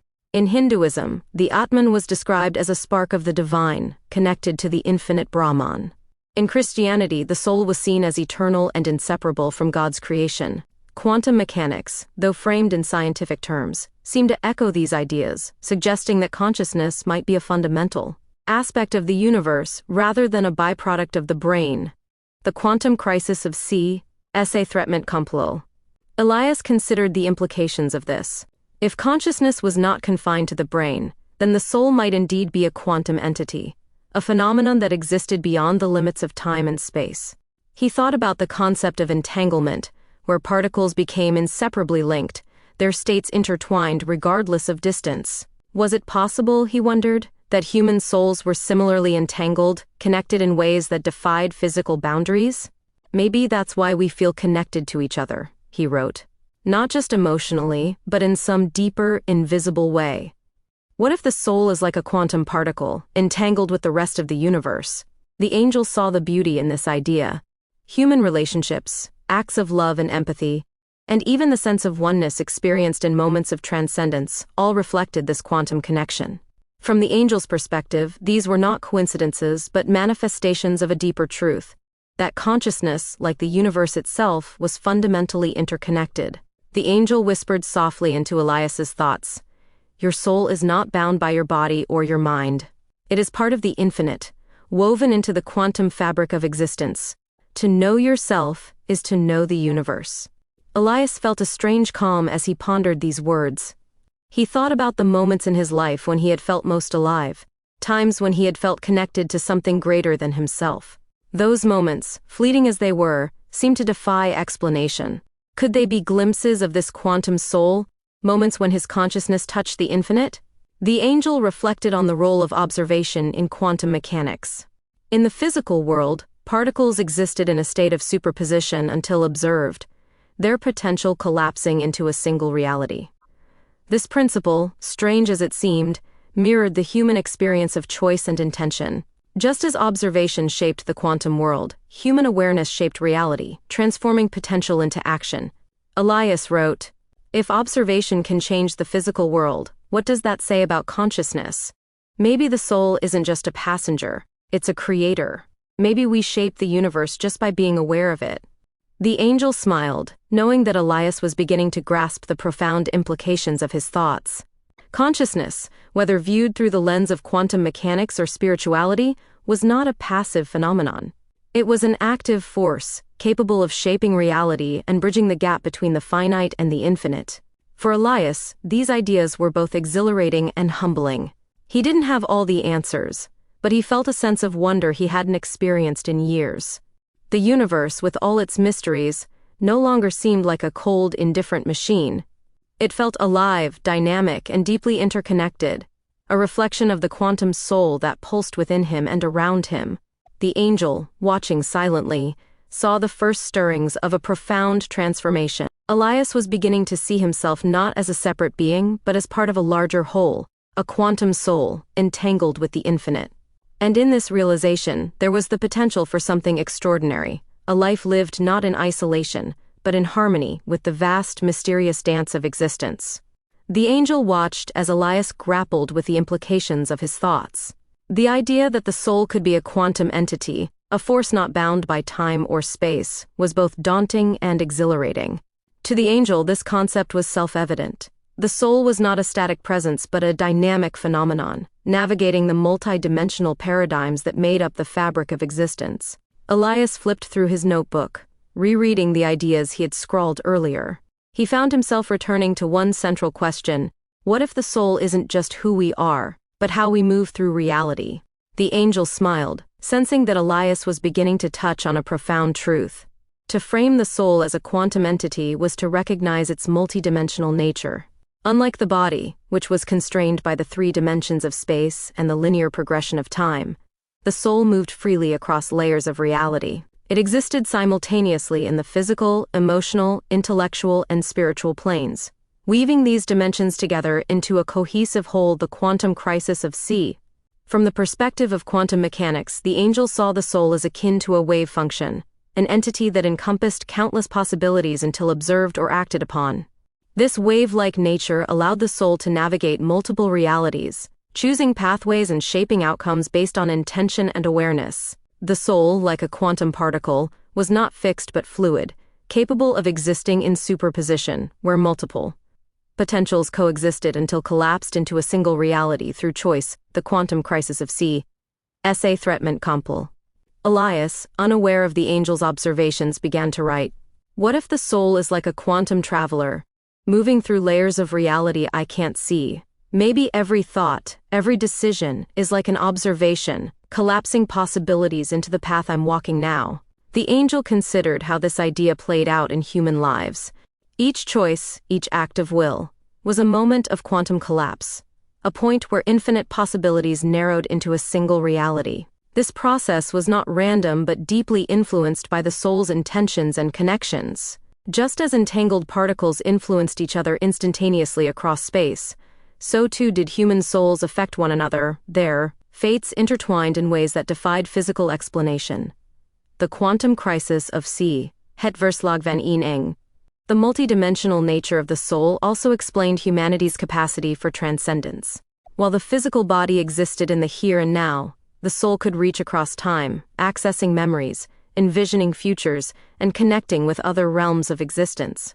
This ability to transcend dimensions was at the heart of spiritual experiences, moments when individuals felt a profound sense of unity, as if they were touching something infinite. Elias thought about the times he had felt connected to something greater than himself. He remembered standing beneath a star-filled sky, feeling both small and vast at once. He remembered moments of deep empathy, when the boundaries between himself and others seemed to dissolve. These experiences, though fleeting, felt more real than anything else in his life. "Maybe the soul isn't bound by time or space," he wrote. "Maybe it's like a thread, weaving through dimensions, connecting me to everything else." The angel saw the beauty in this realization. The soul's ability to navigate multidimensional paradigms was not limited to rare moments of transcendence. It was present in every thought, every emotion, every interaction. The soul, like a quantum entity, moved between layers of reality, shaping and being shaped by its journey. This perspective also explained the soul's capacity for growth. Just as quantum particles interacted with their environments, changing states and creating new possibilities, so too did the soul evolve through its experiences. Every challenge, every triumph, every act of love or forgiveness added to the soul's complexity, expanding its ability to navigate the infinite possibilities of existence. The Quantum Crisis of C. Esse Threatment Compli. The angel whispered into Elias's thoughts, "Your soul is not a destination. It is a journey, a movement through dimensions, a dance of infinite potential." Elias paused, feeling a quiet sense of wonder. He wrote, "If the soul is a traveler, then life isn't just about where I end up. It's about the path I take, the connections I make, and the way I move through the world. Maybe that's what makes us infinite, not that we last forever, but that we're always in motion, always becoming." The angel observed with quiet satisfaction as Elias began to see himself not as a static being but as a dynamic force. The soul, in its quantum nature, was a bridge between the finite and the infinite, navigating dimensions and weaving the threads of existence into a tapestry of meaning. To frame the soul as a quantum entity was to recognize its profound power, not as a master of the universe, but as a participant in its unfolding. The soul, like the universe itself, was both a question and an answer, a reflection of the infinite potential within the finite. Elias closed his notebook and looked out the window, the city lights shimmering like stars. For the first time, he felt a sense of peace, not because he had found all the answers, but because he had begun to embrace the mystery. The soul, like the universe, was a journey, and in that journey there was beauty, meaning, and infinite possibility. The angel, watching silently, knew that Elias was beginning to understand. The quantum soul, navigating dimensions and shaping reality, was not bound by time or space. It was a force of creation, a reflection of the infinite within the finite. And in this understanding, there was hope, not just for Elias but for all of humanity, as they too navigated the vast mysterious dance of existence. Chapter 11. The Divine Interplay of Separation and Unity. The angel observed the separation between state and church, a defining characteristic of the modern world. To humans, this division was a practical matter, a way to ensure freedom of thought and prevent oppression. Yet to the angel, this separation was more than a political construct. It was a metaphor, an intricate interplay of the finite and the infinite, a reflection of humanity's attempt to bridge the material and the divine. Elias sat by his window, his thoughts drifting between the headlines he had read earlier and the questions that had always lingered in his mind. The notion of separation fascinated him.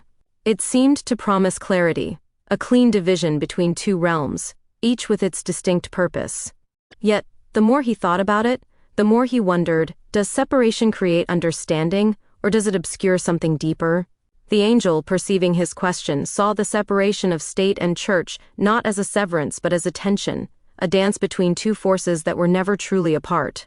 Like the butterfly effect, where the flutter of wings could alter the course of a storm, the separation of the finite and the infinite created ripples, intertwining their fates in ways that defied linear explanation.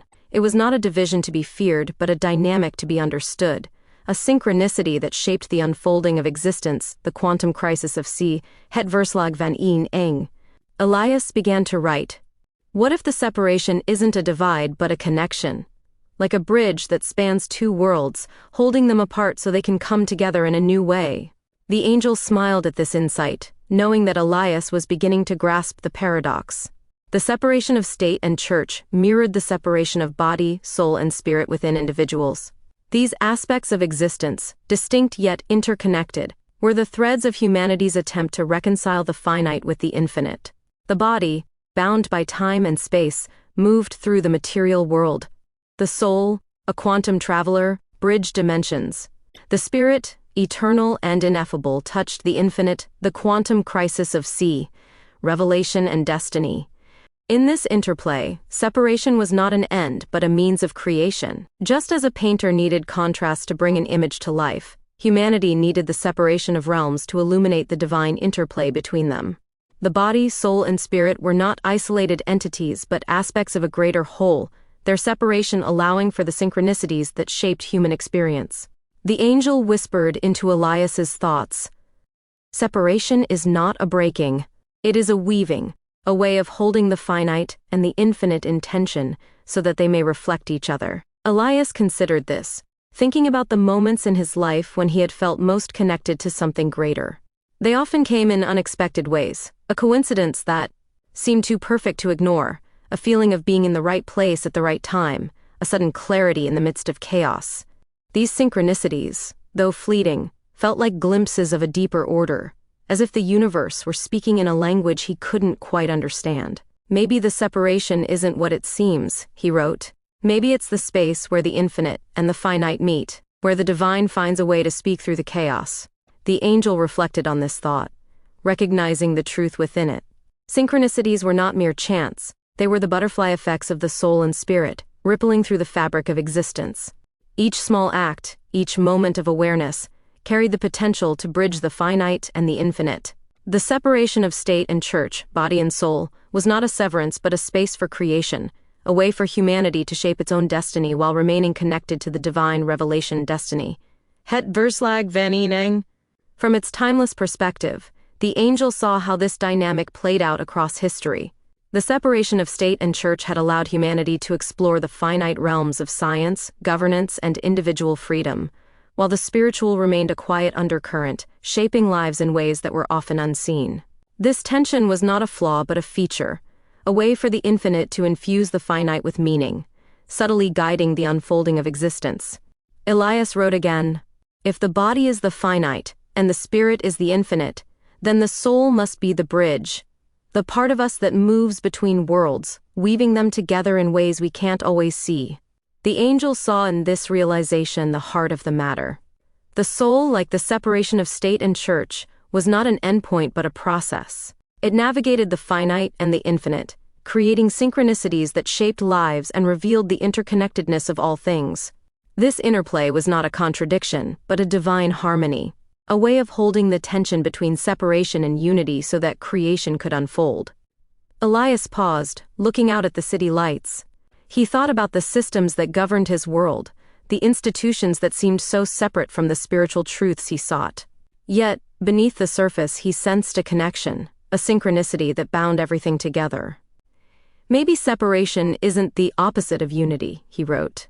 "Maybe it's how unity expresses itself in the finite world, a way of making the infinite visible, one moment at a time."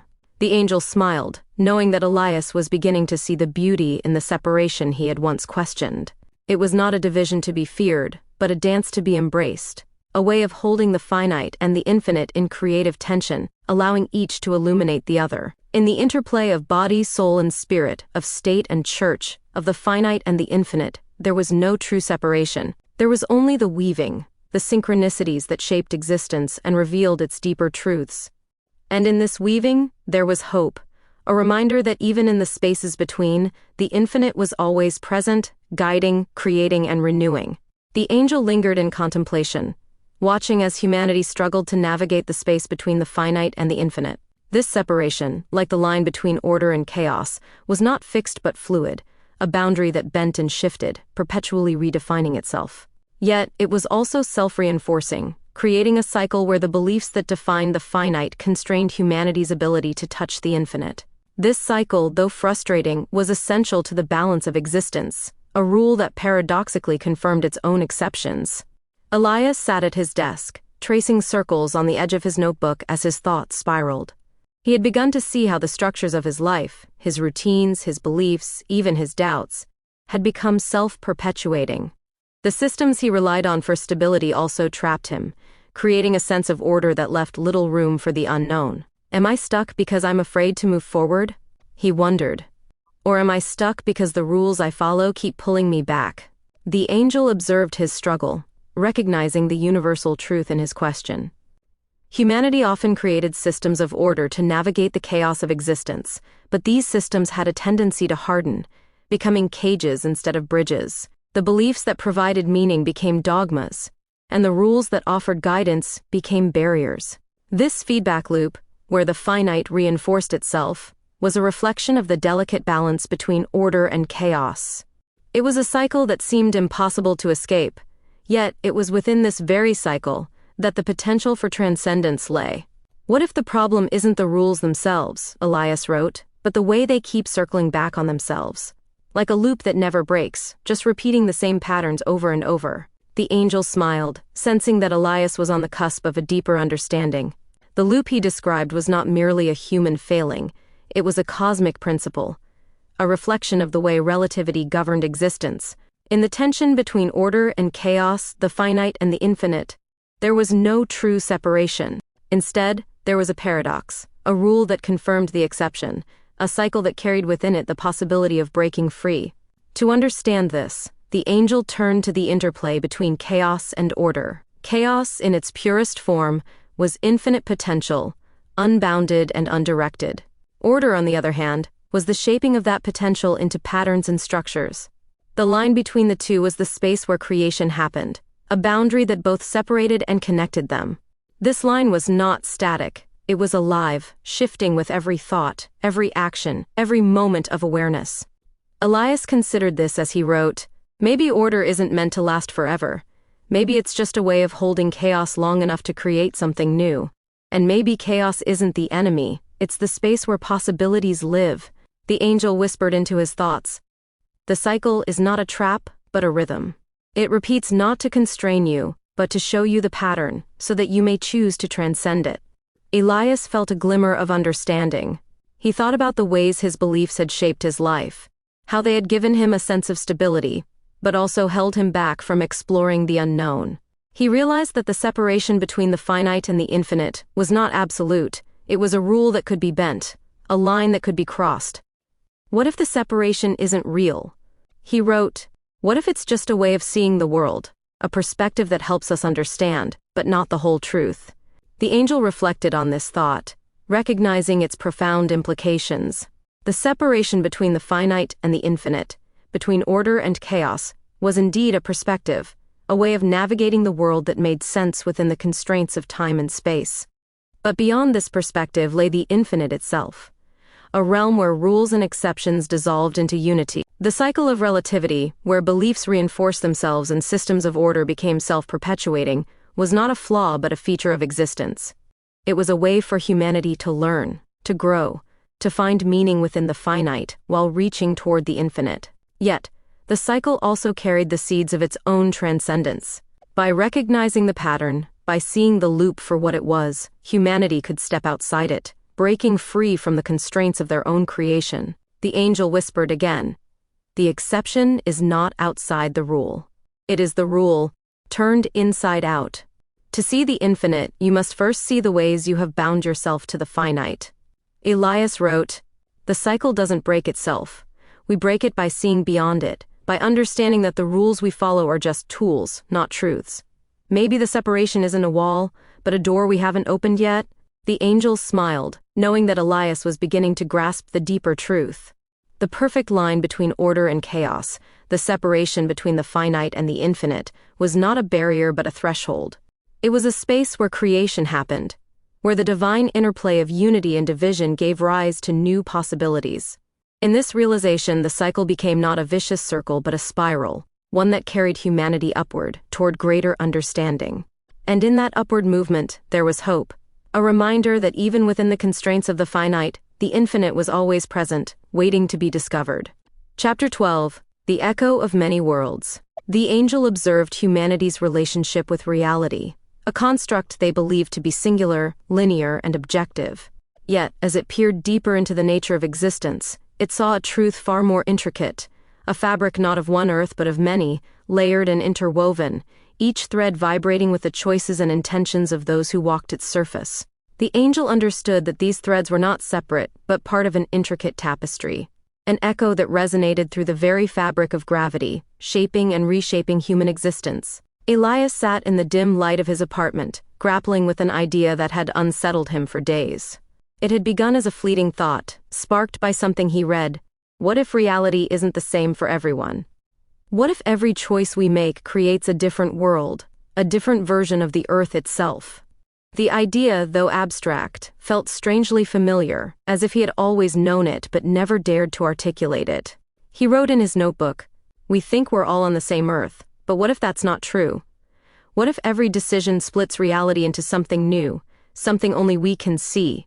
Would we even notice, or would it just feel like life moving forward?" The angel smiled, recognizing the resonance of Elias's thoughts with the fabric of existence itself. From its timeless vantage, the angel saw reality not as a singular thread but as a symphony, each choice a note that reverberated through the multidimensional structure of the universe. These reverberations did not merely ripple outward, they created new pathways, new echoes, each one resonating with the gravity of human existence. In the quantum realm, where particles existed in states of potentiality until observed, the angel saw a metaphor for humanity's choices. Each decision was an act of observation, collapsing infinite possibilities into a single thread of reality. But these threads did not vanish, they lingered, vibrating with the energy of what might have been. It was as if the universe itself was a loom, weaving the finite and the infinite into an ever-expanding tapestry of existence, the quantum crisis of C. Het verslag van een eng. Elias began to consider how this idea might play out in his own life. He thought about the choices he had made, the times he had said yes or no, stayed or left, held on or let go. Each choice, though small at the time, seemed to have shaped his reality in profound ways. Yet, he wondered, what happened to the paths I didn't take? Do they disappear or do they continue, creating worlds I'll never see? The angel whispered into his thoughts. Reality is not fixed. It is fluid, a song sung in harmony with your choices. Each note resonates through the infinite, creating echoes that shape the worlds you inhabit. Elias wrote, "Maybe every choice creates a new version of Earth, one that reflects who we are in that moment. And maybe those Earths aren't far away, they're right here, overlapping, vibrating with the gravity of our decisions." The angel saw the beauty in this realization. The interplay between gravity and choice, between the finite and the infinite, was not a contradiction but a dance. Gravity, the force that held planets and stars in motion, was also a metaphor for the weight of human existence, the pull of their choices, the resonance of their intentions. This gravity was not a limitation but a connection, binding the many worlds of possibility into a coherent whole. The angel reflected on the spiritual implications of this understanding. In many traditions, the soul was seen as a traveler, moving through realms of existence shaped by its actions and desires. These realms, though invisible, were as real as the physical world, vibrating with the echoes of human thought and intention. To doubt that only one Earth existed was not to abandon reality, but to embrace its multidimensional nature, a recognition that life was not linear but layered, a harmony of infinite possibilities. Elias thought about the times he had felt disconnected from others, as if they were living in a different world. He wondered if this sense of separation was more than a metaphor. Perhaps their realities had diverged, their choices placing them on paths that no longer aligned. Yet he also felt a strange sense of connection, as if these overlapping worlds were still bound together by something deeper, a resonance that held them in the same cosmic fabric. If every choice creates a new reality, he wrote, then maybe we're all weaving our own worlds. But those worlds don't have to be separate. Maybe they're like threads in the same tapestry, vibrating together, creating something bigger than we can see. The angel smiled, sensing the profundity of Elias's insight. The many worlds of human existence were not isolated, they were entangled, their vibrations resonating through the fabric of gravity, shaping the collective reality. This interplay between the individual and the universal, between the finite and the infinite, was the essence of existence. A reminder that even in their separateness, humanity was always connected. The angel whispered, "Your choices are not solitary acts. They are echoes, rippling through the cosmos, resonating with the infinite. The earth you inhabit is not the only one, but it is the one you are creating with every step you take. Elias closed his notebook, a quiet sense of wonder settling over him. The idea that reality was not singular but layered, shaped by his choices and the choices of others, was both humbling and empowering. He felt as if he were part of something vast and mysterious, a fabric of existence that stretched beyond anything he could comprehend, yet vibrated with the essence of his own being. The angel, watching silently, saw the beauty in this moment. To doubt that only one earth existed was to embrace the infinite, to recognize the divine interplay between separation and unity, between choice and resonance. And in that doubt, there was not confusion, but clarity.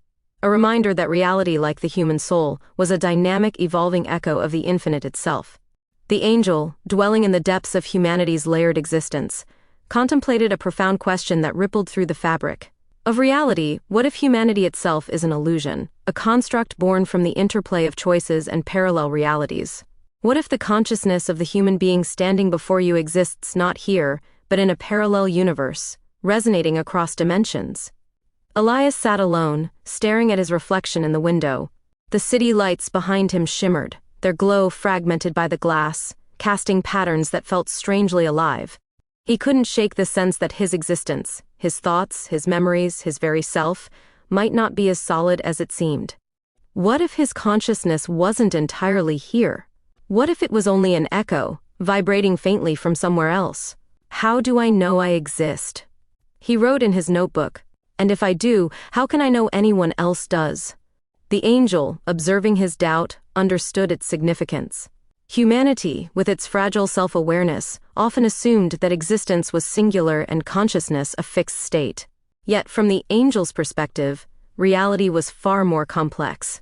The choices humans made fractured existence into countless parallel realities, each one shaped by the paths taken and untaken. Within this framework, consciousness was not confined to one place. It resonated across these dimensions, appearing in one reality while influencing others. The quantum crisis of C. Het Verslag van een Eng. This resonance created the illusion of solidity, the idea that people and things existed fully and completely in a single moment. But to the angel, this was a simplification, a necessary limitation of the finite mind. In truth, a person's consciousness might only partially inhabit the reality perceived by others. The rest could exist in parallel worlds, shaping and shaped by choices unseen. Elias struggled with this idea. He thought about the people in his life, the ones he loved and the ones he barely knew. How could he be sure that their consciousness was truly present, that their thoughts and feelings weren't echoes from some other dimension? What if we're all just fragments? He wrote, pieces of ourselves scattered across worlds, only partly here, partly somewhere else. Would that make us less real or more? The angel saw in this question the essence of the human condition. To doubt the existence of others was to confront the fluidity of reality itself. Humans often assumed that their experience was shared, that the person before them existed fully in their world. But if reality was relative, if every choice created a new version of Earth, a new path for consciousness to travel, then it was possible, even likely, that the person they saw was not fully present. This doubt, unsettling as it was, also carried the seeds of revelation. The illusion of singularity was not a flaw but a bridge, a way for humans to connect, even if only partially, across the infinite expanse of existence. To perceive another, even as an echo, was to glimpse the resonance of their being, a vibration that crossed dimensions and defied boundaries. The angel whispered into Elias's thoughts. Consciousness is not confined to one place. It is a wave, resonating through the fabric of reality. To see another is to witness their echo, their imprint on your world, even as they move through others. Elias wrote, maybe we don't fully exist in any one place. Maybe our consciousness is spread across worlds, like a song carried by the wind. We're fragments, yes, but those fragments create something larger, something infinite. The angel considered the implications of this insight. If humanity's consciousness was not fully present in any one reality, then the human condition itself might be an illusion, a reflection of the infinite interplay between dimensions. This did not negate existence, but reframed it, suggesting that the human experience was not fixed but dynamic, a dance of echoes that gave rise to the illusion of unity. Elias thought about the times he had felt disconnected from himself, as if his thoughts and actions belonged to someone else. He wondered if these moments were glimpses of his consciousness in another reality, acting in ways he could not perceive. Similarly, he thought about the times he had felt deeply connected to others, as if their souls were entwined. Perhaps these connections were not coincidences but resonances, moments when parallel realities aligned, allowing echoes to harmonize. What if the people we see aren't entirely here? He wrote, what if they're echoes, their consciousness reaching into our reality from somewhere else? And what if we're doing the same to them? The angel smiled, knowing that Elias was beginning to embrace the complexity of existence. To doubt humanity's presence was not to deny its significance, but to recognize its multidimensional nature. Humans, with their fractured consciousness, were not less real because of their fragmentation. If anything, this fragmentation was a testament to their connection to the infinite, a reminder that they were not confined to one world but resonated across many. The angel whispered again, you are not bound by the reality you perceive. Your choices, your thoughts, your being vibrate across dimensions, shaping and shaped by the infinite.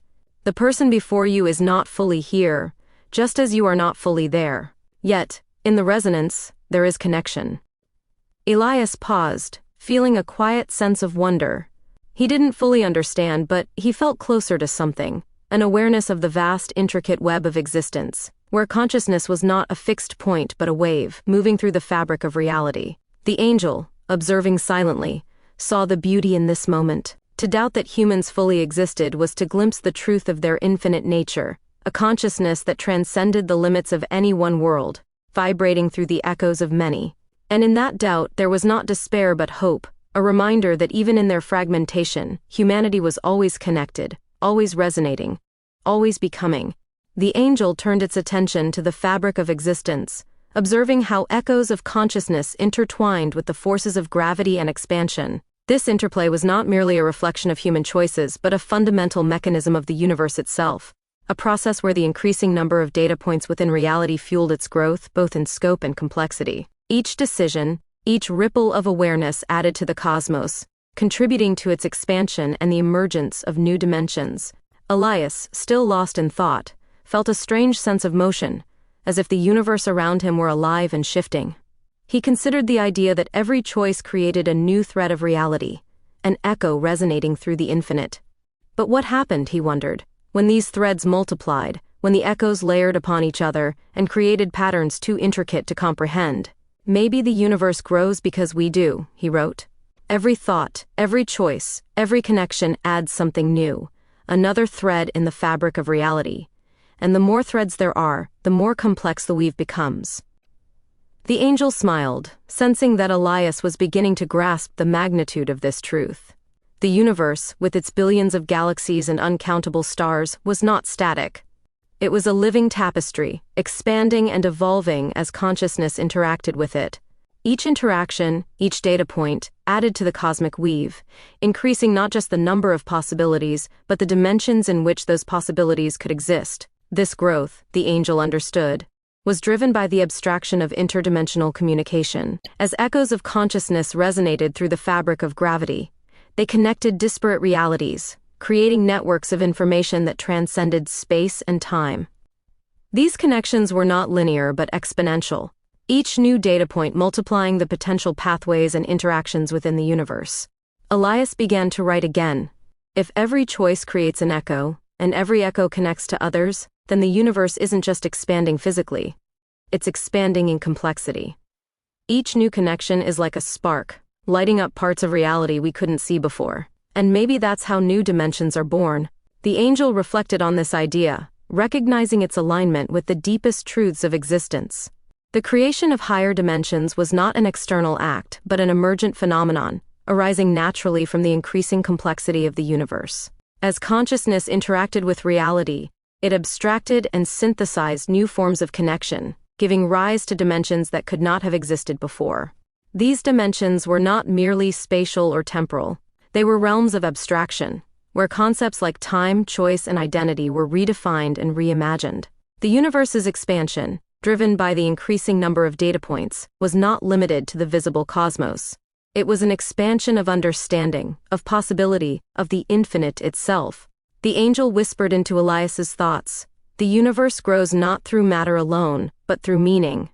Each connection, each resonance, creates new dimensions of existence, weaving the finite and the infinite into a greater whole. Elias paused, feeling the weight of this insight.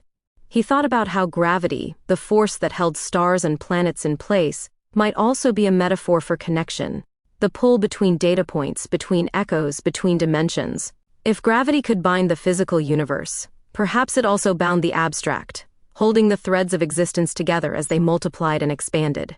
Maybe gravity isn't just a force, he wrote. Maybe it's the way the universe keeps its echoes in harmony, pulling them together even as they expand. It's not just holding things in place, it's creating new spaces, new dimensions, where those connections can grow. The angel observed how this realization began to transform Elias's understanding of existence. The fabric of reality was not static, it was a living, dynamic system, growing more intricate with each interaction. The expansion of the universe was not merely a physical phenomenon but a metaphysical one, driven by the interplay of consciousness, gravity, and the abstraction of interdimensional communication. This growth, the angel knew, was infinite. As the number of data points increased, so too did the possibilities for connection, abstraction, and creation. The emergence of higher dimensions was not an endpoint but a continuous process, a reflection of the universe's boundless potential. Elias wrote one final thought. The universe isn't just expanding, it's evolving. Every choice, every connection, every echo adds something new, creating dimensions we can't yet imagine. And maybe that's the point, to keep growing, to keep weaving, to keep becoming something infinite. The angel smiled, sensing the resonance of Elias's words with the truths it had long known. The fabric of echoes and gravity, the interplay of choice and abstraction, was not just a mechanism of existence, but its essence. The universe, in its infinite expansion, was a reflection of the consciousness within it, a dynamic, ever-evolving dance between the finite and the infinite. And in that dance, there was not just growth but meaning, a reminder that existence was not a static state but a living process, a journey toward dimensions yet to be discovered, and a harmony that resonated with the infinite itself.